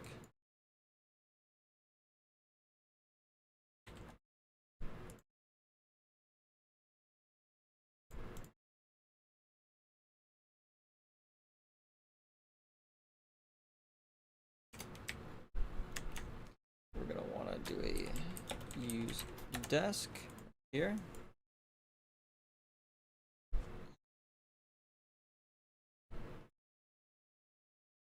And currently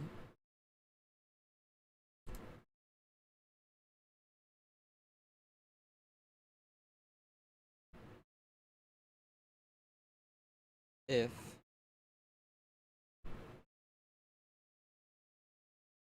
the Mausium character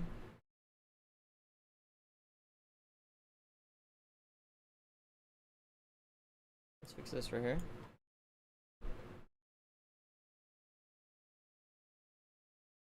I think I already did. Okay. The Mausium characters, we don't need those. Let's say we use the deck desk. Cursor widget. Temp desk. What we're going to have to do is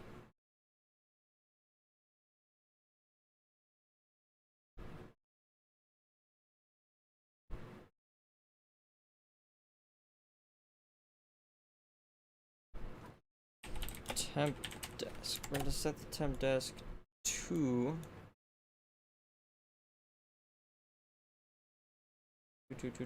Looking at item.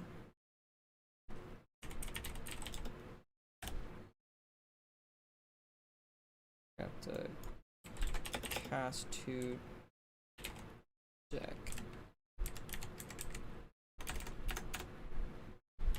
Team builder.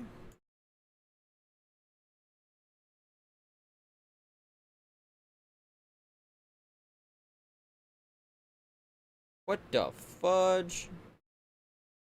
This is old.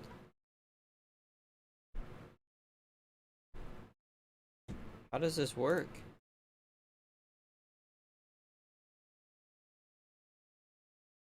Touching team builder. Oh, I get it.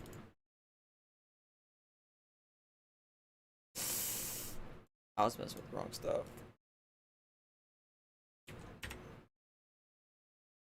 I just left it. I didn't even care. I was just... What I have to do is get team builder.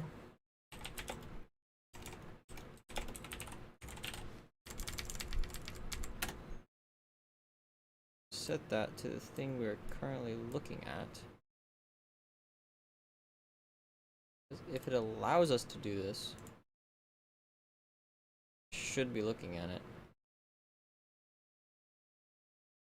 I'm just crossing my fingers on that one.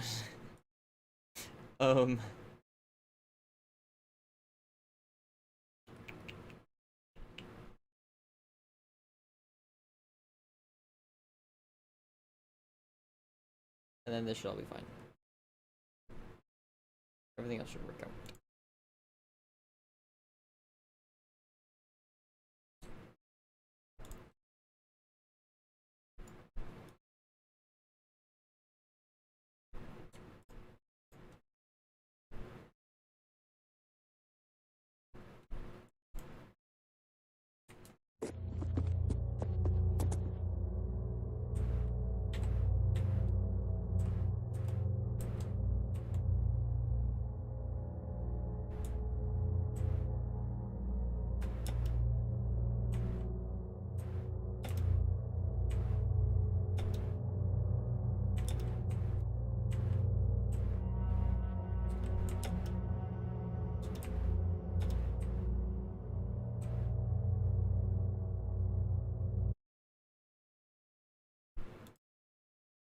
Hang on.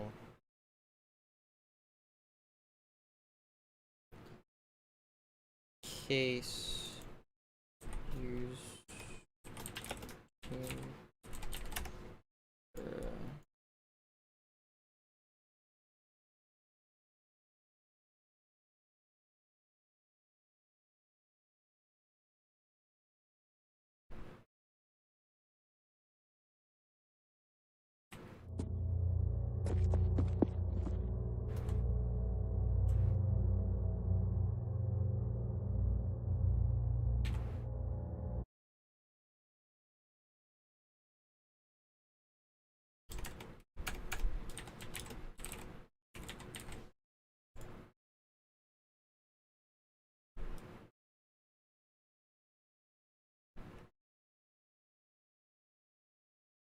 team builder, team selector, teleporter, bing.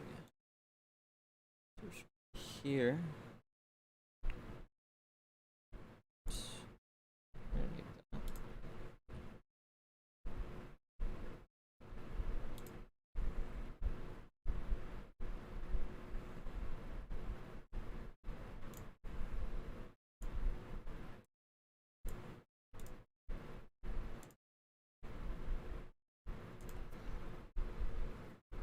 I see the error of my ways.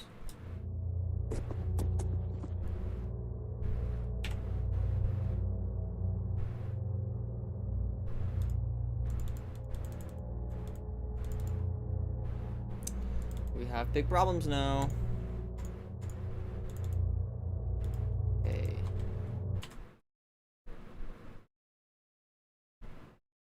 Something happened.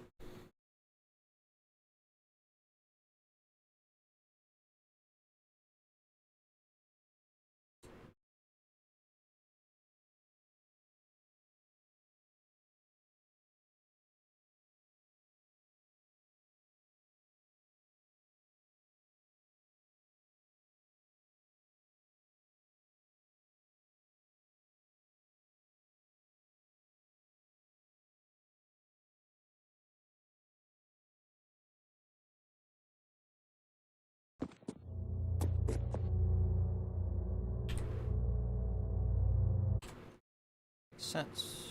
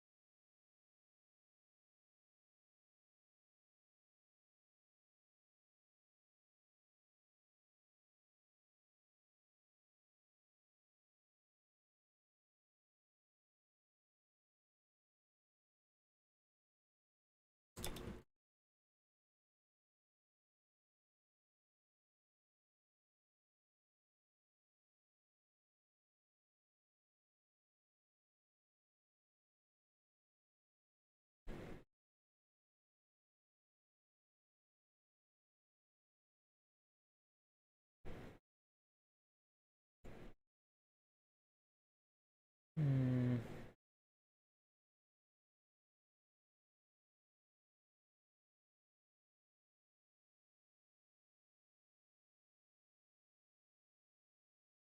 How do I turn off?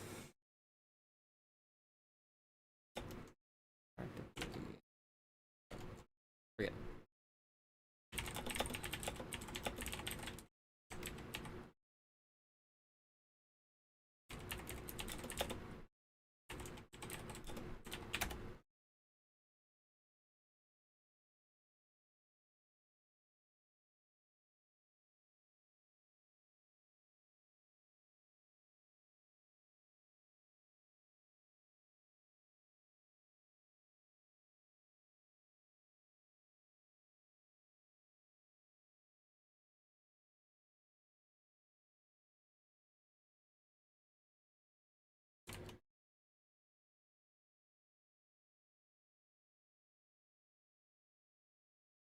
Okay.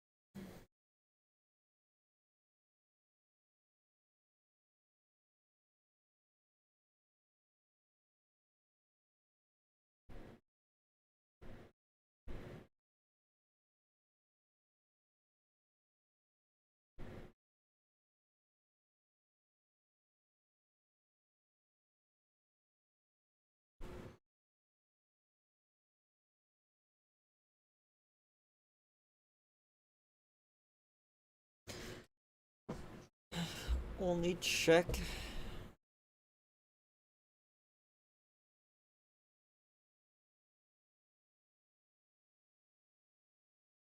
You're not using some.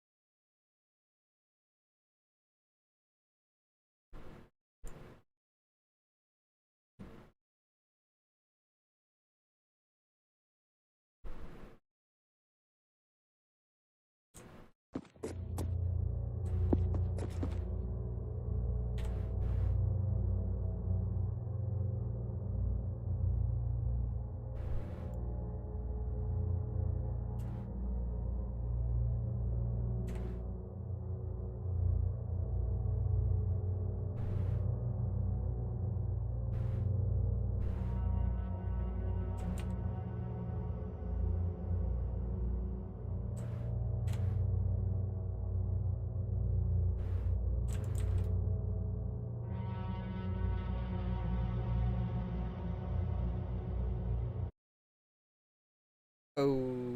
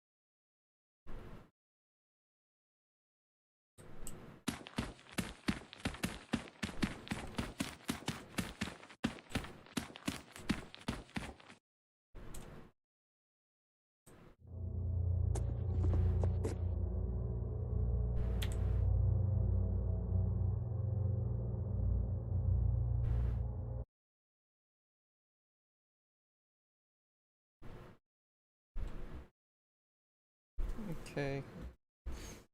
I'll fix that.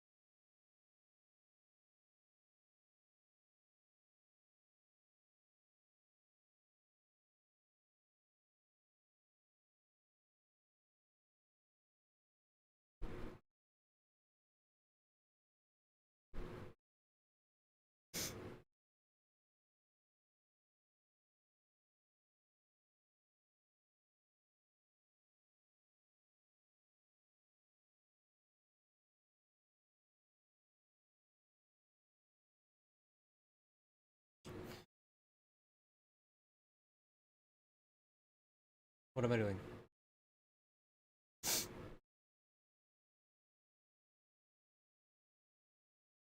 You know what I should do? Actually, I should fix.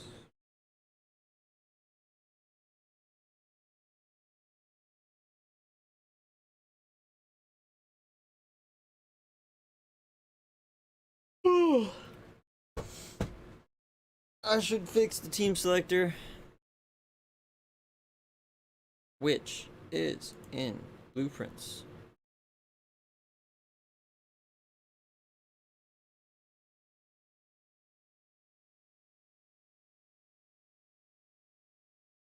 Multiplayer.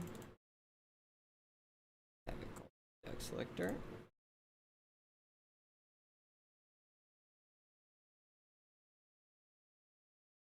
Gosh dang.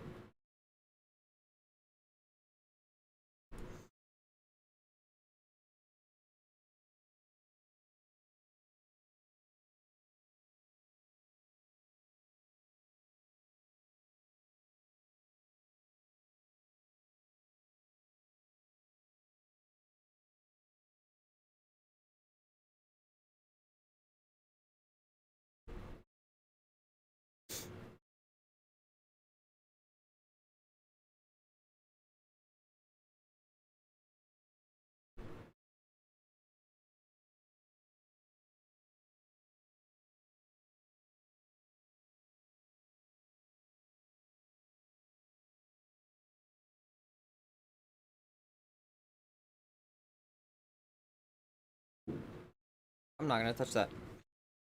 For now, I'm just gonna leave it as is because I was working in the single player character anyways. Bing bada boom. Okay. Yeah, I do not want to mess with that.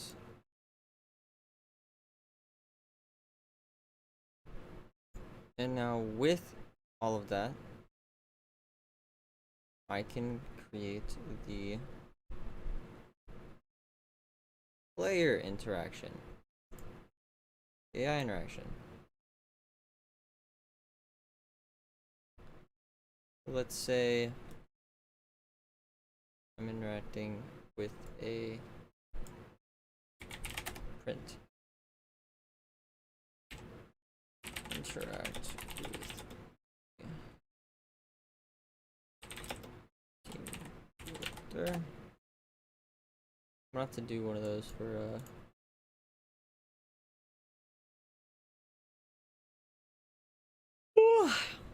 jeez.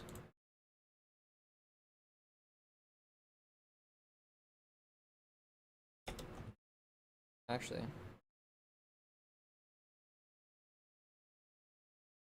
not here.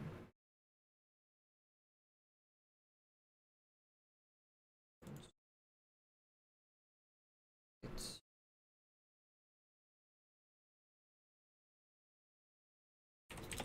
in lobby select in lobby selector.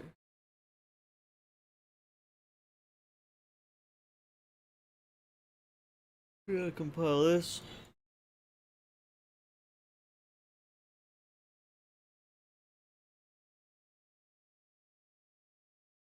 Um,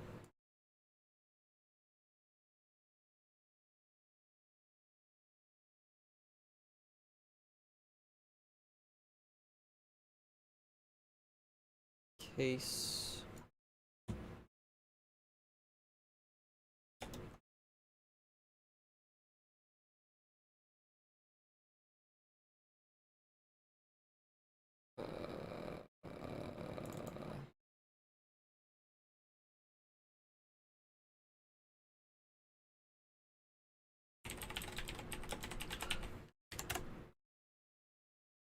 States in lobby selector.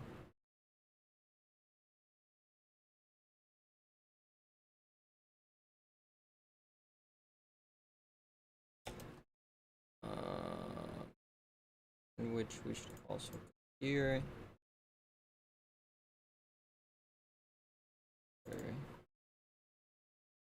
Here. not there. Go here. Go to exit. Quit.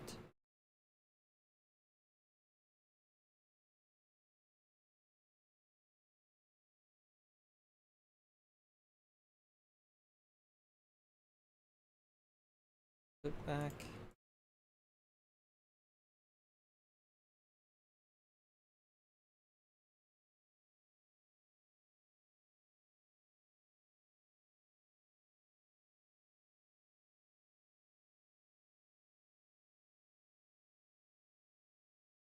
Third person character.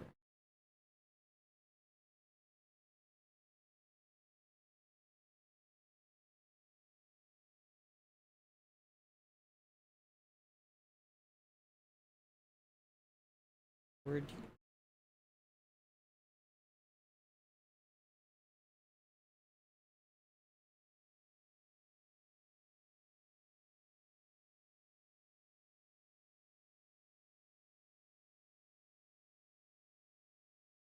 Yo, what?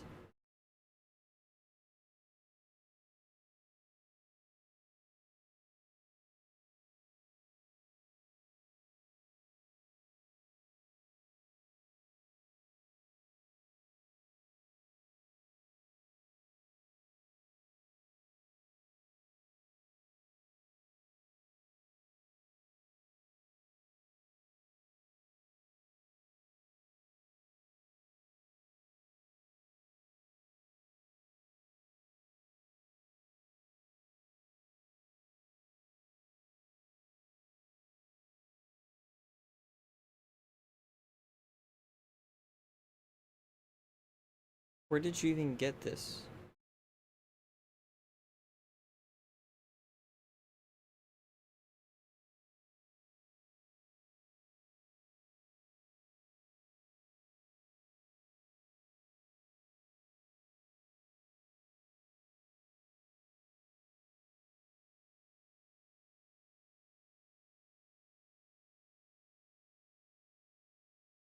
Using character. It's a single player character base. Oh my word.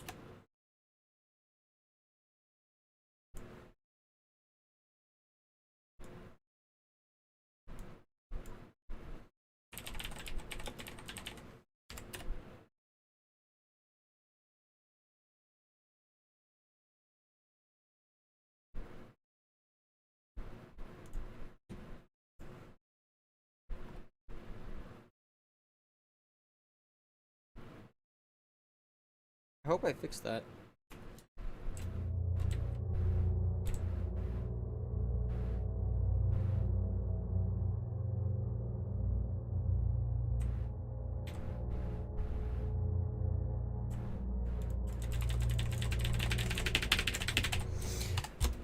I think I know what I did. I broke it and I didn't fix it. I just freaking broke it.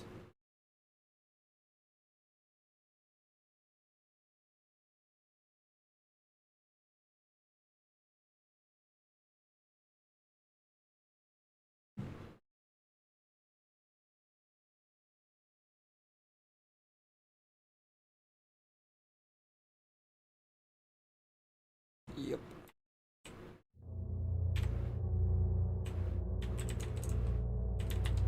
Very cool.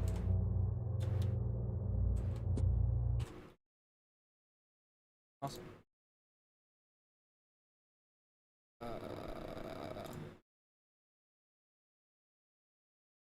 Now, in the case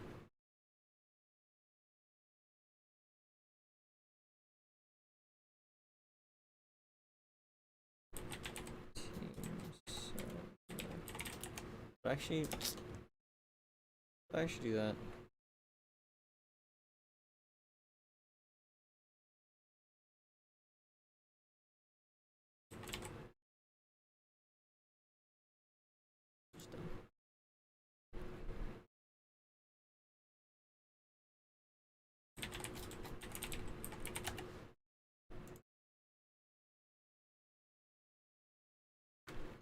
Okay.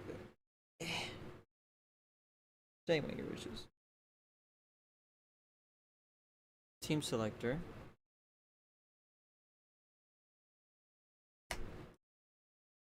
Whatever.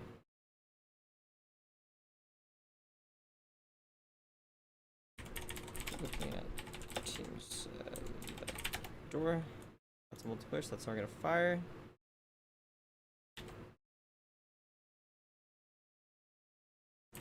Invalid.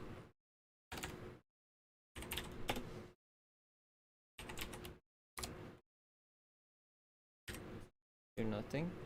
And if it's a being,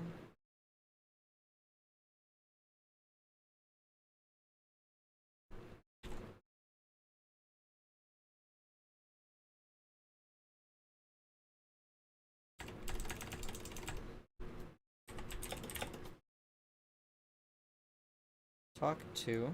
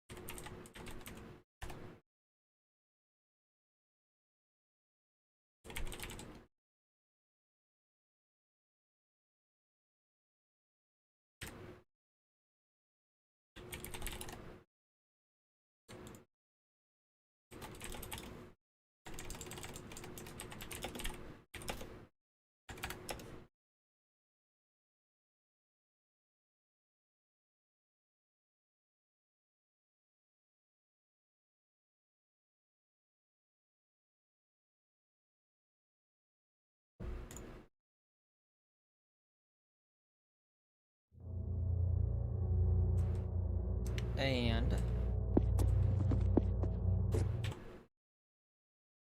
if everything went well and I look at him. Spoiler alert. Everything did not go well. No, it did not. Okay. Couple of things it could be. Couple of things. Tag. Being. That's fine.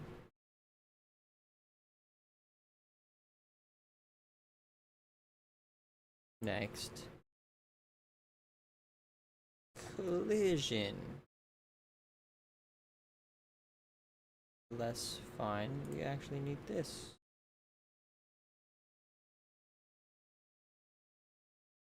And we need this.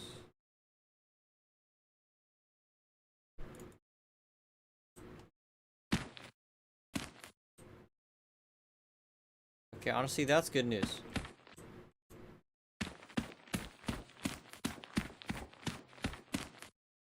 Holy crap.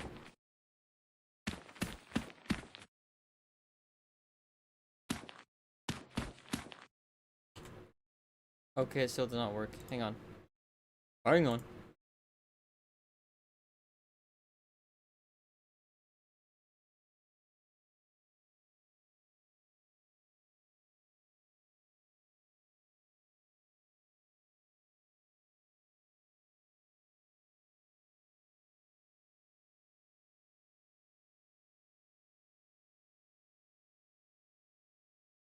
Ooh.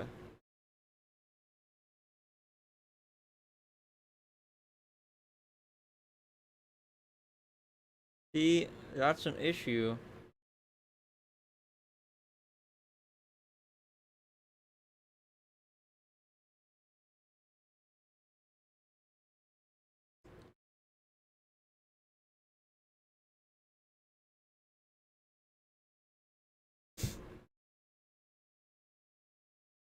Hmm.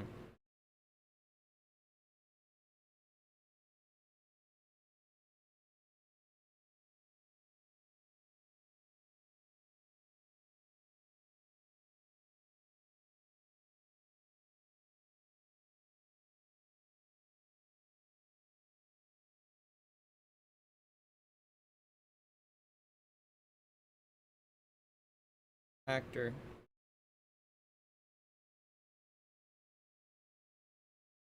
Has tag.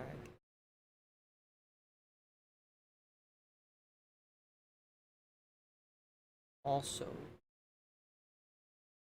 on.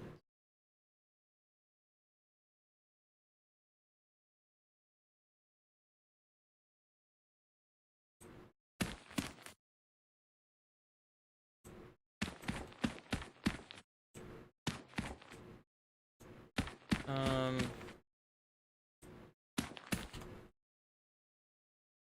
Let's go back and turn this on. Spinning.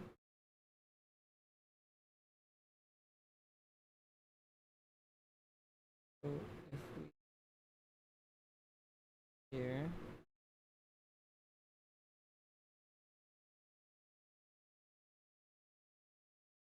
Okay, so next to that.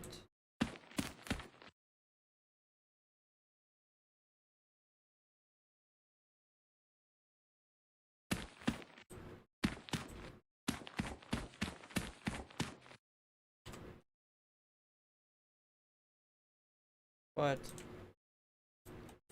he is covering up a lot more space.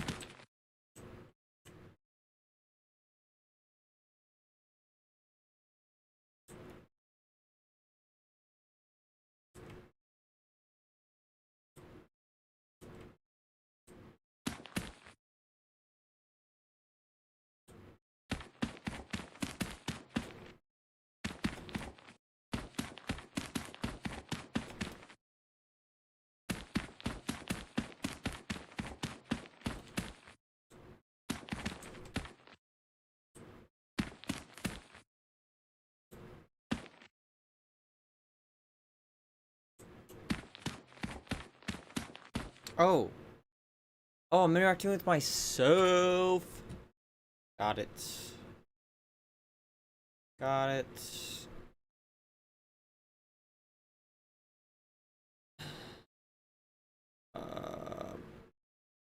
On. Don't interact with me.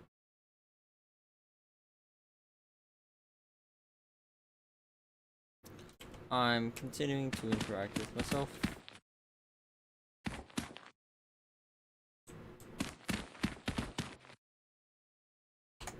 Huh.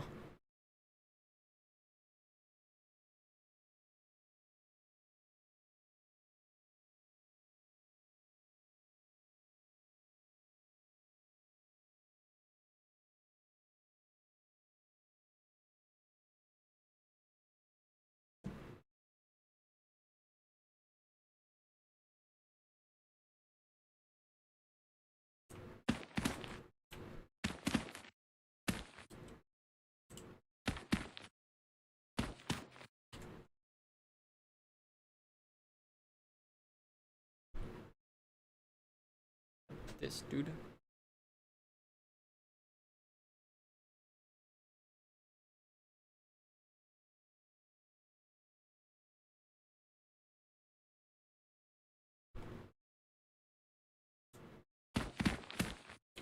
Interesting.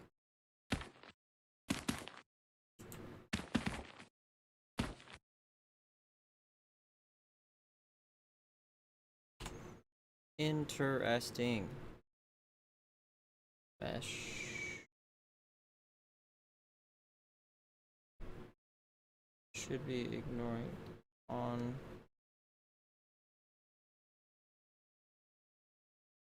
I am a pawn.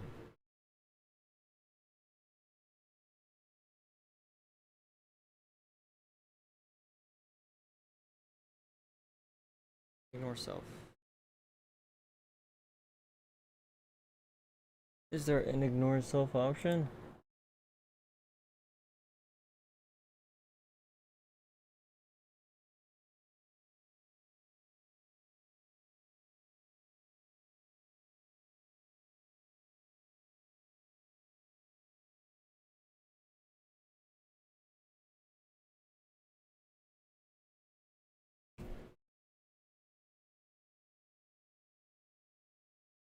Unless it's me.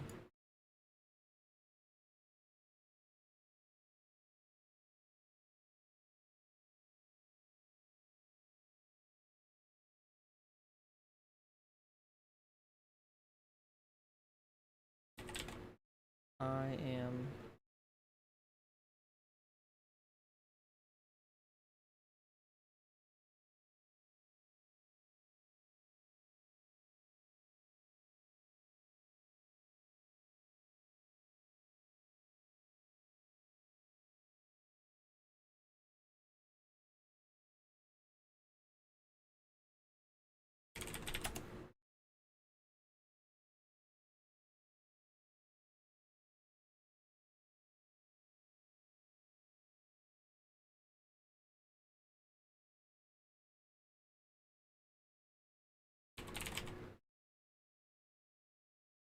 Ah, shoot.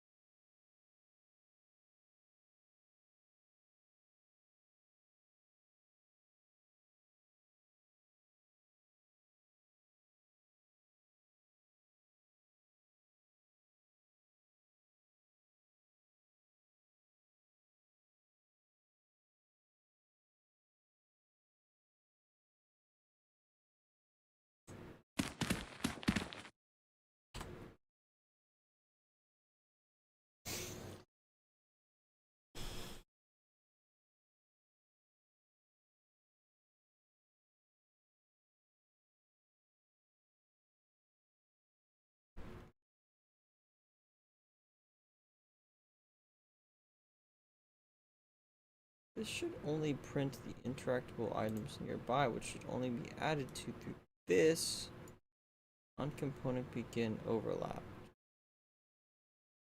The other actor for each when it overlaps checks for each tag. You match this tag. Do you have this tag? No. Do you have this tag? No. Do you have this tag? No.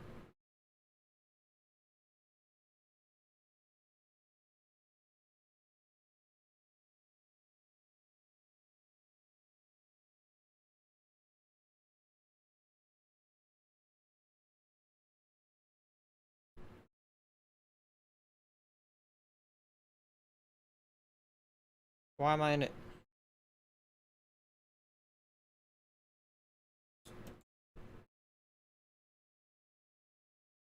Oh wait, oh wait. I think I know why. Look at single player base. I'm not actually looking at. Here we go.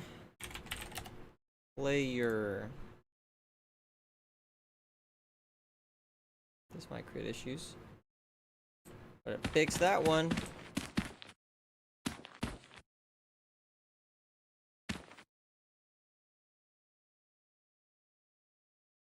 They can be. Yes.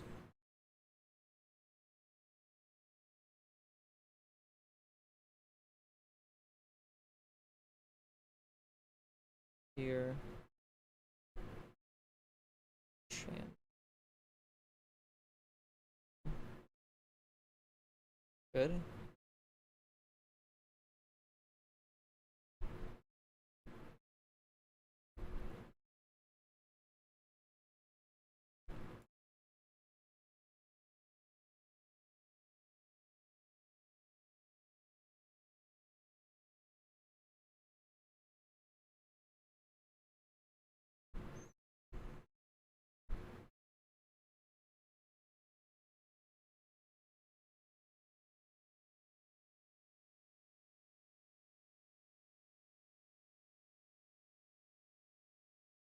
That should do it.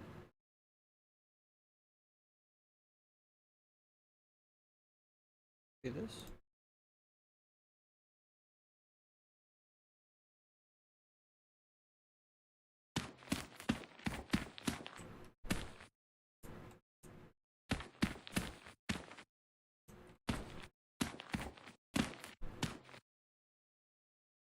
That was it?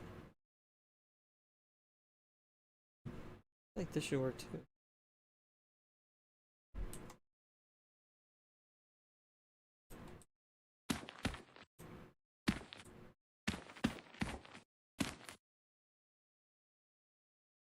But it doesn't.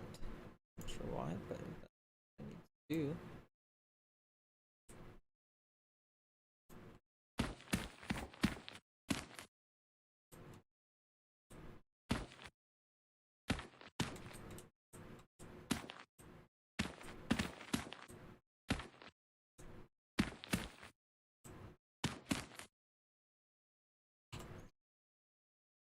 Oh, that's a good start.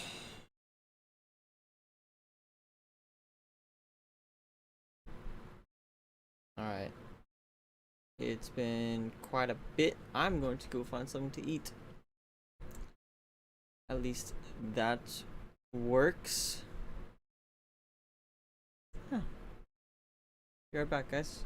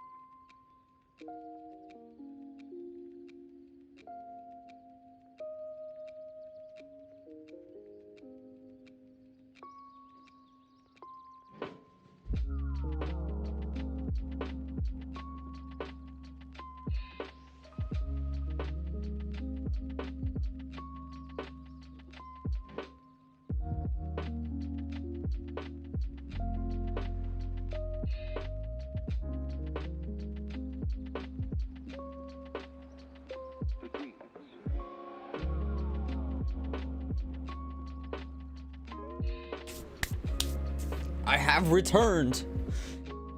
Man, I wish I could jam out to like some hypey music right now. Kind of feels like a hypey music kind of time. Especially because I'm gonna go to the gym afterwards. Like now is an appropriate time to get hyped. All right. So I think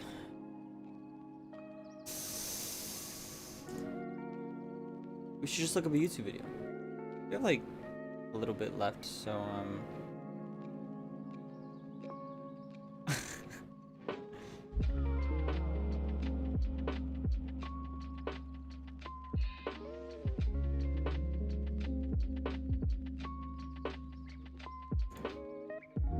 let's see.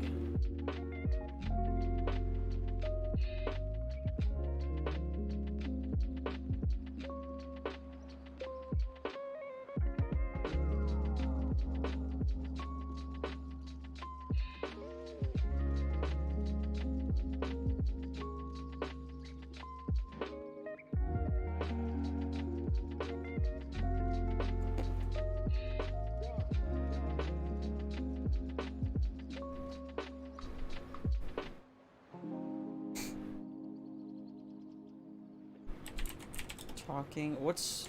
Dude, I'm. I can't figure out what to say.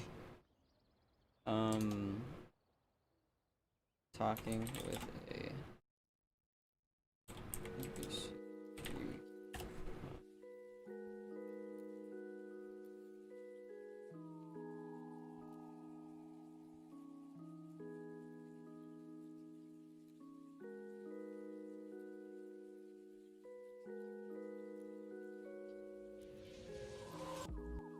Alright, let's check this dude out.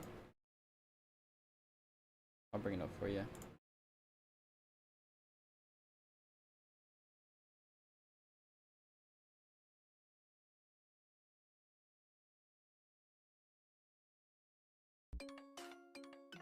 What is up, guys? Today I'm giving you three hang on. ways to begin your Nice song, conversations actually. with NPCs, where the one you will choose will be very much dependent on your game.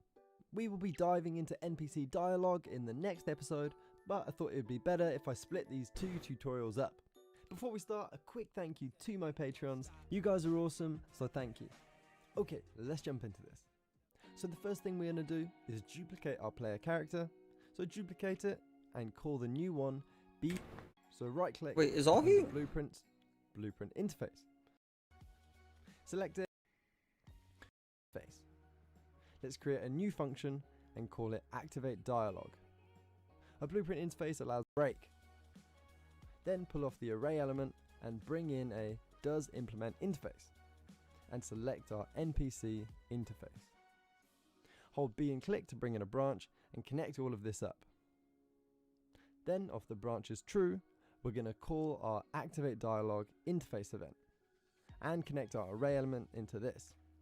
Off the activate dialog, we're going to put it into the for each loop break. Double click to add a reroute node. So we've used this setup before in our picking up weapons tutorial.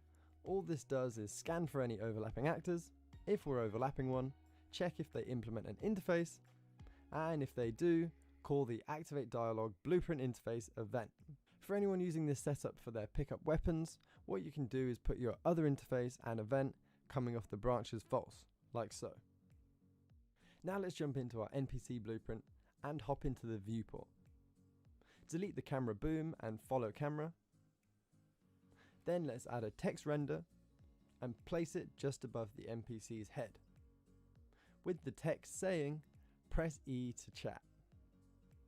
Then let's add a box collision directly in front of the NPC. This is where your character will need to stand to interact with the NPC. Gosh Then dang! we're going to add a cone. Attach this cone to the mesh and scale it down. In the details section, What? set hidden in game to true and set collision to no collision. Why do you need that? This cone is just a reference point of where we're going to teleport the player to stand. And Got it. lastly, add a camera component. This will be the camera the player looks through, but don't worry about moving this into position. We'll do this with a variable. Now, I want you to jump into the construction script. And for those of you who don't, camera transform. Check the transform of the camera that the player looks through. Just type these values in. For player location, put 150 into and jump back nodes link. When it opens, copy all the nodes and jump back into your Unreal project. Whoa! Into this video's description. Click on the blueprint nodes link. When it opens, copy all the nodes and jump back into your Unreal project. Paste them into the event graph. When they're pasted in, compile and make sure you've got no errors by swapping over any names to names related to your project. So third person character should be your character's name, and make sure the widget is set to your black screen widget. Then delete the player adjustments event call and then recall it. We'll also have to redo the timeline, so double click to open it up, add a float track, set the length to 1 second long, and shift click twice to bring in 2 points.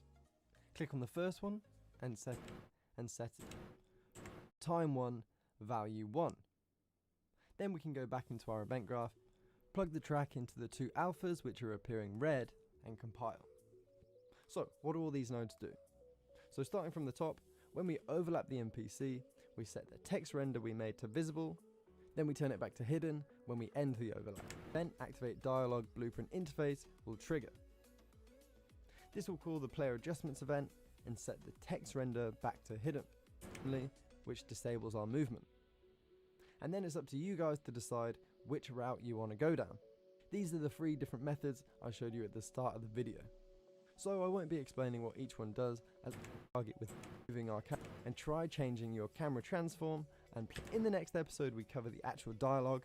But before you go, if you enjoyed this video, if you could help me out with a like, with NP. What is up guys? Today I'm giving you 3 ways to begin your conversations with NPCs, where the one you will choose will be very much dependent on your game. We will be diving into NPC dialogue in the next episode, but I thought it would be better if I split these 2 tutorials up. Before we start, a quick thank you to my patrons. Okay. Yeah. Not really what I'm looking for.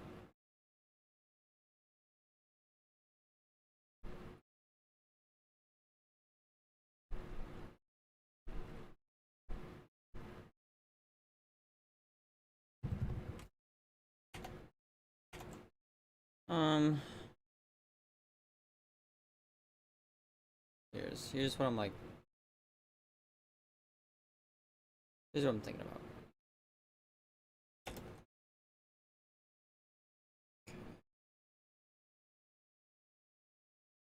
AI intelligence. Okay. So we want it to override. So we want the attack to override this conversation, because if he gets mad, and he's just gonna attack you. But we want this conversation to override his roaming. So I need it to go right here in the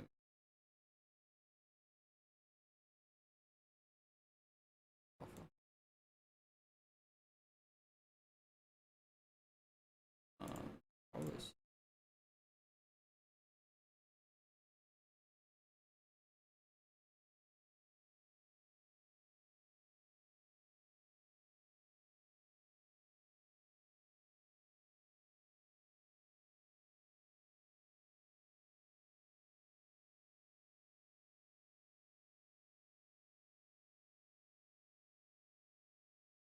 I guess we'll do selector. I don't really know yet. This interface is still doesn't fully compute to me. If interacted,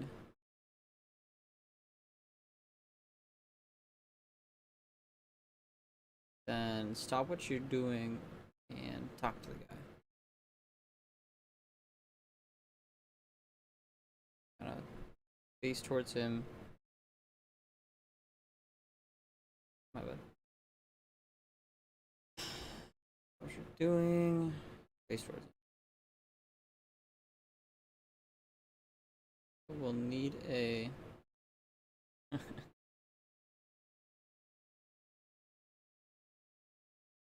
interacting. Great. Need like a decorator. Blackwood edition.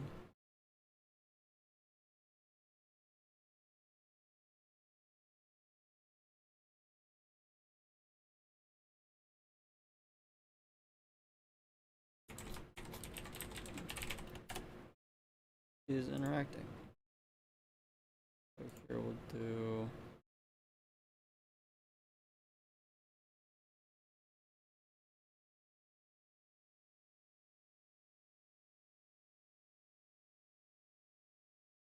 it is true. Decided this. Wow, I click on that and it's like I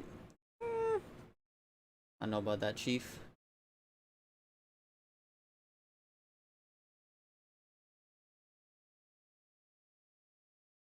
I will need a task.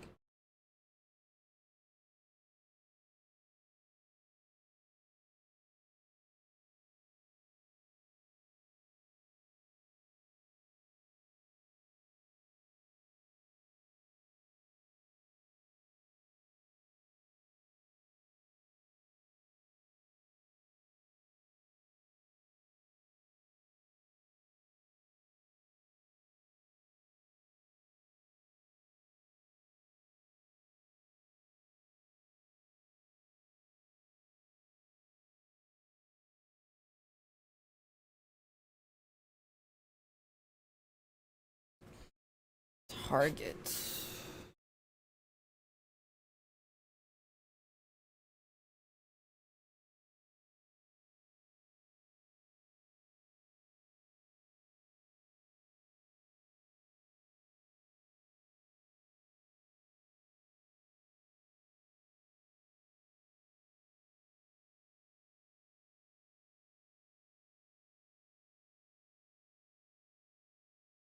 Please target and then wait.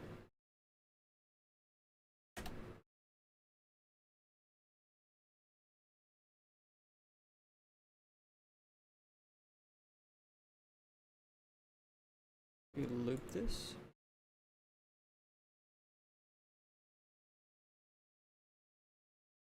Just wait forever. Okay. Yes. Sure. I'm a character. Ooh, this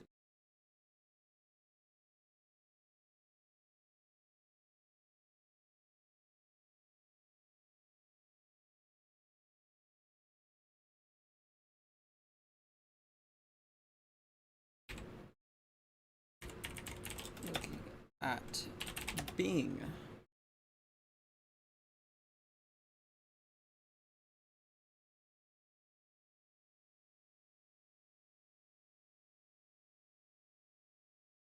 Okay.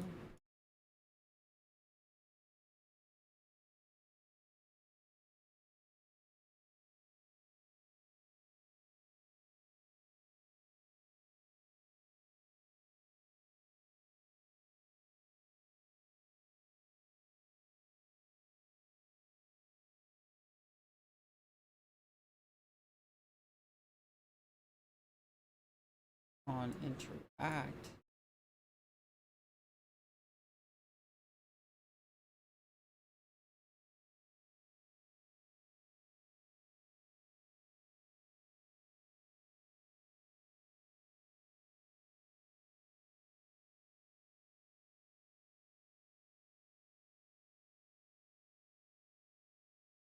Let's go to our play blueprints, genomes. Okay. AI interaction. Interacting PC. That's much better. Okay. Case.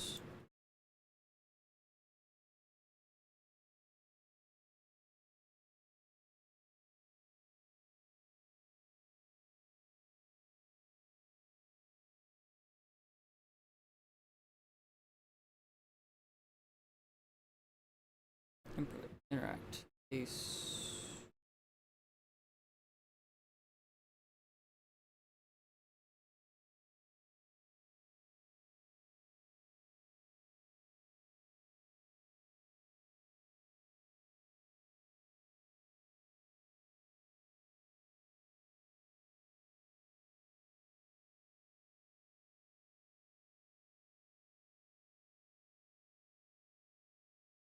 Do I need to make like a looking at Bing? That feels weird to have to do it for each one. I don't think so. Probably do actually. Dang it.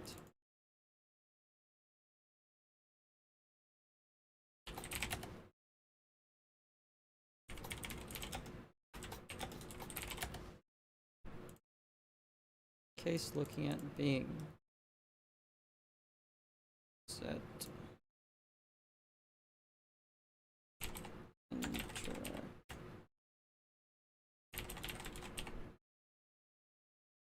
State.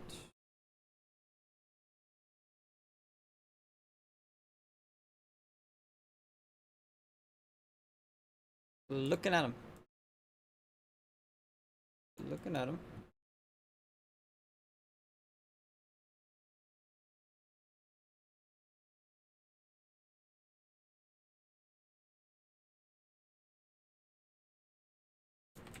Talk with Bing.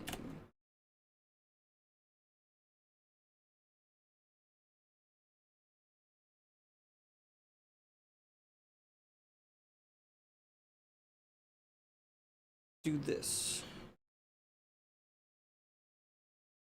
Oh my word.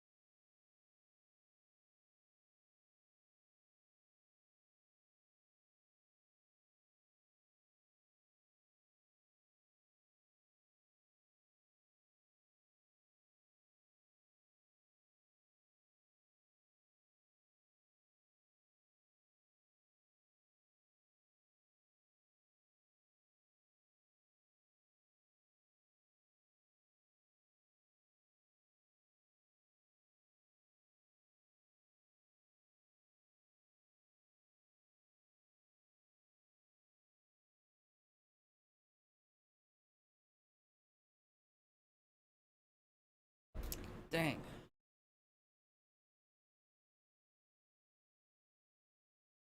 Get. I remember looking at cast to AI character base.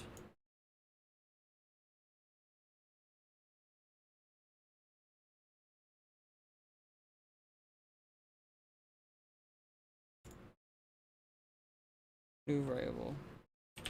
Temp being interacting.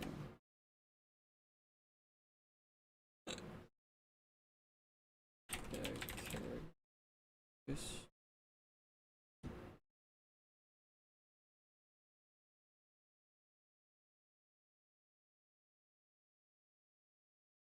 I can see that going nuts. My bad, guys. All right.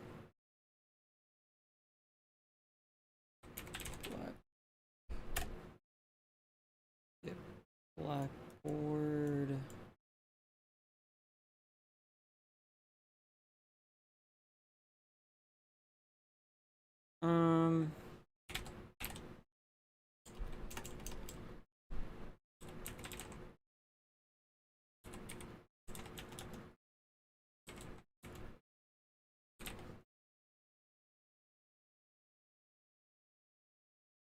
Set value as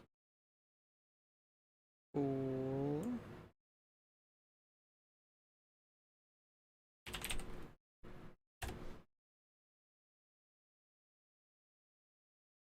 Is interact.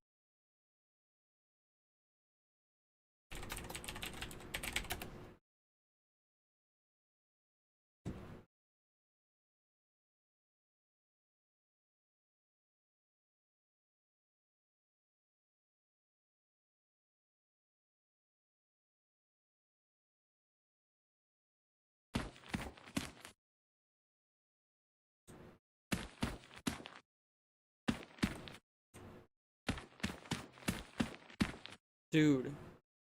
Holy smokes.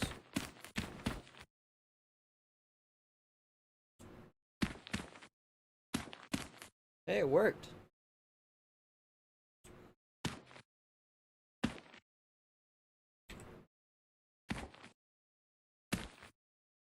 That's awesome.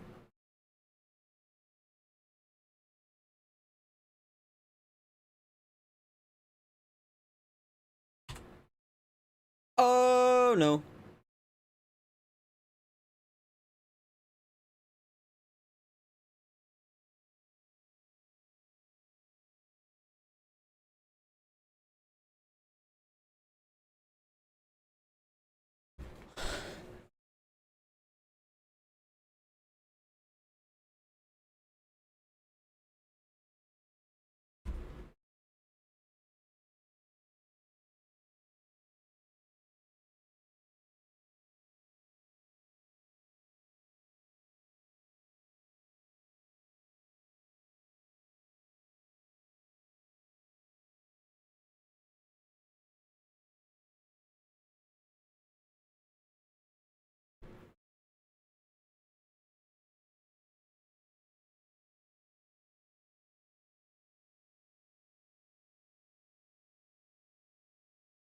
Gosh, dang.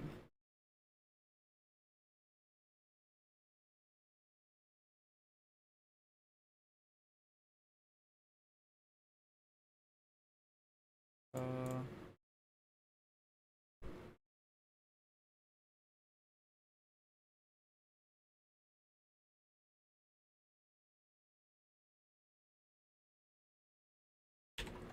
I actually want to do this twice.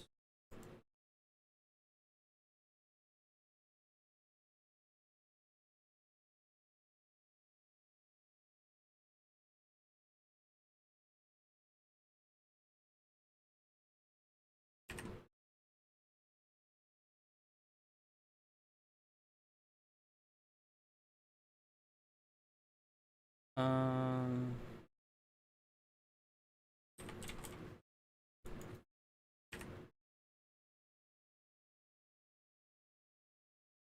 set value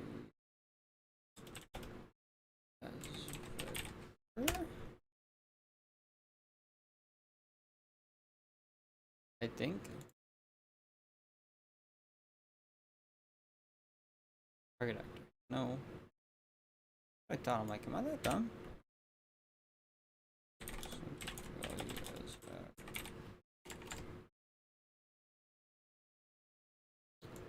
Object.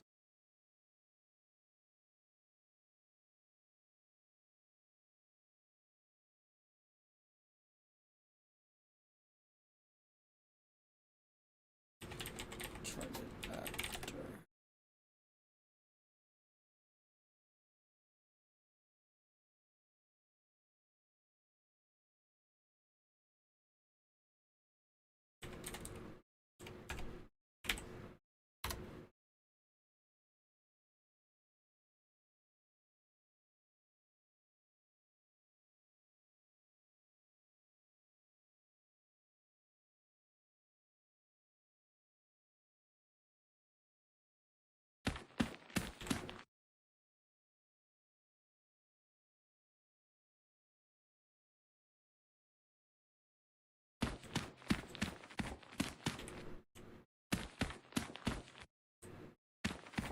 Interesting.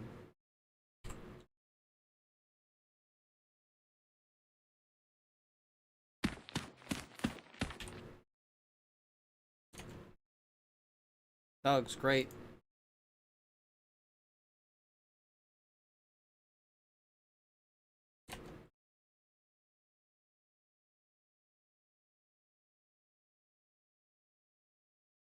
Oh, I get it.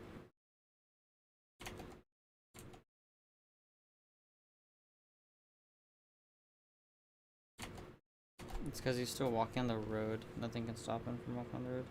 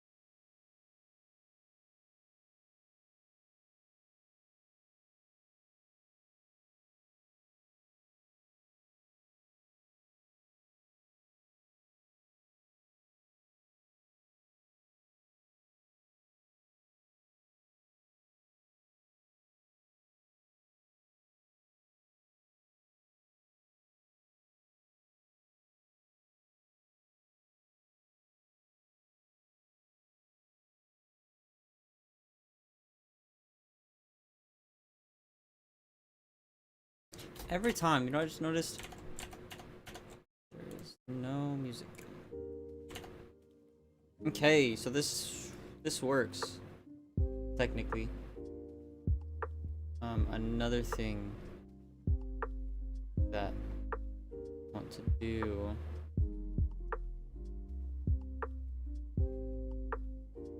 That's not correct. Correct? Yeah, I feel like there should be an icon next to it.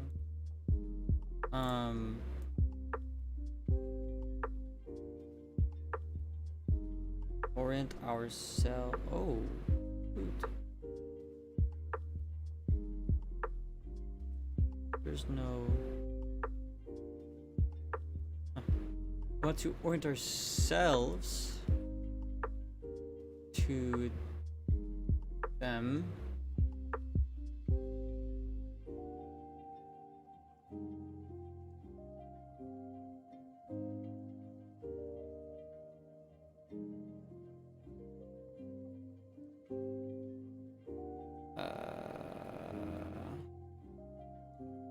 Being rotation.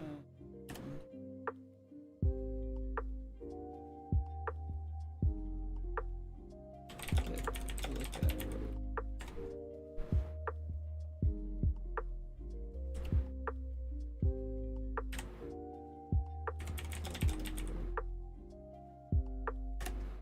Yes.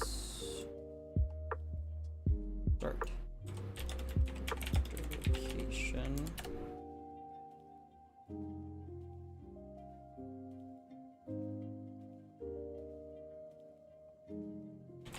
Actor location. Then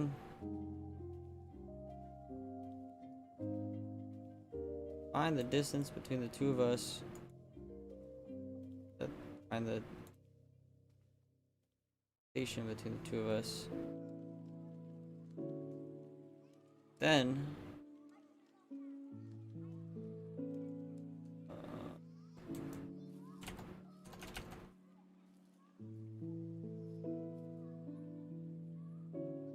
teleport.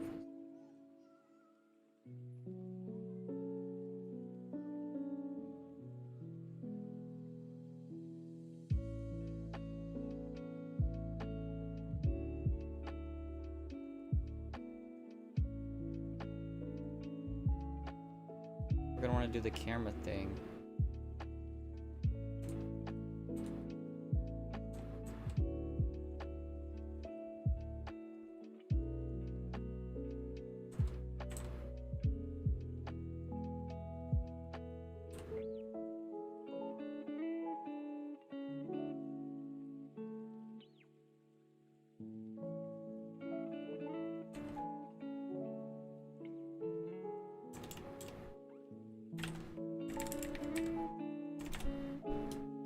Over shoulder cam.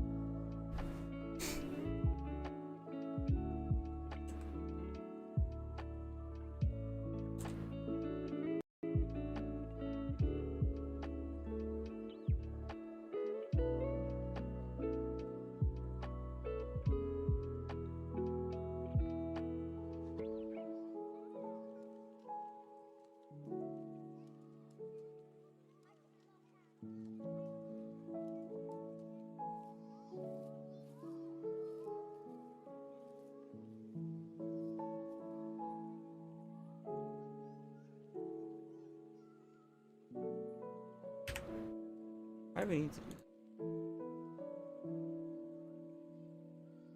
This is an issue.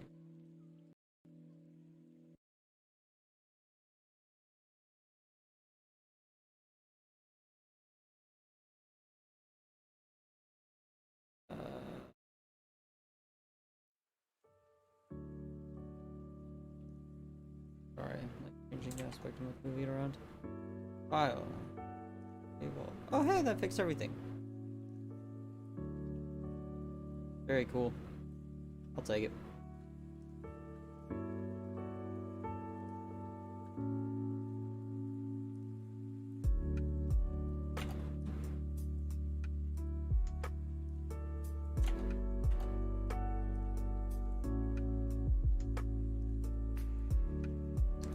Boom. Wow, that was fast.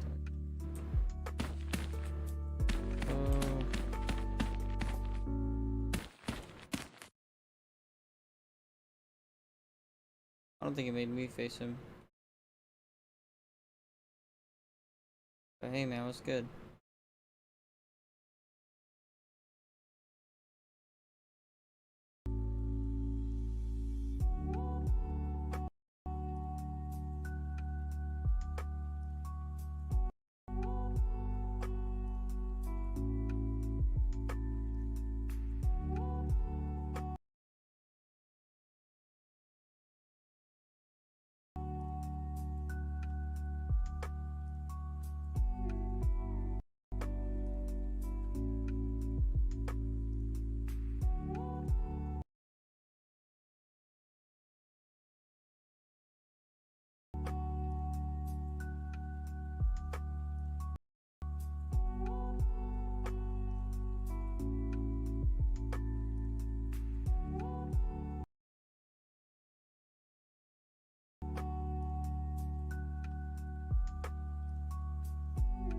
Well,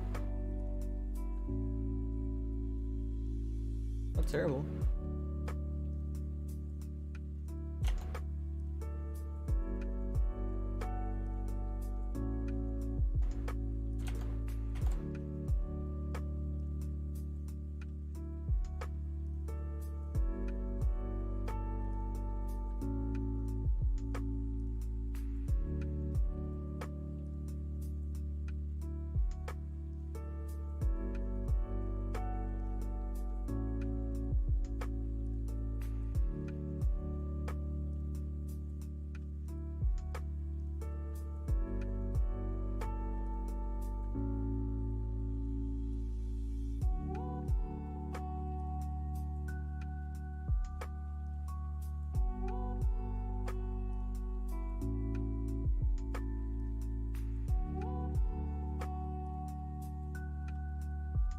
You know,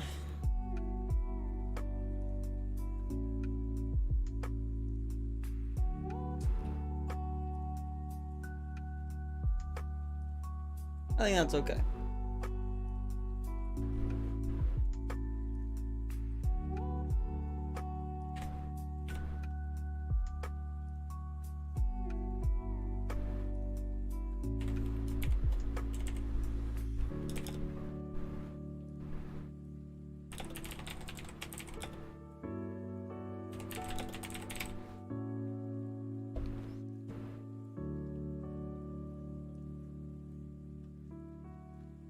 Yeah. Yeah. Still kind of getting used to this streaming thing. It's not even, I'm not even like talking to anyone, which is the weird part. But knowing that it's being recorded, it's different. Kind of, it's harder. Oh, I feel like there's more I'm thinking about the whole time. Anyways, I will probably do more tomorrow. I will work on the kind of UI for when you do interact with them. Have that pop up on your screen. Probably have it pop off when you stop interacting with them. Yeah, more along those lines. Thank y'all for tuning in if you did. I'm not the most interesting of people, so you want to see a little bit more interesting stuff, put a link tree down in the description. Check out our TikTok. A lot easier to watch. Yeah. And I will see you next time.